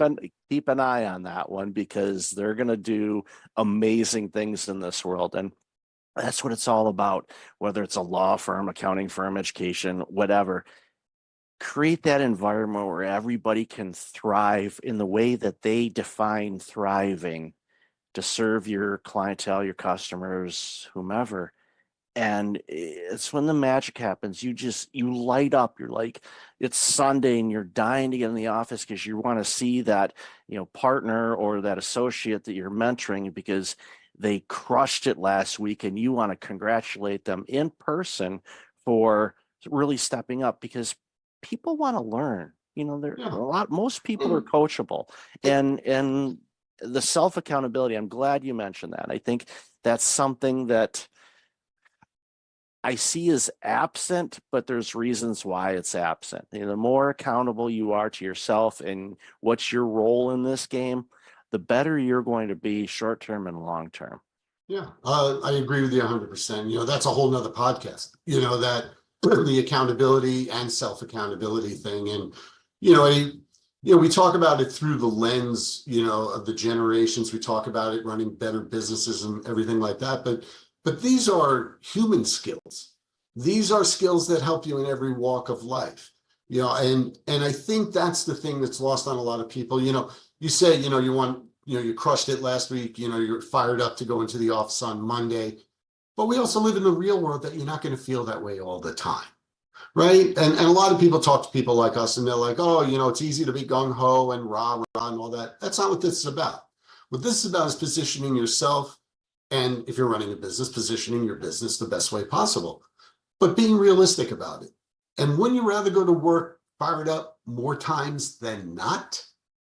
I mean, I would settle for that if I were in the corporate space. I think I said to you on our initial call. You know, I work for myself. I'm very much, you know, doing my thing and everything. And I always joke with people, my boss sucks. He just makes me work when other people don't, you know, but he also does approve my expenses, you know, and he does let me go do some fun things. But what he does is he lets me be me. And, you know, I'm fortunate that I work for myself, and not everybody lives in that world, especially if you're in corporate America, whether it's a law firm or another kind of business. We get that. But you could set yourself up to be as close to what you want. And that is occurring for the first time in 2 generations. It really is. People in the 50s really had the kind of opportunity that the generations coming up have now. Everybody from there to now, a lot of the boomer generation, and I hear it all the time, the boomers are hanging on too long. But the boomers who consider themselves, as I consider myself, and I'm sure you know, even though you're a little younger than me, you consider yourself this kind of person, is we're empowerers. We want to tell people, listen, you bring a lot to the table. And I do it with people that are way older than me down to way younger than me. And, you know, I've had more than one candidate at each end of the age range say, boy, you get me. And I said, I'm not trying to be you. Again, it's communication and accountability.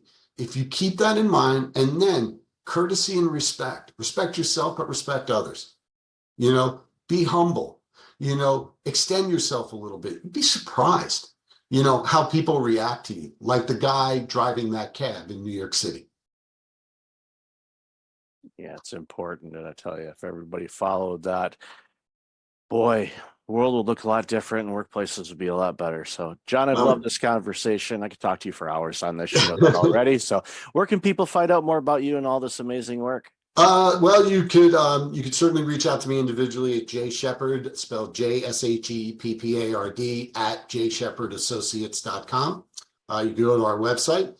You can find us on Instagram and on LinkedIn at Jay Shepard Associates. And you know, I really want to thank you for the opportunity to talk with you today, Mike.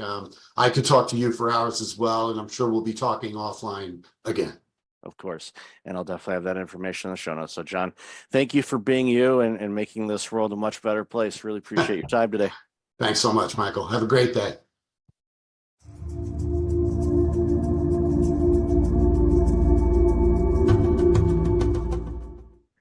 Welcome back. I've got Jim Fielding online. Jim, how are you today?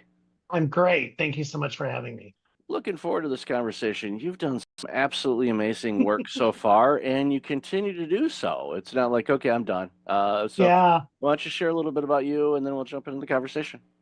Yeah, I mean, I appreciate you saying that. I mean, I'm committed to lifelong learning and staying constantly curious. And so I don't ever want to be done. And after a great run in retail and media and entertainment with some of the world's largest brands like The Gap and Disney and DreamWorks and 20th Century Fox, I've completely pivoted particularly in the last 2 years.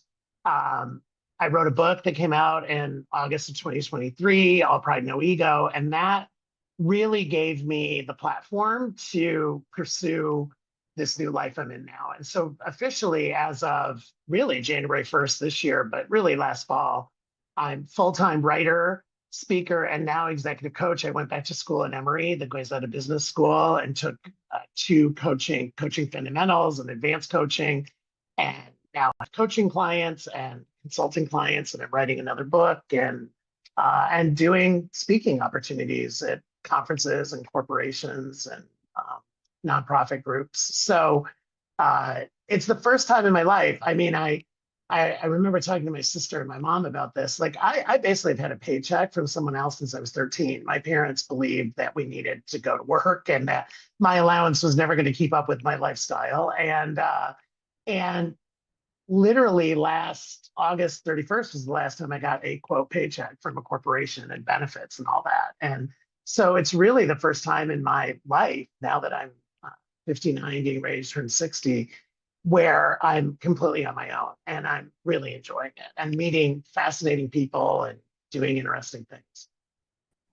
So you're bold to do it, and I commend you for doing it because there's something energetic and refreshing about it. It's like you're going out there and you don't necessarily have a safety net. You do, but you don't. It's like, okay, for me to generate revenue, so I have some currency units in my bank account, it's up to me. It was before too, but it's a little different now, where you're basically working multiple departments instead of just the sales and consulting side of things or whatever else.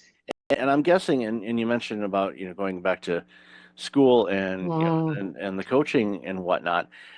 My hunch, and correct me if I'm wrong, is when you're in the class and they're going over some things, did you have that aha moment going, wait, I've been doing this all along anyway, but now I'm getting the education component afterwards. So usually it's like usually you learn how to do it, then you do it.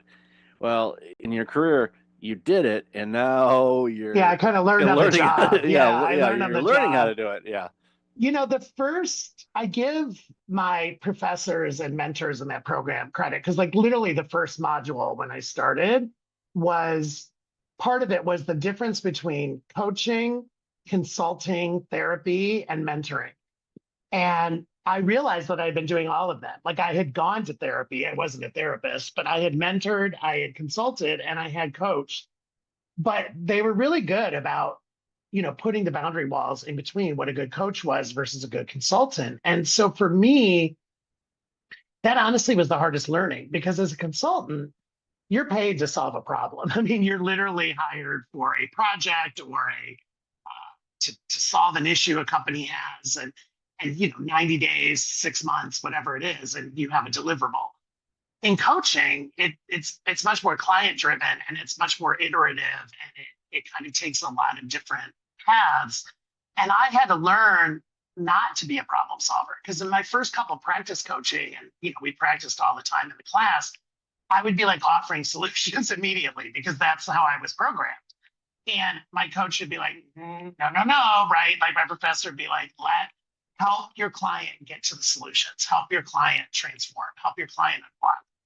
And I love that. And it's actually made me, I think, frankly, a better partner and son and brother and uncle, because I'm not just running around solving. And listen, I was in the C-suite and I was a consultant. That's what I was paid for, to your point. I was paid to solve problems. I was paid to drive business. And so I was like making decisions on the fly and going. And in coaching, it's a much different process. It's a much different timeline. And I have a very diverse set of clients, which I love. And so each coaching assignment is very different.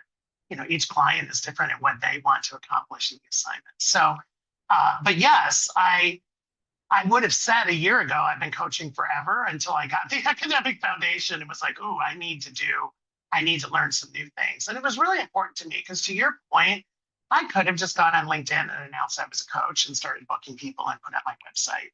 I wanted to do the academic underpinning first.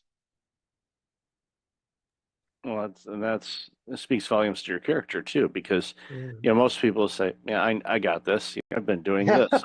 I worked at this consulting firm or whomever, forever. I know what I'm doing, Right. and you would serve your clients well by Mhm. doing that. But the analogy a lot of times, for me, when I think about consulting an organization or coaching, the big thing for me to help remind myself of the same situation is, Mhm. okay, what did they hire me to do? Okay, they hired me to coach them. All right, well, that means I'm on the sidelines.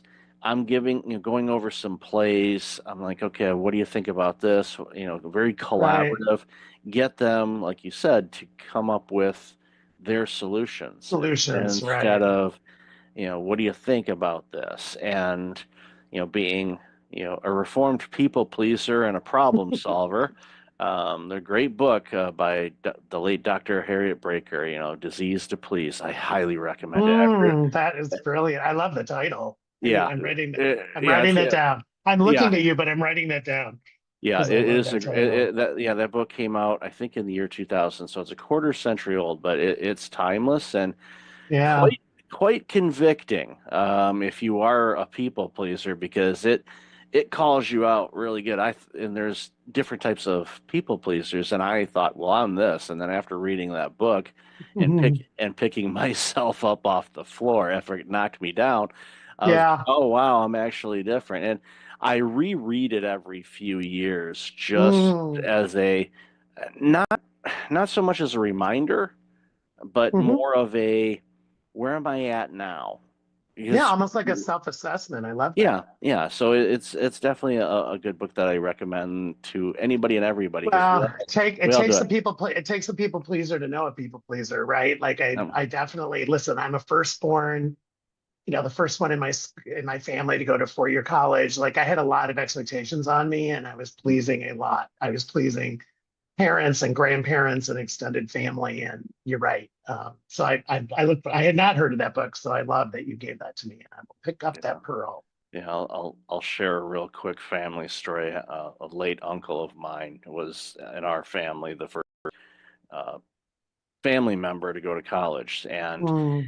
he made some questionable choices and did some crazy things in his life, to the point where when my brother and I, because we were next to go, Yeah. and we saw some of the annex he pulled, I told my parents, I'm kind of afraid to go to college. Why? Is it going to be hard? I said, no, because I don't want to do the crazy stuff that Uncle Joe has done. And Yeah. they're like, they said, don't worry. I said, that has nothing to do with academic. So it was like, okay, good, good. Phew. Yeah, But exactly. No, doesn't that's mean I haven't funny. done some crazy things, but hey, it Yeah, happens. right. No, for But sure. so, jumping back into, the work that you're doing now, and I know we talked about this before too, is, Hmm. the tool bag of knowledge and experience that you have is interchangeable. So Hmm.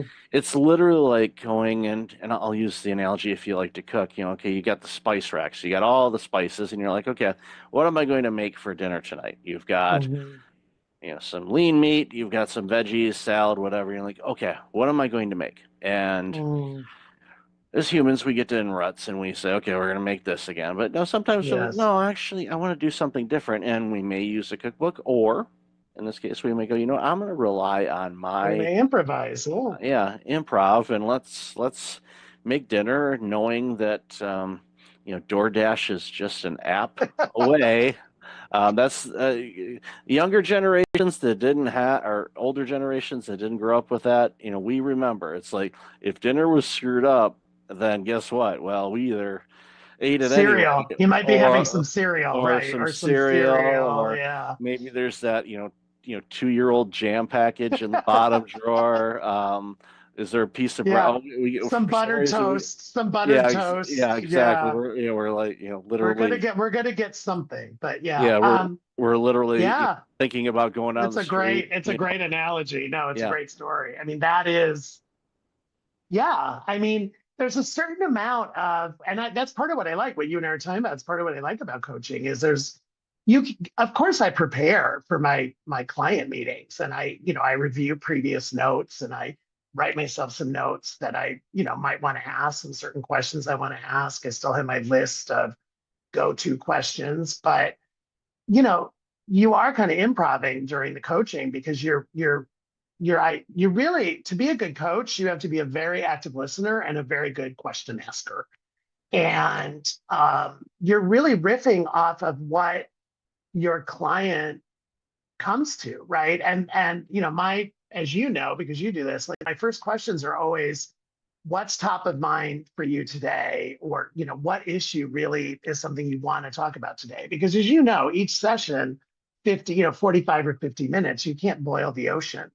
And I think getting the client to focus on what really is the core issue that's affecting them at that moment, right? And that they really want to talk about. And you can't prepare for that. It doesn't matter if you review all your notes and you think you know your client super well, they can surprise you each time. And to your point, I fall back on my 35 plus years of corporate experience and my own coaching. Like, I was coached. I had a coach at Disney for 4 years. When I was president of Disney Store, I had a coach. He was amazing.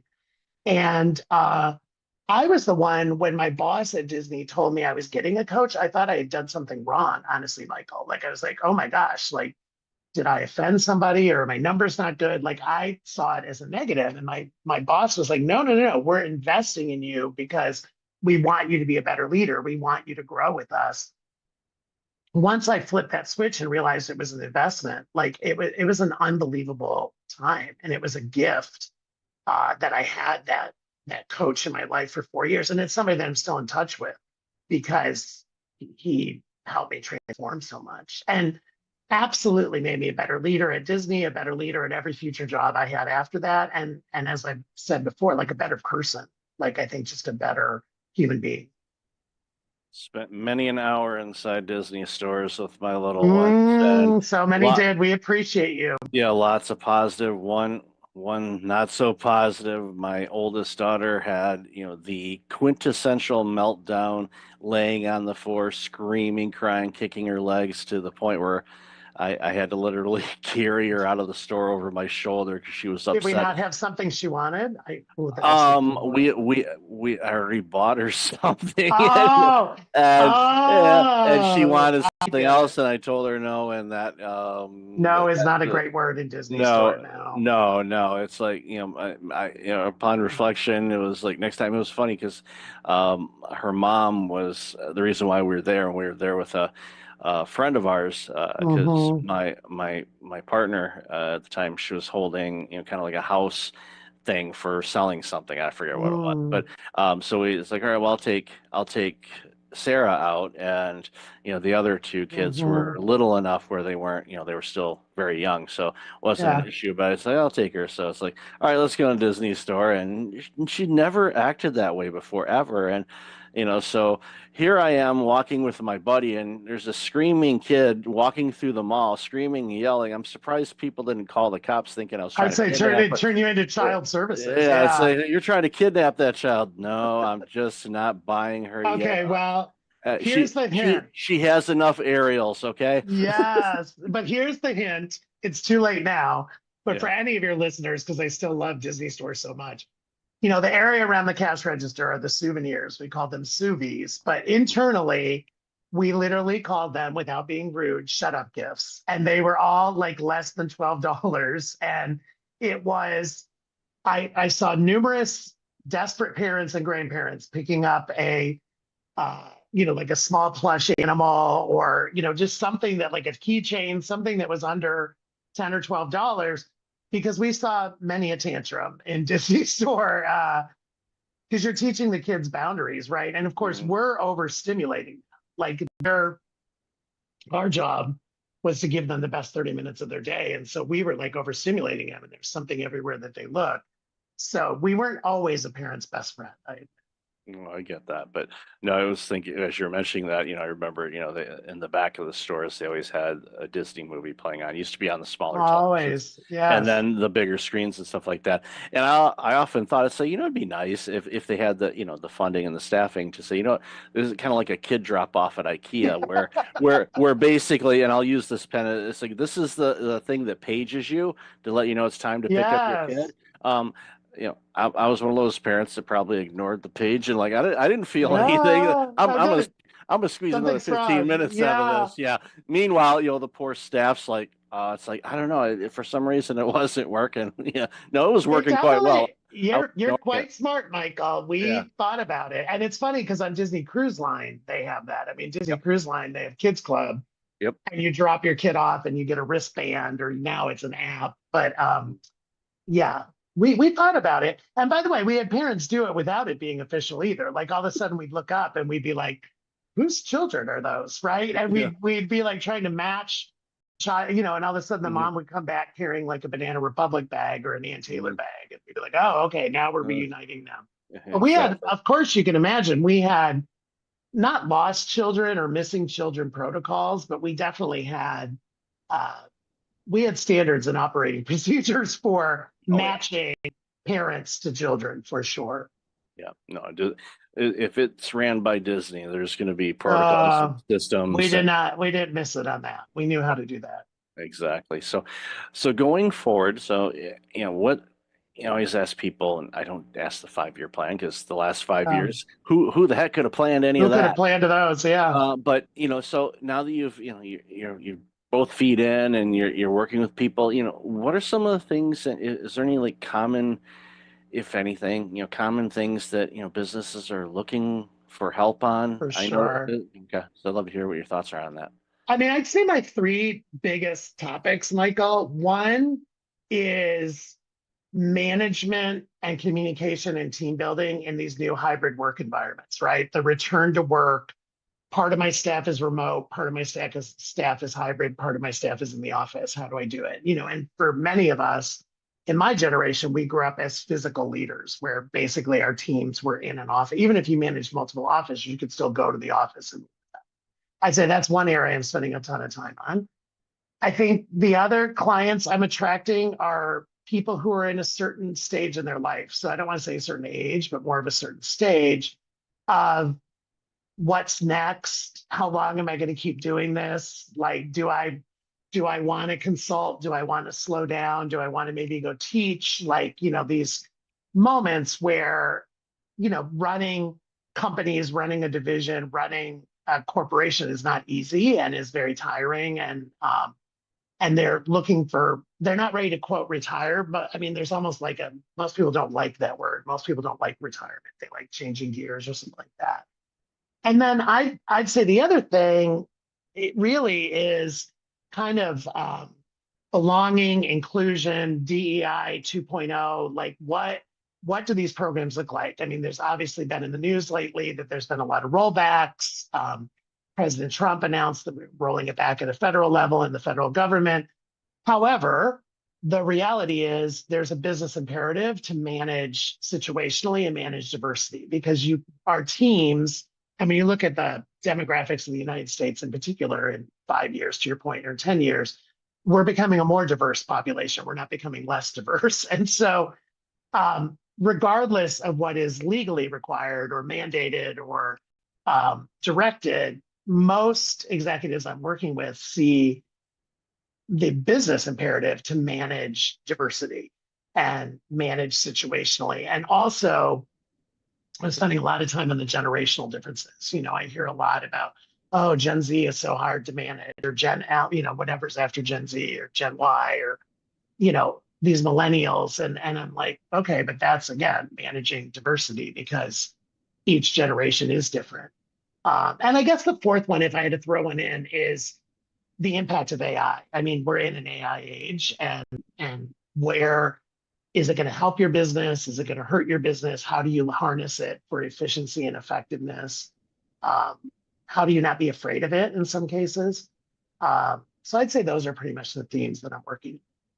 Yeah, and definitely plenty of work in all of those arenas. Yeah. And, I saw the headline this morning. I forgot where it was, what article it was, or what resource it was from, but it touched on DEI and diversity. And to your point, Hmm. yeah, 5 to 10 years, our country will be more diverse, and even to the point where they said it because of the diversity, everybody thinks, okay, well, you've got, people from this background or this Hmm. faith or Hmm. LGBTQ, Q, whatever. right. Yeah, so any of those things, but the thing that it hammered home, and I hadn't seen this, at least Mm. across to me as before, is in many of these situations, the new immigrants and new citizens to our country and all of that stuff are not coming from Western civilization. Mm-mm. Mm-mm. So what that does, and this is my perspective, and why Hmm.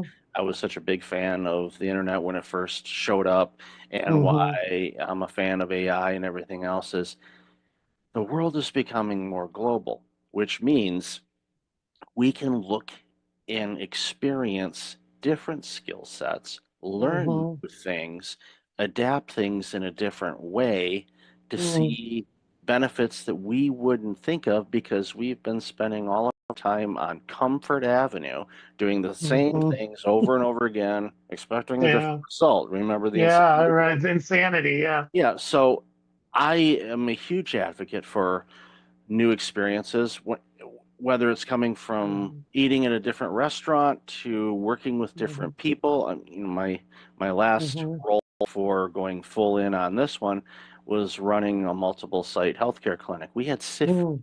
16 different nations represented in my clinic. Yes. Yes. The potluck lunch was off the charts Yeah. I was gonna because say it's like I'm like, well, I used to what is love the this? holiday celebrations. Yeah, I Oh loved yeah, that. because it's like Where bring everybody me. brought their version of cookies, right? And it Yeah, was like, or it was like oh a yeah. different thing. I'm like, what's this? It's like you go in there and your senses are just going crazy. You're smelling all these combinations of foods, and Yeah. you're like, crap. I said, I can eat maybe a plate, and there's like 10 plates worth of food here. It's I like so. know, I Yeah, we know. had, we had to retool it because there was so much leftover food. Thankfully, there was a place, a charity just down the street, so they were able to take all the food, and they were fed Yeah. amazingly, and it was like, so it worked out well. But all of these things Yeah. opens things up, and for those companies that are looking at that, going, I know 5 years down the road things may look a little different. It's perfect that they're doing that now instead Oh, of, for sure. I'm a big proactive person. I'd rather be Right. proactive than reactive, because Right.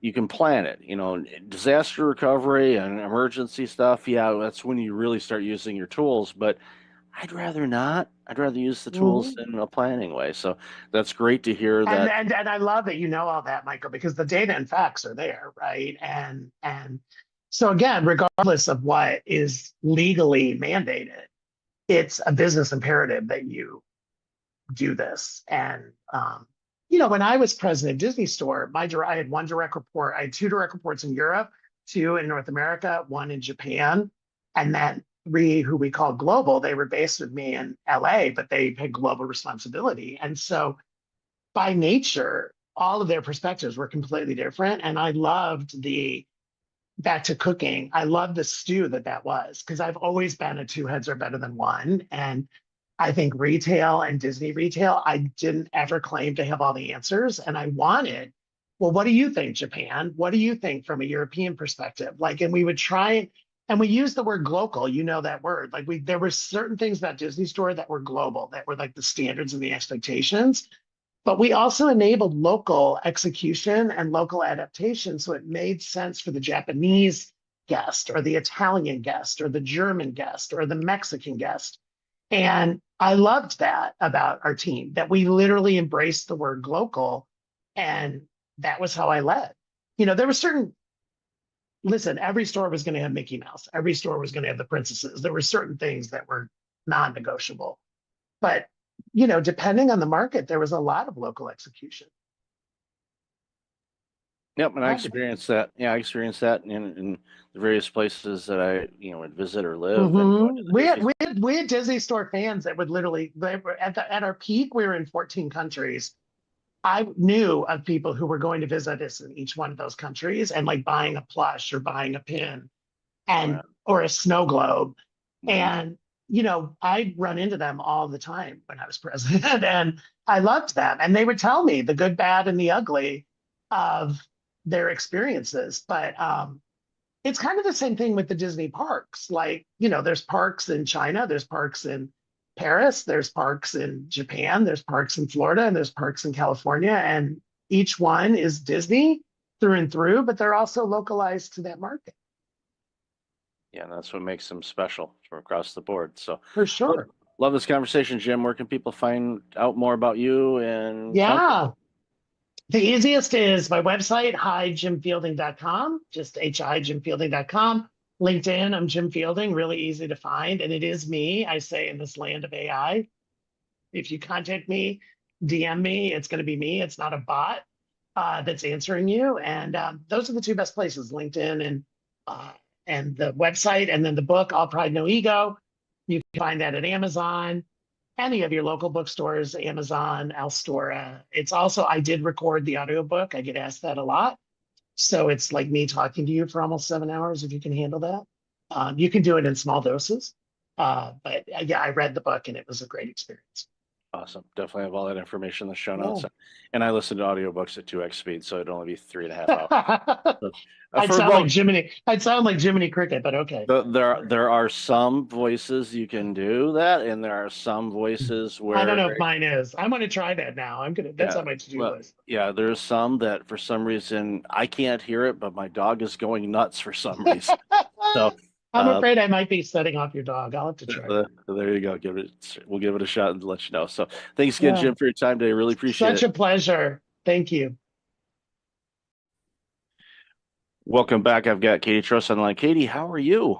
I'm doing great. Thanks for having me. I'm excited for this chat. Yeah, I've been looking forward to this one for a while now. So for those that aren't familiar with you, why don't you share a little bit about you and the work you're doing, and then we'll jump into the conversation.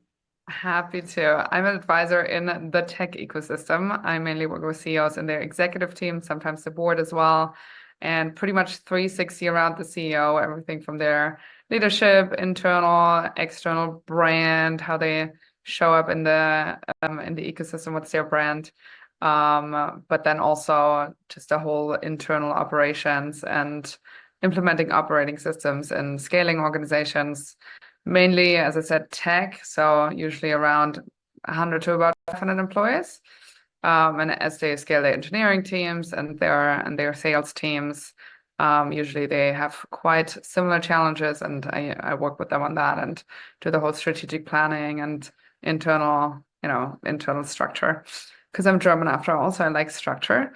But then also scaling culture and working on the executive team dynamics and the team building. So really everything the CEO touches. And yeah, I advise about 10 to 12 at a time and having a good time doing it. I enjoy it a lot.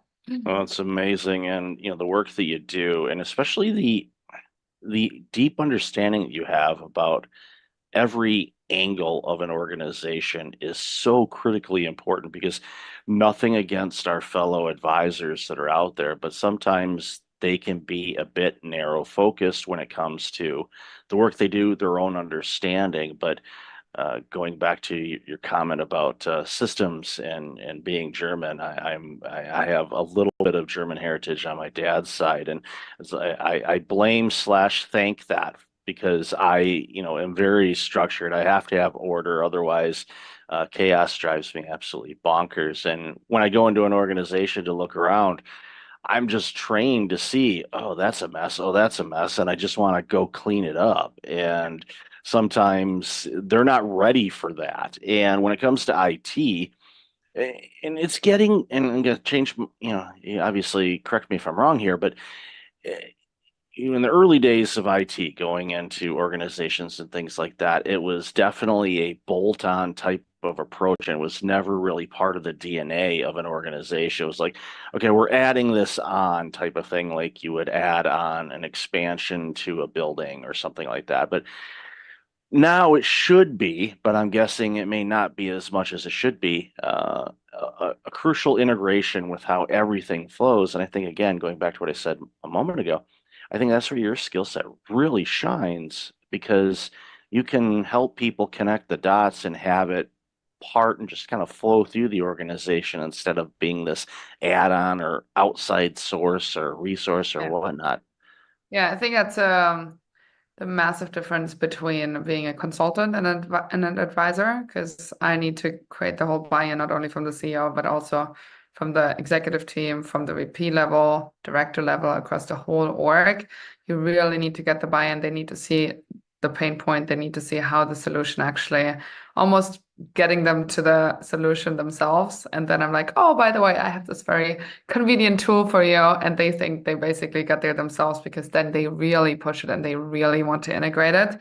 Where a consultant would go in and assess and identify and put together a plan, and it's never executed, or you feel like you have to go uphill. It's a complete battle to integrate or change anything. This whole change management, I mean, it's just a complete train crash. So yeah, I think that's where advisors and consultants are very different. I also have a coaching background. I was an executive coach for a while in corporate America.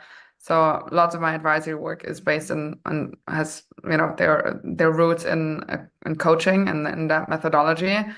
And it really works a lot with buy-in, and you just get so much better and faster change accomplished than just going in and pushing things that you think are right. Yeah, I agree. And I think it a lot of times too, you know, the quicker you can convince the client it's their idea, the better. And Yeah. they'll say, look what we came up with. And like, yes, that was great job. Proud of you. Yeah. You know, and it makes such a big difference. But I'd love to hear your thoughts on, and I don't ask too much about this anymore, about what we saw, during the pandemic, because I know there were changes, and we've talked about that on the show quite a bit. But as you and I were chatting in the pre-show a little bit, people behave and act the same. Yeah, there might be some differences out in what's going on in the world right now, but when it comes down to it, CEOs and leadership and the challenges they face continue to be the same. And what are some things that you see just are some tough habits for CEOs to break in the work that you're doing? Interesting question. I think in general, the whole ecosystem behaved very, on one hand, very similarly, where we had obviously the big tech spike, and the valuations went through the roof, and people were just fundraising like crazy and scaling like crazy, and there was not a lot of substance behind it. So a lot of companies then had this empty shell, no revenue, very little revenue, no real product to show, no real product market fit. And then obviously they have to cut after, and they have to let people go. And I think that is something that people and that CEOs deal with on a daily basis and outside of the pandemic as well. But this was just very accelerated and very much, just top of mind. So I think seeing the behavior of, hey, we have some money and we put it into marketing and into hiring, and there's what happened in the pandemic. People overhiring, people staffing companies with products that don't necessarily have product market fit yet. I think is a big lesson that CEOs can take away. And also post-pandemic, and when the ecosystem has now slowed down and there's not that much funding, to just really, really bootstrap as much as you possibly can, and only use money that you really need, and only use marketing channels that really work. Don't scale before you haven't validated marketing channels, before you haven't validated your product market fit, etc. So that's obviously one of the learnings from COVID. I think in general, the whole VC ecosystem and the VC landscape has changed a little bit, where it's just not that attractive of an asset class anymore to LPs. So there's just less money, and therefore there's deals, and therefore lots of companies have to go towards the profitability route because they just can't really raise. And some still haven't really had that insight. So they're still trying to raise, and they get lower and lower and lower valuations and do down rounds, and they kind of give away the whole value of their companies, right? Lots of CEOs who are stuck in a business that, yes, has good revenues, but the growth rate has slowed down, and they already gave up so much of the business that there's just not much to to take out once they sell, right? So they were kind of stuck in this. And how do you lead through that, right? How do you keep your team motivated who really is just there for the equity? Because otherwise, why wouldn't you work for Google or Facebook where you have like the best benefits you can think of, right? So how do you keep your team motivated? How do you keep yourself motivated if there's not, the big gold bucket at the end of the race? Those are just a few where I think the pandemic and that whole tech spike and tech crash has really challenged CEOs on how they run their business and and the strategy and the way they motivate the team. I agree with you on that as well, and brings to light a couple things. One, I agree with you wholeheartedly on the bootstrapping side of things. The more you can do that, the better, because we all get married to this idea that our product or service is the greatest thing ever, and maybe it's really, really good, but if the market for it is only at a certain level, that's what it's going to be. And the second thing you said really is an interesting challenge, I think, is as the founder of an organization, you've basically sold off your company before you sold it off with all of the venture capital funds and things like that. And now you've hit this plateau and where you need that additional round. And as you said, it's not easy to find that anymore. So you're kind of capped at where you're at. And you're just, here we are, nice company. We're just doing what we're doing and not able to grow it at the rate that you want to. And that can get you, pretty disgruntled as an executive to the point where you start mailing it in or you don't do the work, and your people are going to pick up on that. And then you're going to start losing those key people to Google and Facebook because they're going to say, you know what, this stock's not going to be worth anything. So I'm getting out before I take too much of a bath. And they leave, and all of a sudden your company starts to sink. And a real life example, this was yesterday. I was going through some old emails, and I was looking for a particular message, and I came across one that was from 4 years ago. It was just before the pandemic, from a company that was like, we're going to partner up, we're going to do this, and we're going to have this, and we're going to partner with me on some things. And we did some early things, and we kind of stopped, and I was like, okay, well, let's see where they're at with that. I don't know, maybe this is a better time for that. I don't know. Let's kind of see what they're doing. I click on it, and of course the domain's gone. And you can go through old emails 5 years ago, look at those companies. The majority of them, in all likelihood, aren't around anymore because it was this flash type of thing. And I saw it during the .com era too. I'm that old. So I was through that, and thankfully I went through and was working for a company that's still around, publicly traded. But most of the companies in that space did not survive. But when they were getting all the VC money and growing like mad, that the parties were off the hook, and it was like the booze was flowing and everybody was having a great time, and they actually had a product that they were selling. It wasn't smoke and mirrors like unfortunately so many organizations today are trying to push out. So with AI as well, that's going to be a really interesting dynamic, because I'm sure you're seeing it too. We're getting inundated every day with all of these new companies that have had this great product that's created that's going to do this and this and this. And, I see it and it's like, okay, going back to our history repeats itself commentary earlier, I know the majority of these companies are not going to be here in a couple of years. They're just not. That's just the nature of it. So as an executive, when you're looking at ideas and different tools and things, especially in the tech space, to figure out, okay, is there anything out there that can improve efficiency, return our, the better ROI rates, bring in new talent, all these things, it's hard to wade through all that noise to figure out, okay, this is what it is. So when you're advising organizations that are facing too many options, how do you help them kind of navigate through that? Yeah, very good question. I think it's whenever I work on certain topics, usually top 20%, like what's most painful. So sometimes that's on the people side, sometimes because you cannot possibly solve it all, right? There is just no way. Like as a CEO, you scale your company to, let's say you start with 10 people, right? And then eventually you have 100 people. It doesn't mean that you have 10 extra time to spend, right? It's not that you work 10x more when you have 100 people. So your whole approach needs to change. It's you just with every time the company doubles, there's new things that need to be in place, and there's things that are gonna fall through the cracks, and that's okay. Not everything can be taken care of. There's always so many products to launch. You can have so much additional revenue if you just launch in this country, and this product and that product.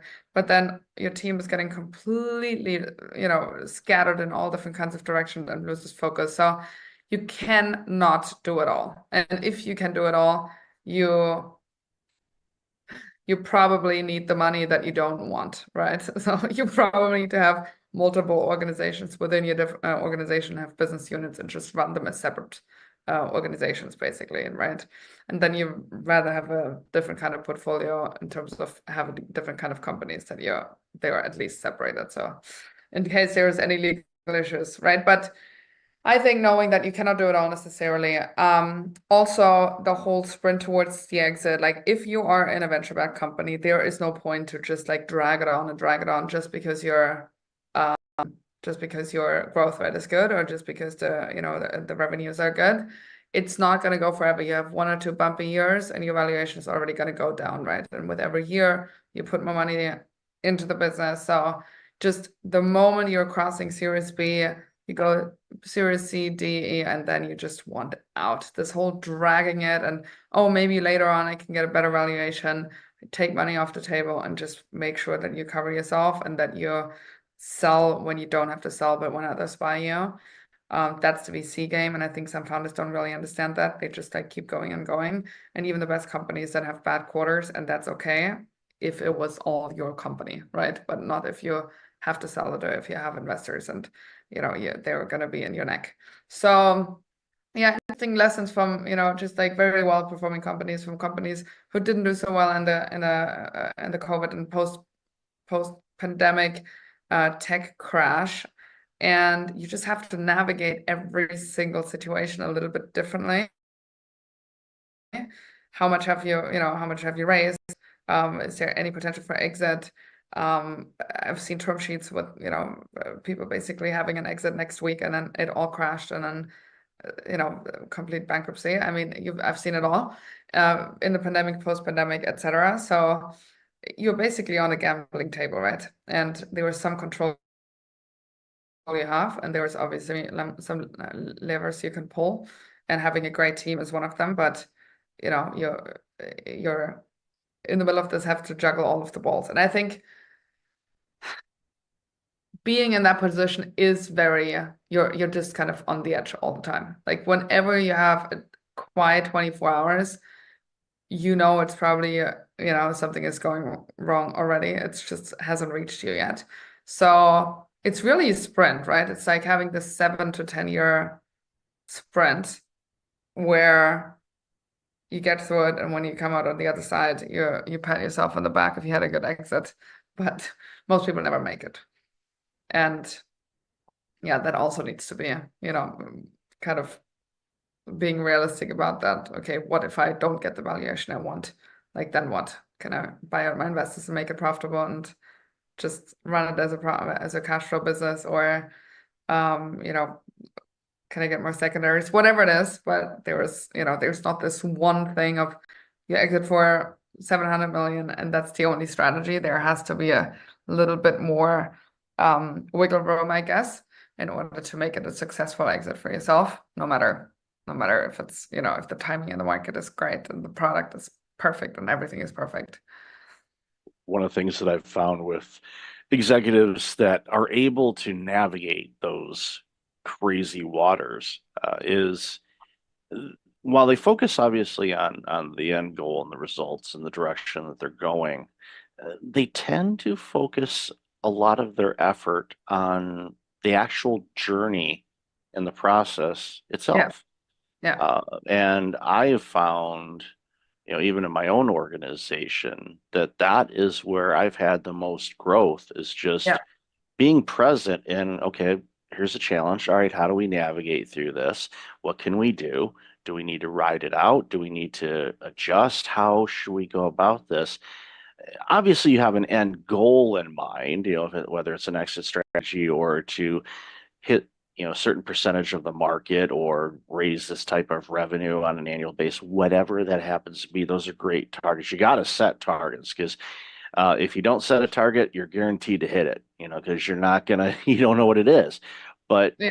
for a lot of people, it's the ones that I find that stick around, not only just the companies, but the executives themselves, are the ones that are, basically having the time of their life in this. And it's sad that so many aren't, because it's an amazing opportunity. And think Well, about it. But yeah, I go get it ahead. both completely. Yeah. Yeah, it's so it's amazing to see this. So a long time ago, you used to ask, okay, where do you see things going? But in this world, it's hard to, it's impossible to. But you've kind of mentioned it already, where the VC funds are a whole lot harder to gain. So what are some easy, quote unquote, easy things that some executives can do to navigate whatever the world throws at us over these next couple of years, which I anticipate it's going to be bumpy. Not trying to predict anything, but I anticipate we may see some real choppy waters for a bit. So I'd love to hear your thoughts on that. Very good question. I think take it one day at a time. As you already said, the execs that are the best, they're usually, hey, I want another challenge. I'm really excited about this. I just love problem solving, and every day there's a new set of problem that we haven't seen before, and I'm using my expertise and my ways of thinking and my ways of problem solving to come to the other side, to get to the other side, right, and find a solution. And if you approach it that way, then every day is a new challenge, and every day you find new solutions to that. And it's exciting, right? That's something that's engaging, where you feel like you can motivate the team as well. If it's a drag, obviously, and you feel like, oh my God, another problem, not the right way to look at this, and not the right way to approach your job as an exec. I think for CEOs especially, you're really on the hot seat. And what I find pretty interesting, and again, I'm not giving advice here at all on how to necessarily approach this, but if we are politically or economically, you have to lay off people, you have certain, political views, etc. I've seen a lot of CEOs who get backlash on it, right? Because you make one little comment and you're kind of a celebrity, you don't necessarily know the ripple effect and the impact that you have, not only on your employees, but also externally, and that that personal brand and how you're perceived externally. If you're a CEO, especially in the tech world, there is a certain kind of celebrity status to it, especially if you have a certain size company. So I mean, laying low, I would say, is probably the best advice, to not be hyper, obviously Elon Musk is a little bit different here, but to not be a hyper, opinionated on certain things. And when you have layoffs, just in a very human way. I remember Airbnb did it very well when they laid off people, and they had an amazing strategy around that. And so nobody walked away with resentment, and they could totally understand why, and they obviously saw reasons, and etc. But yeah, I think a human way to leadership, a very human approach to leadership, and internal and externally building your brand around that, and trying to have people understand your decision-making process and why you came to certain conclusions and why you have certain strategy and why you change certain things in that strategy, and being relatively transparent, not too transparent, but relatively transparent with that.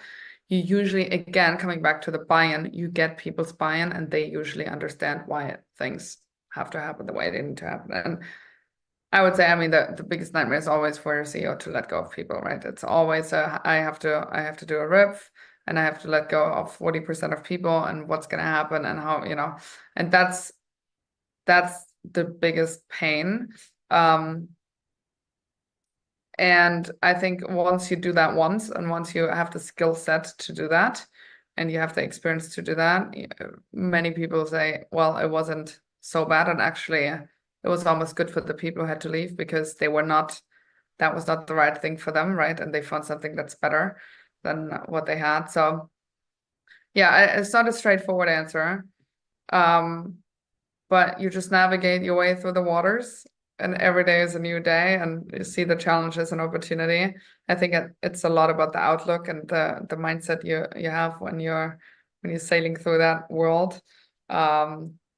And get yourself the right support, have a good board, have good advisors, and make sure that your executive team is sound, and that you have a good pair of execs around you that can make a big difference. Otherwise, you kind of carry it all on your two shoulders. Yeah, and that's when you start seeing executives burning out, is if they got to carry all the weight and they don't have the strong board or the strong team. And those points you mentioned, there's so much to carve up there, but I want to highlight just one. I think that the transparency one is definitely a good one, and it can take years and years and years to build up a reputation, and literally a couple seconds to destroy it. Laying low, especially in a very public type of world that we're in right now with social media and stuff, is not easy, but you have to, I highly suggest it. And, I love that you mentioned Elon Musk. If he has a filter, it's not installed, which at least, if you understand that about him, then you get it. And sometimes you're like, oh, I totally agree with what he said, or it's like, okay, wow, that he needed a little more tact than that. And that's just who he is. And if you understand that, I think that goes a long, long way to figuring all this out. So, Katie, I've loved this conversation. Love the work you're doing. So let's share where people can find you and follow what you're doing. Of course, I would say easiest is my LinkedIn, Katie Trost, or my website, katietrost.com. I'm spelled with a Y. And you find all the information there and more about my work, etc. Yeah, it's great stuff on there, and I'll definitely have that in the show notes. So, Katie, thanks so much for taking some time out of your day to have a chat with us. Really appreciate it. Thanks for having me.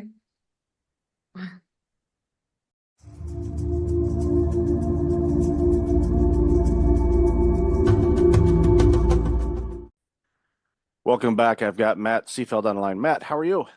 I'm doing great, Michael. Thanks for having me on today. Oh, thanks for being on the show. Really looking forward to this conversation. And even in the pre-show, we talked about all kinds of different things, and it's going to be a really good chat for the audience. So why don't you share a little bit about you, and then we're going to jump into this important conversation.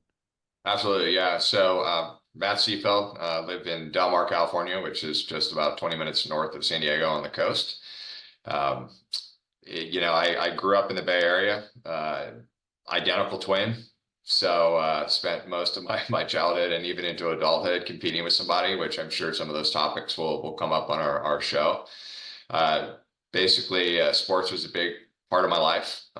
Played sports all through college, and continue to coach, as part of giving back and being of service to others, and help motivating this next generation of athletes to create I call it the callous minds, to be able to take on this world, right? Not let the world take on them. So, a lot of things there. In my career, I've been in healthcare my entire career. After undergrad, went right into working for a couple of the big four consulting firms, PwC, Deloitte, trying to fix health systems problems financially. Fast forward 24 years, I'm still trying to fix health systems and provider group problem.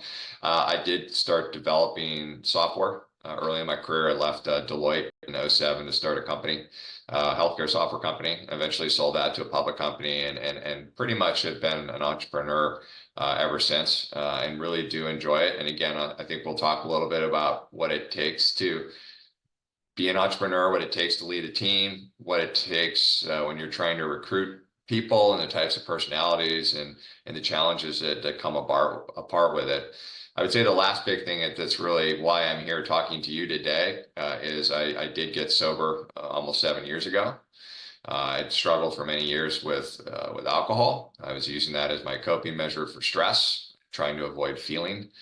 And when I got out of treatment, I realized there was no easy community out there, virtual community to connect with. And this was pre-COVID, right? And so I built an app. It's free for the world to use. It's called My Life Link, and it's a place where people have a soft entry into recovery, right? They can go in, they can basically be as open and honest about who they are, and we connect them digitally to people like them and people who have gotten sober and are in recovery that can help them with this journey. So it's an amazing experience.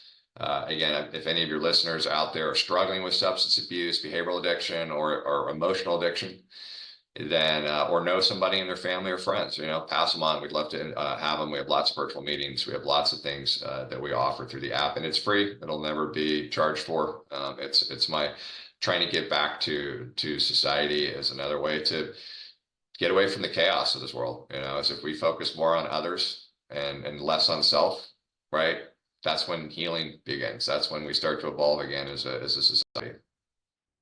That's amazing. I'll definitely have the link to the app in the show notes for sure. And I highly encourage those that are struggling with any type of addiction to check it out for sure. So let's bounce back to the healthcare side of things. I worked in healthcare administration, the primary care setting for almost 15 years. And every year was trying to fix healthcare. And my colleagues that are still in that industry, and I've been out of that for several years now, are still trying to fix it. It's a weird thing. And I have my guesses as to why it's so challenging to quote unquote fix it. And I think you kind of alluded to it a bit. And it just seems like that there is a combination of a reluctance to make adjustments because we've always done it this way, or people are afraid to take risks to say, well, let's try this, because from physicians closing down practices, which is downright scary because we know the population is getting older and we're going to need more healthcare providers, not less. So it's frightening to see that there's so many practitioners that are closing up shop or just saying enough of this. I'm going to go work at Target. Nothing against working at Target, but when you're a medical provider and you've gone to school for as long as you have, and you're able to help humanity with their healthcare challenges and needs, and all of a sudden you just say, well, can't do it anymore, I'm walking away from it. Society loses on that. So I'd love to hear your thoughts on that. Yeah. I mean, you already touched on two of the big ones, right? We've always done this, right? There's an apathy in healthcare, and I see it whether you're a large academic medical center or you're a 3-doc shop, right? It's the physicians have put so much trust in the administration side to just get it done. And that worked well. That worked well years ago when reimbursements were decent, cost of delivering care was less. But today, right, what has inflation done to supply and labor costs to deliver the service? It's skyrocketed. And I don't know of anyone who's getting more money from insurance companies, right? So you have pressure on margin now without you doing anything wrong. It just is simple, right? I got a knee surgery in November of last year, and I'm sitting on the OR table. The anesthesiologist is about to do his thing. And I said, hold on a second. And I said, hey, do you know to the doctor, my orthopedic surgeon, do you know what the allowable is for my meniscus surgery you're about to do? Do you know what you're going to get from Blue Cross? And he's like, I don't know. I said, $1,400. So that's pretty good for a 20-minute procedure, right? And I said, who's after me? What type of patient? He goes, Medicare. I said, what are you going to get from that? It's like, I don't know. I said, probably $800. And then I went one step further and I said, do you know how many people and touches on the administration side it's going to take for you to get paid for my claim? And he's like, no. I said, do you think you should know that as a business owner? It's like, yes. So there's your problem. So the problem that I see now, and I've been pitching this for 20 years, right? And it's always been a kind of a nice to have concept, but now it's a required to have, is the fact that unlike Henry Ford figured this out in the early 1900s, and healthcare still hasn't gotten there, right? It's this principle of people, right? And it's how do you get a workforce in place that will move heaven and earth to do the right things for the jobs that they're in, right? Revenue cycle is a nasty business, right? High turnover, low wages, not a lot of motivation going on there. So when you start to think about touches to get outcomes, I mean, we looked at like our company, we have a services business as one part of our company. And I looked at all of the outstanding account receivable. Those are claims that are just sitting out there waiting to get paid. We had already touched those 27,000 times at $5.27 a touch. Is that a problem? Of course it's a problem. So I really think the only way for healthcare to get back on track, and this is still probably not good enough. I think healthcare is going to have a massive change over the next 5 to 10 years, probably some more government intervention there. Is it we've got to reduce touches and humans to get payment for services that are already much more expensive to deliver, right? It's as simple as that, right? It's getting people in the right organization, and it's measuring them and holding them accountable. So if you think of like, I call it recognize, reward, and retain, right? How do you recognize people for the great work they do? How do you reward them? And there's lots of ways to create reward systems. And then how do you retain them, right? Ritz-Carlton, Walt Disney figured this out decades ago. They call it the internal service quality, right? I love my job. I know where I fit in the organization. I want to be here. I want to brag to everybody, including my family, about what work I do, right? So I'm not going to leave you and I'm going to perform, right? Healthcare, what the heck? Like, go into a business office and hey, everybody's motivated or nobody's raising their hands, right? So you have to get back to it. And the only way you can do that, though, is to be able to give them non-emotional, objective data on how they're doing. Because you're going to see two things. You're going to see the people that rise up and are like, finally, Michael sees what I do. And then you're going to see the people that select out. They're like, I don't want to be held accountable. I'm going to go work at another organization. Or I'm going to go work down at the Target or Starbucks or whatever, right? It's that piece. To me, revenue cycle management is you touched on this. Like, I live in a community where if you have Medi-Cal, you will not be getting seen by any surgical specialist in our area. If you have Medicare, good luck. If you have good commercial managed care and you have a net worth that allows you to pay cash for lots of it, I'll see you. So not only these communities are, you're not losing physician groups, but the communities, they're only now taking select patients. So so all of this is hurting our society. We're all being impacted because we can't get our arms around the fact that there's too many people and too many touches to get paid. And we can't hold these payers more accountable. Those payers make billions in profit, right? The supply companies make billions in profit. The drug companies make billions in profit, yet the providers are going out of business. Wait a minute.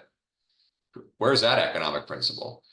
So I've done this for so many years. And so like the software we develop really sits on top of these billing platforms that measures every unit of work and provides that feedback to administration to say, hey, this is where all these humans are getting involved. Let's look at why. Let's look at the people and the process, and let's look and say, can we change things?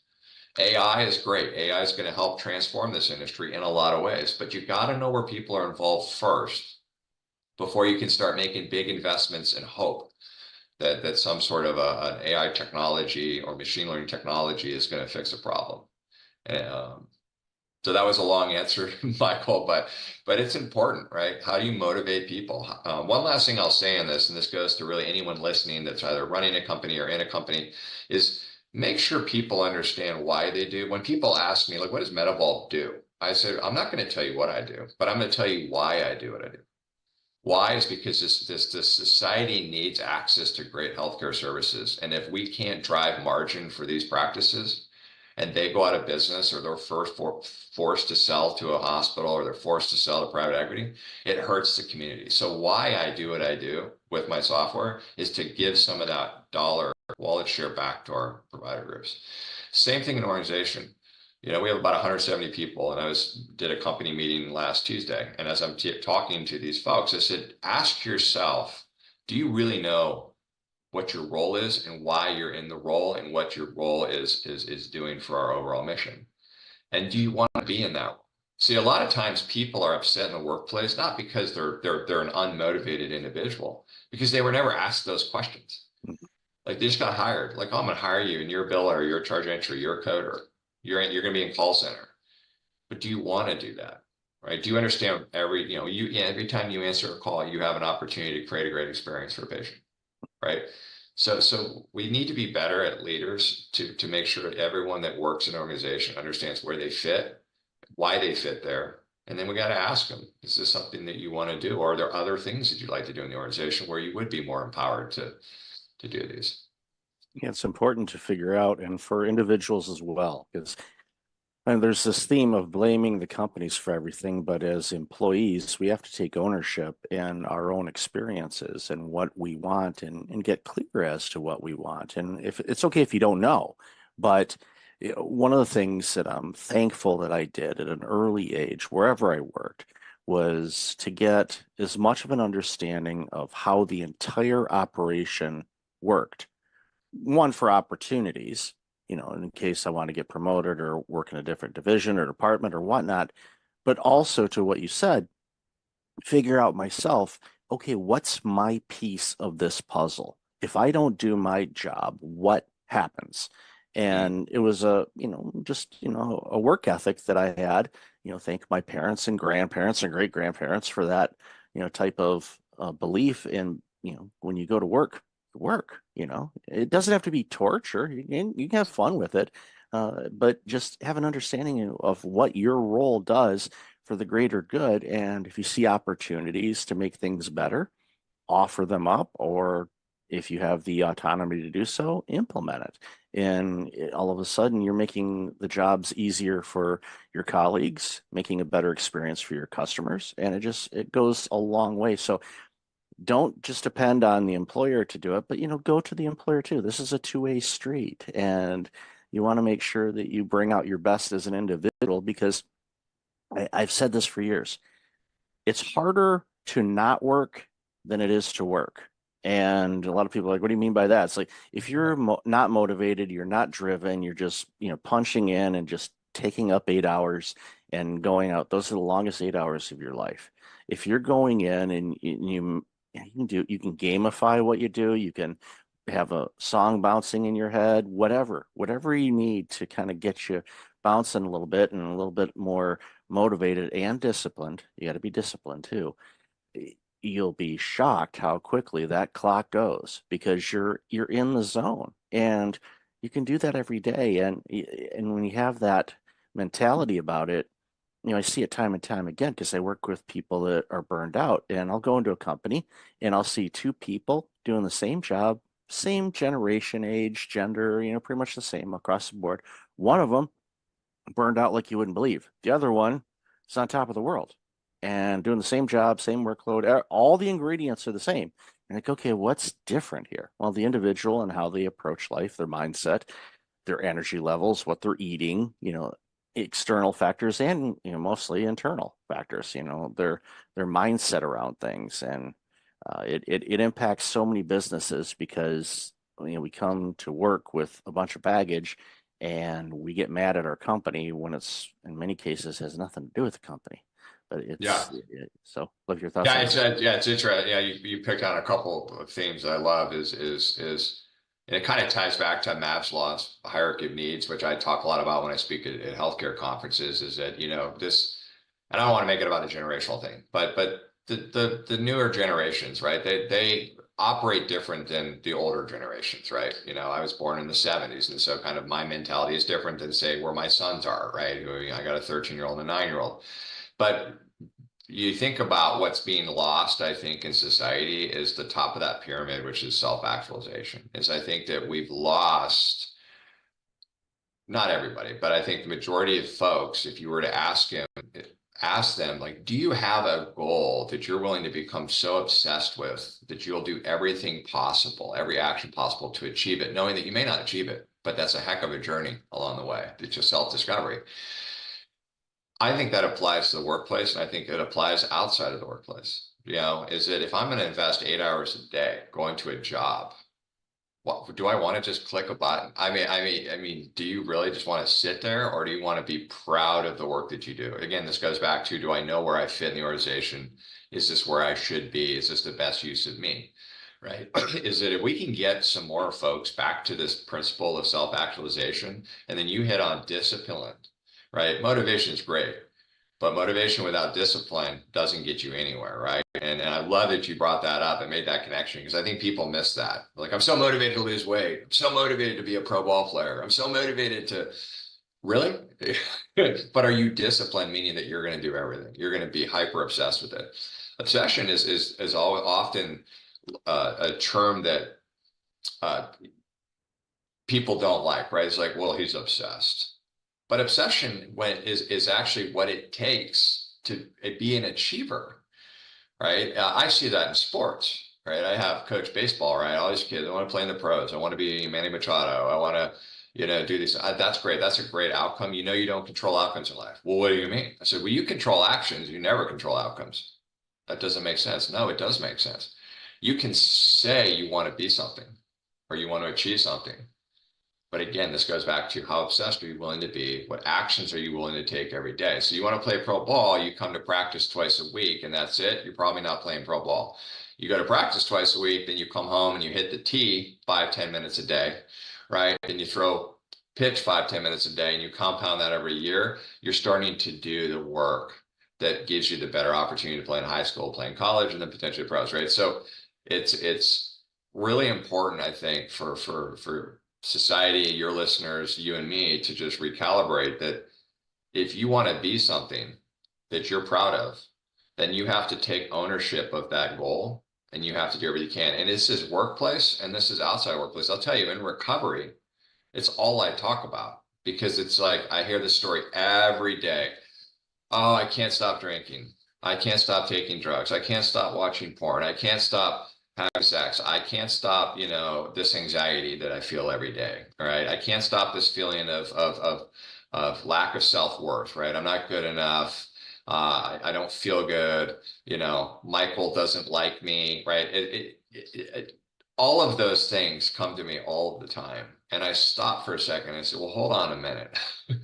Why are you trying to escape from that feeling?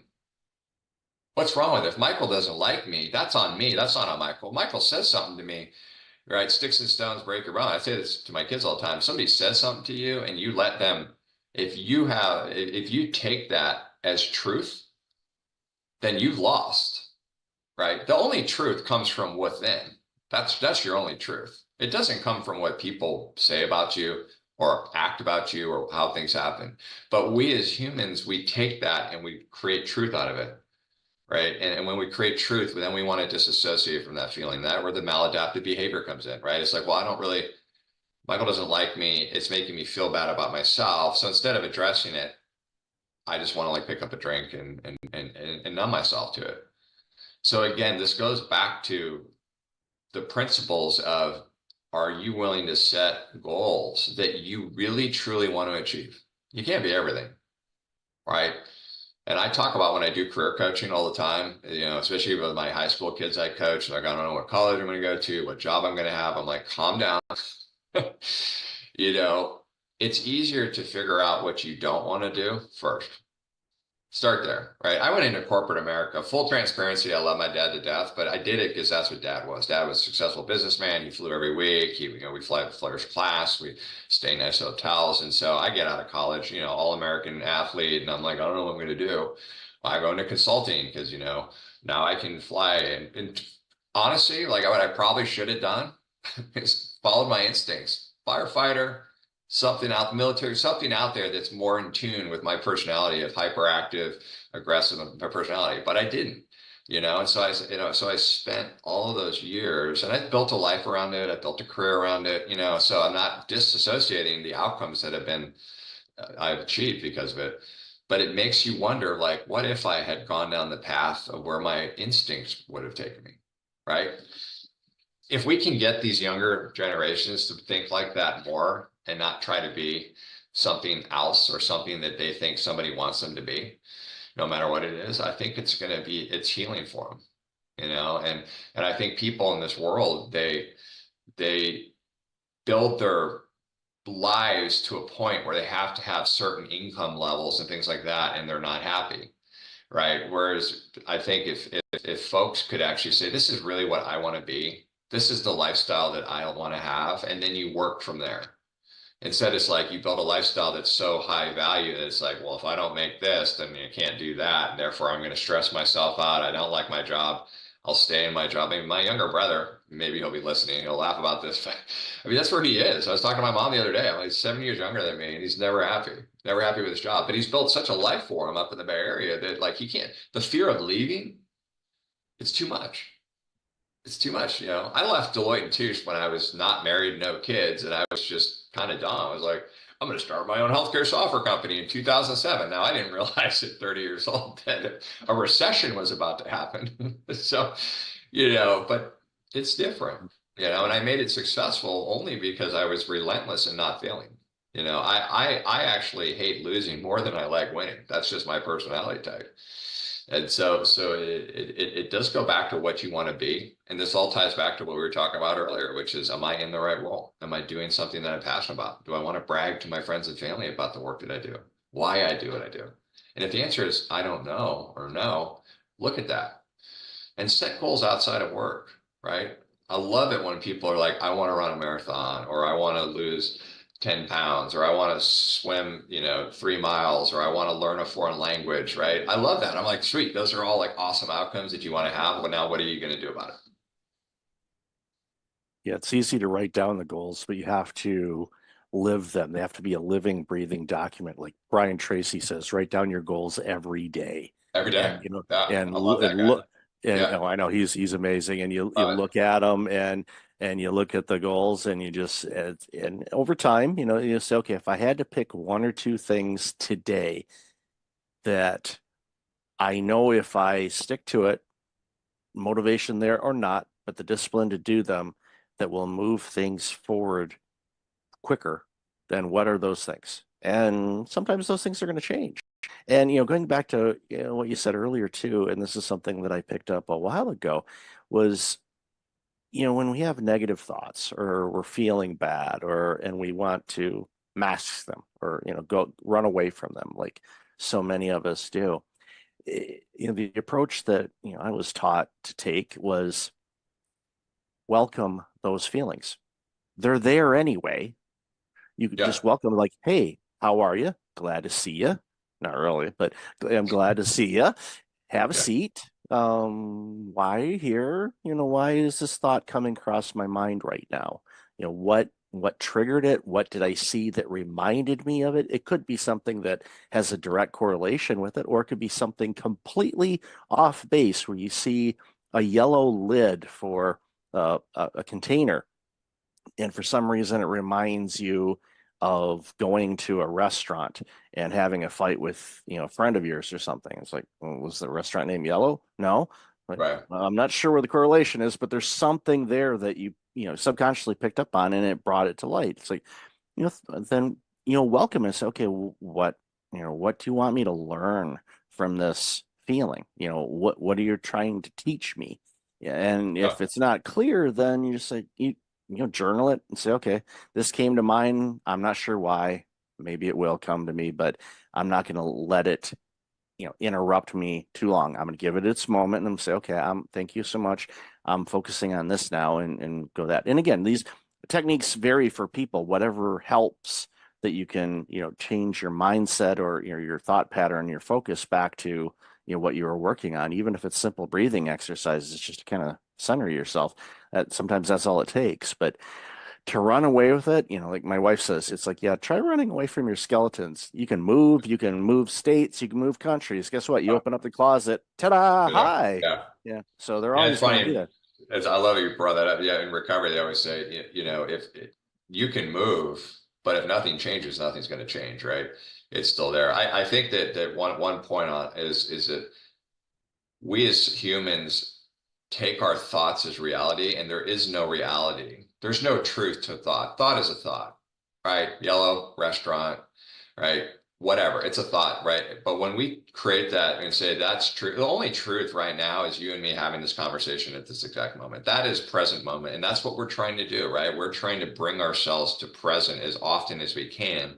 And the amount of time it takes you to bring yourself back to present when you have the thought about the yellow restaurant, that's where you start to be successful, right? Can I just flip that switch in a second and laugh it off?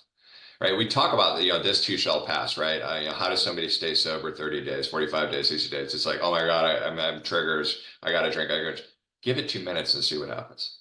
2 minutes. Think about your consequences if you do pick up, right? So how quickly can we send ourselves back to reality is really important. I think the other thing is that and I do this a lot, right? I grew up with anxiety. I could play for anxiety every day. I wake up at 6 a.m. in the morning. If you want me to just be like, let's just be anxious today, that's me. Right, I had the nervous tics as a kid. I was very unsettled as a kid. I always put myself in stressful. I was a quarterback, I was a pitcher. Like I always put myself in stressful positions, which was like subconsciously, I think, my attempt to try to get over this need to be anxious all the time. But what's interesting, and I say this to my kids too when I'm coaching them, is that if you don't stay in present moment and you let what just happened impact you to right now, you lose, right? You strike out, you miss a ball, right? You have a bad throw with the discus, right? If you carry that to the next moment, you might as well walk off the field because you've already disrupted your mindset. The same thing is don't create a future that hasn't happened yet. I do this all the time. I'm like, I can play for like what's about to happen. I'm like, well, I might lose a game tonight. Kid might not do as well as I want him to be, right? Those are futures that haven't even happened yet. If it impacts any minute of my day today, I was taken away from this moment of being present with you. So it's the whole thought addiction. We do it. My twin brother is he's a physician. He's an ER physician in recovery with me. We're about the same time frame, and he works with me on my LifeLink, the sober app, but he's actually taken the next step further, and he's created curriculum around thought addiction and emotional sobriety, which has been amazing to really see how he's evolved now in terms of these topics. But it's just amazing to me, the farther I get away from drinking and the more people that I meet who are struggling. The answer is so simple, yet it's so hard to get to that level of disparity that you're willing to do something about it, right? I think Eminem has a song where he's talking to his daughter. He said, you know, I got sober for me, but I actually got sober for you. And there's truth to that, right? And I wish there was a pill I could give somebody struggling. If you have listeners right now that are struggling, I wish there was a way to be like, take this pill, you're going to have your bottom and you're going to be on to healing, but there is nothing. It actually has to come from within. You have to have that spiritual awakening that says, you know what, I'm willing to do anything I can possible to get help, right? Become obsessed with it. And what I'll kind of leave you with this is that what I've found in my life is the more selfless acts I can do throughout the day and in my life, even though it takes a lot of time, you know, when you're volunteering your hours, you're coaching, you're still trying to work out and be healthy, you're still trying to run a company. It's absolutely what's kept me grounded, is that when I can serve others and not focus on me, and those others can be inspired to serve others, that's what drives hope, right? When I pass away, my hope is to leave a legacy of memories in people that inspire them to keep that going, right? And I think that's what this life is about, right? Is can we stop the nonsense on the news and can we just get back to helping each other? You know, when you become selfless, you build self-esteem, which is important for me because I grew up with almost no self-esteem. Always never good enough, right? In my mind, nobody ever said that. It was in my mind, right? I'm not good enough. You know, my brother's better than me. My dad doesn't, you know, love me. My mom, right? I mean, it's all in here. Again, I took thoughts in my head and I created a reality out of them. I made them reality. And how much of my life, how many hours of my life, days of my life, months of my life, years of my life were wasted on creating anxiety around stuff that was never truth. It's something to think about. It definitely is. And it's one of those things where, you know, you created that reality around anxious thoughts. You can also create reality on positive thoughts and being selfless and helping others. And real quick before we wrap up, this was a couple months ago. I live close to a mall, and you know, when the weather's lousy, I'll just walk inside, get a little bit of walking in as part of my health routine. And there was this, it looked like it was some metal that came from some kind of scaffolding or something like that. But it was a small piece. They're just kind of laying on the sidewalk by a garbage can. So I picked it up and I put it in the can. I wasn't looking for any acknowledgement or good job, Mike, or anything like that. But I didn't even see him. There was an older gentleman behind me that English was not his first language, but he was able to muster up the words. He says, "I am so glad there are still people in this world that will do something like that." Well, And it was that shaped my day. And it was like, okay, keep Yep. my eyes open for other areas to serve. Again, I didn't do it to say, look at me, I am cleaning up the earth. No, I just saw it and took care of it. And Yep. by doing that, it removed a hazard, made it cleaner, and it took me 3 seconds, if that, to do it. And it's just look for those opportunities to help others. They can be small. It might be small to you. It might be gigantic to them. That's right. Just take those opportunities. So yeah, Matt, you never know the impact, right? You never know yeah. the impact you're going to have. I'm coaching a baseball team right now, and one of the kids who's first year playing baseball, single mom, dad's nowhere to be found. And she came up to me the other day and she said, I'm so grateful to have you as a coach and really kind of help be a father figure, to this kid. And I'm like tearing up a little bit saying it. And I thought about it. I said, wow, I take it for granted, like my house. We got a beautiful wife. She's amazing. I've got two healthy kids. Not everybody has that, right? We were just down in Mexico on spring break, and we're leaving this nice resort, and we're driving to the airport. And I told my boys, I said, look over there. People live there. These are no running water, right? I mean, not the same life that they have. And I said, so you have to have empathy for that. You have to be you have gratitude for where you're at, but you have the empathy for others. And how can I help other people, right, to rise up? And I'm telling you right now, if everybody today, listening, could just do one thing, one piece of service, whatever, pick up a piece of metal, open a door for somebody, help somebody grab something off the top shelf, whatever it is. I said, just imagine if that started to have that ripple effect. And it does. It feels good. Like that guy saying that to you felt good. And that's okay. That's a nice dopamine hit. You're like, okay, I didn't do it because I needed it. I did it because that was just the right thing to do. But it does start to build that self-esteem and confidence. So and it attracts more of that to you as well when you do it. Yep. So Matt, love this conversation. Yeah. Where can people find out more about you and this amazing work you're doing?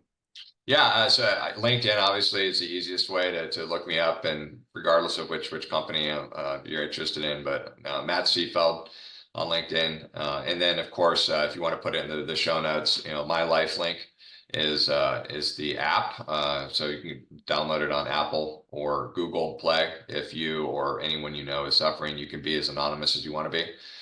So it's a soft entry into this amazing and extraordinary world of recovery once we distance ourselves from the things that we historically did to disconnect from feeling. So would love to connect again and keep in touch with you, Mike. I really appreciate this time. These are fun podcasts to do where you can kind of just be open, and talk about a lot of different things. Yeah, no, I appreciate you and really enjoyed the conversation as well. And I'll definitely have all that information in the show notes. So Matt, again, be well, and hopefully you don't have nightmares about linebackers tackling you or. I still have a little bit of, yeah, it's funny. It's always like, I'm not prepared. I was a quarterback, so I wasn't prepared for the playbook. Like that's usually, it's not like a lot of people worry about school or they're not prepared for a test. I worry about, I show up to a game and I don't remember the playbook. Isn't that funny? So I still have that. Or pitching, Manny's up at the plate and he hits the ball and the ball leaves Petco Park and lands in Balboa Park. So I know we've seen a few of that. Yeah. Yep. Awesome. Well, thanks again, Matt. Really appreciate it. You too. Take care. Welcome back. I've got Bruce Piasecki on the line. Bruce, how are you? Very fine, Michael. Glad that you're here. I'm glad that I'm here, and I'm glad you're here too. We've talked quite a bit in the pre-show, which we'll sprinkle into the episode as well. But you do some amazing work, and you're concerned about a lot of different things that impacts humanity. But one of the things that we discussed in the pre-show was the connection of fear of war and fear of climate change and how they intersect a lot more than people may think. So would love to hear your thoughts about that. Yeah, like yesterday I did a podcast with Colonel Robin Phillips, who ran for the national security at the Pentagon, both the Afghanistan desk, the South Asian desk of those 41 nations like India and Pakistan, and also ran for 10 years the desk. They always gave her the hotspots of the former nations of the Soviet Union when it was breaking up. And what Colonel Robin says, because she's honored me with a great review of my book, Wealth and Climate Competitiveness on Amazon, she's noticed as well that there's this coincidence between the new concerns about war and military resource conflict and climate change. And she reminds all of us in this podcast I did with her that today, for the first time in human history, we have the technology and the information, but we have to choose the right leaders and adapt the right patterns to realize that these are one and the same, that unless you keep national security interests and nation state interests in Somalia or the other nearly failed states, you're going to create serious unrest for the US government and for Canada and for the industrialized nations. So I believe that they're one and the same. So I'd like your listeners to begin to visualize the solution. And I call it the sweet spot between business and society. If you think of two large circles, one is business interests and another is social interests. For the longest time, those two circles only met mildly, peripherally, when they bumped into each other. Now what I'm finding in the new generation, my daughter's a doctor and she's totally there. There is a sweet spot of innovation and wealth creation where the two circles meet, and they meet in 6 ways. First, they cut costs. When Walmart hired my firm, it was always the low price. They wanted to bring food into Africa with less cost. But it really is a sustainability and climate solution if you can give people nutrition in Africa in 22 nations without or over reliance on yams, right? Because it's not diverse enough. Second, the great firms grow revenue. So in my new book, I talk about Trane Technologies, the building science and the food transportation giant, 50,000 engineers who quadrupled the value of their stock during the pandemic because they found a more efficient way to help Pfizer shift its pandemic vaccines, helped Walmart ship its refrigerated food. And so Trane Technologies is featured in my new book as an example of a business result. They're growing revenue because they're interacting with social needs. I think the third thing that happens is we begin to improve our relationships against the common prejudices. So many corporate leaders that I worked for, say 20 years ago, in their high rises where we take the private elevator up to the top of the firm, they had prejudices about social movements. They had prejudices against government, right? And I think that when you begin to think of the sweet spot that's shared between business interests and social interests, you get firms like Toyota, Patagonia, Unilever that operate. Unilever operates in 120 to 140 of the 190 nations in the world. And they see that in the attitude of most people that buy their products, there is this sharing of the sweet spot. The other 3 things that I worked on in my firm with our lawyers and our engineers is that you attract and retain better talent by thinking about the sweet spot. And that's clearly evident in firms like Trane, where I write about a man called Scott Tu, who's taken my company's leadership training for 15 years, twice a year, and as a result is one of their managing partners.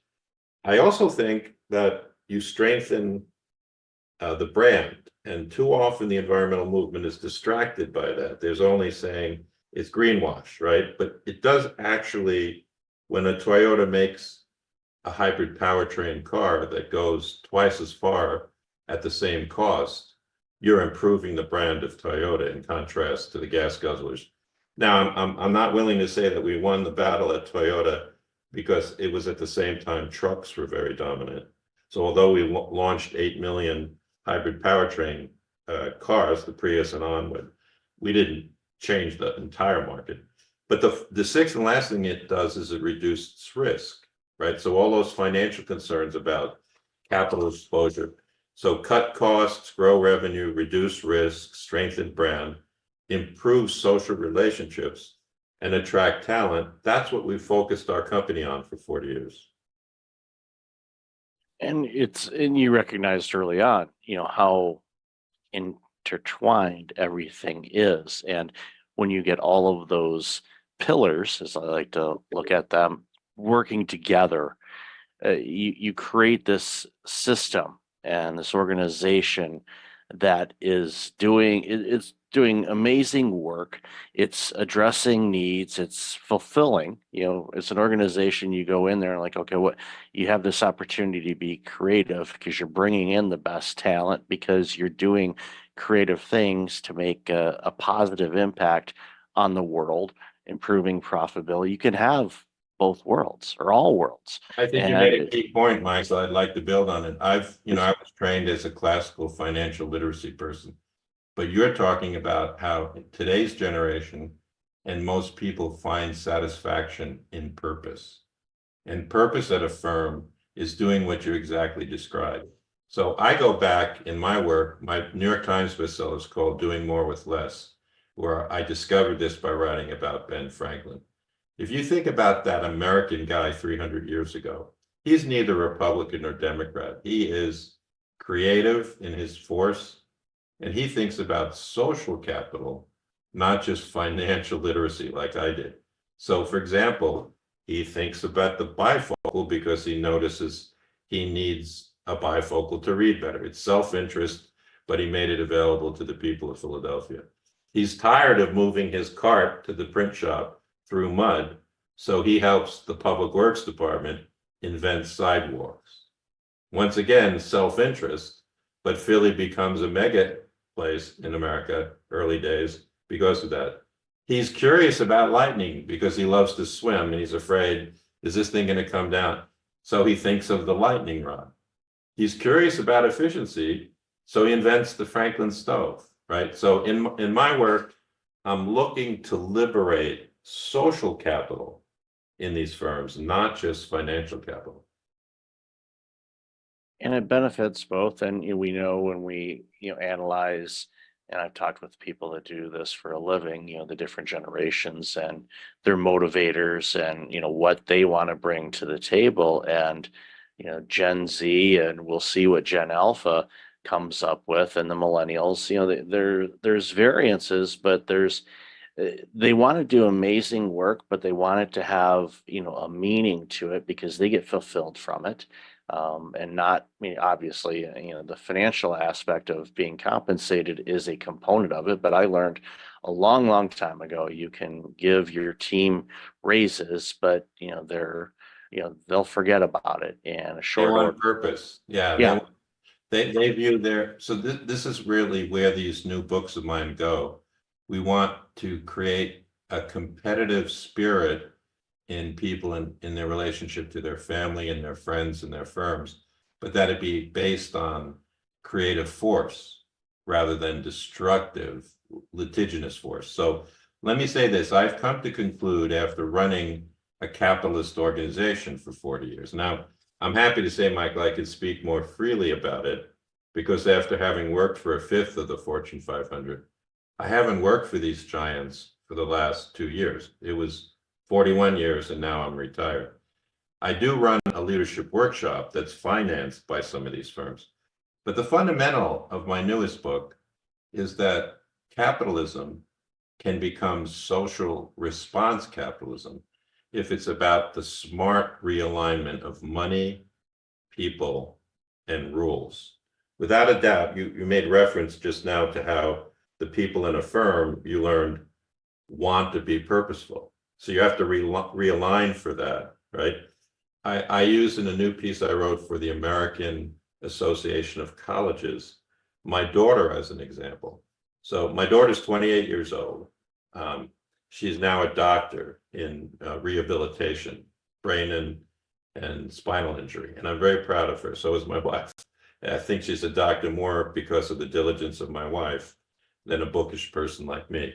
But to make a long story short, when I observed Colette and all of her doctor friends at Upstate Medical and all of the places in the hospitals she's now working at, it's almost they learned about the relationship to business and society osmotically.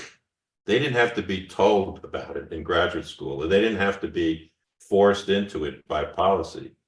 They live in a world in where there's so many people in the population, and they already are discerning that they have to play a role in reducing climate and pollution and making machines more efficient.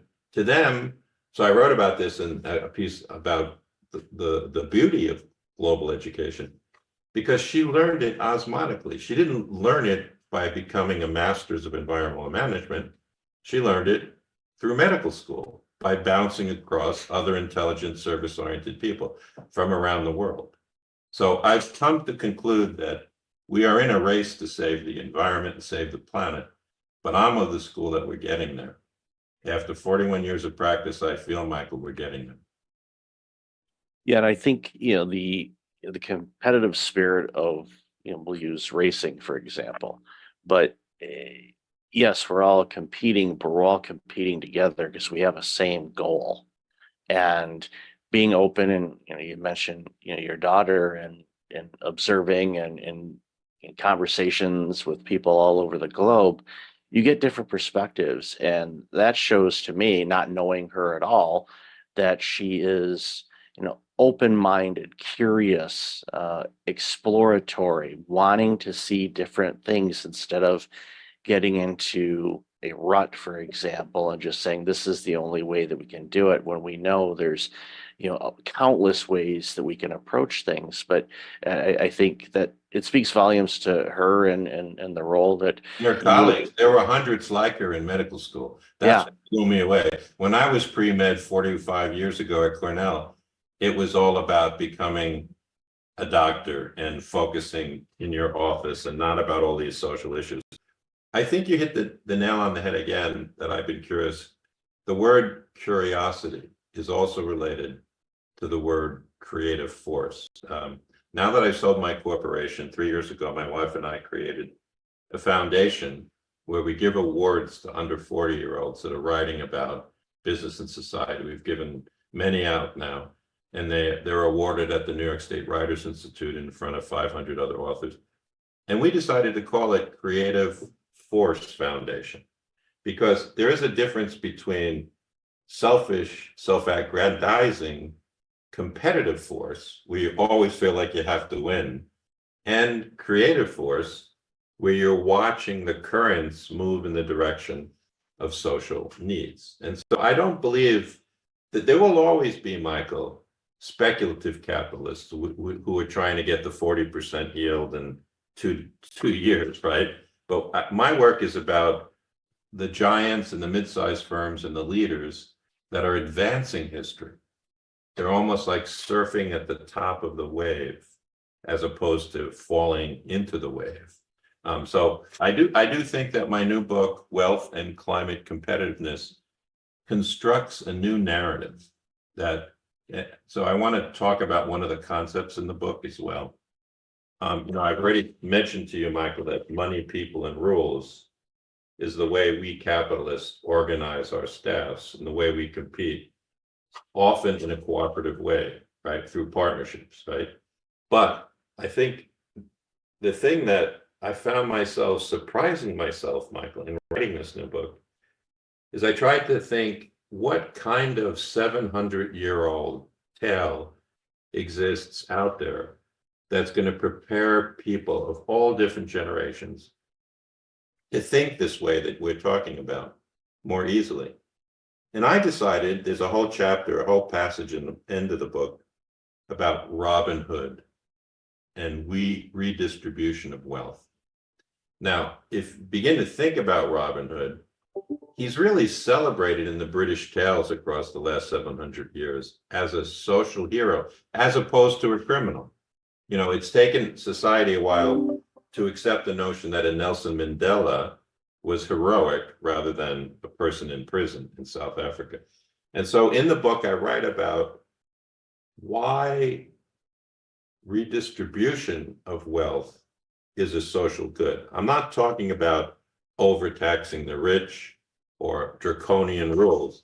I'm just talking about how there's things happening in the investment community at places like Calvert Investment or Trillium or my pension funds, where every day 10,000 clicks are redistributing wealth to more efficient companies like Toyota or Train.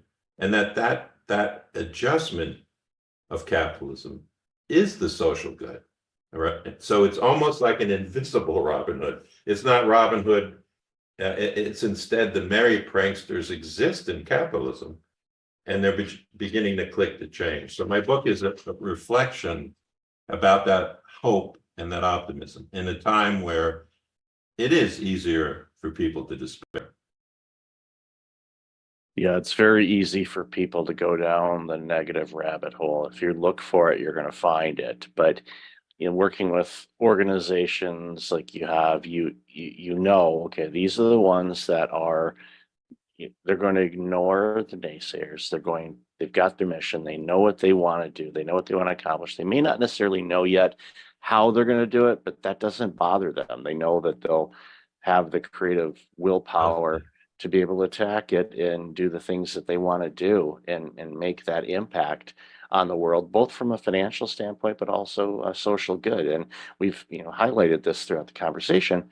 Both of those can coexist. They're not an either or, but I think sometimes people try to pigeonhole them as an either or, and they're not. And the more that we recognize that yes, your organization can actually be more profitable if you do things in a way that benefits humanity and social good and all of that, you'll find efficiencies. I'm a big fan of efficiencies. Believe me, if you can do it in 2 steps and still give out the great quality, by all means, because that frees you up to do other things that can make impact as well. So it makes a ton of sense. I would like to learn a little bit more before we leave about your Breakfast Leadership Network, because Yeah. I'm happy to be on it. So can you tell me a little bit about who you're reaching? Yeah, of course. Our organization, we launched it. Actually, the website was registered 8 years ago on Monday, so it's been around a bit. And the initial premise of the organization was I was working with organizations and C-suite executives on burnout recovery and prevention because I had my own. I noticed that. journey. Yeah. Yeah, I had a pretty bad case of burnout 15 years ago, and cost me nearly everything, including my life. And after recovering from all of that, I determined, well, I don't want to do that again. So what do I need to do? So I started researching burnout and went down that rabbit hole. And this was, 2011, 2012, when I still, I was, diving into it. And it started as I got more aware to it, I noticed a lot of my peers that I was working in the healthcare industry at the time were going down the same road that I did, and it scared the crap out of me. So I thought, okay, what can I do about this? So started writing about it, started talking about it. One thing led to another, started doing keynotes, writing books, doing consulting. You launched the podcast show a little over 7 years ago to talk about that, and then just bring awareness to entrepreneurs and small business owners Good for you. across the globe to share that yes, you can build a great organization. Yes, you can run a great organization, but you don't need to burn out doing it. You just have Well, to more power to you, because I do think that that's an important lived experience to share. And Yeah. good for your work on the website. One of the things I hope you do is Rob Nyson, my publicist who put me in touch with you, is a very classical, wonderful ex-publisher of a Big Ten firm. He doesn't share your contact information. It's his style to preserve the relationship to you. So if you emailed me your mailing address, I'd love to send you 2 or 3 of my books for your home library, so that I can Awesome. become sort of like a brain trust for you.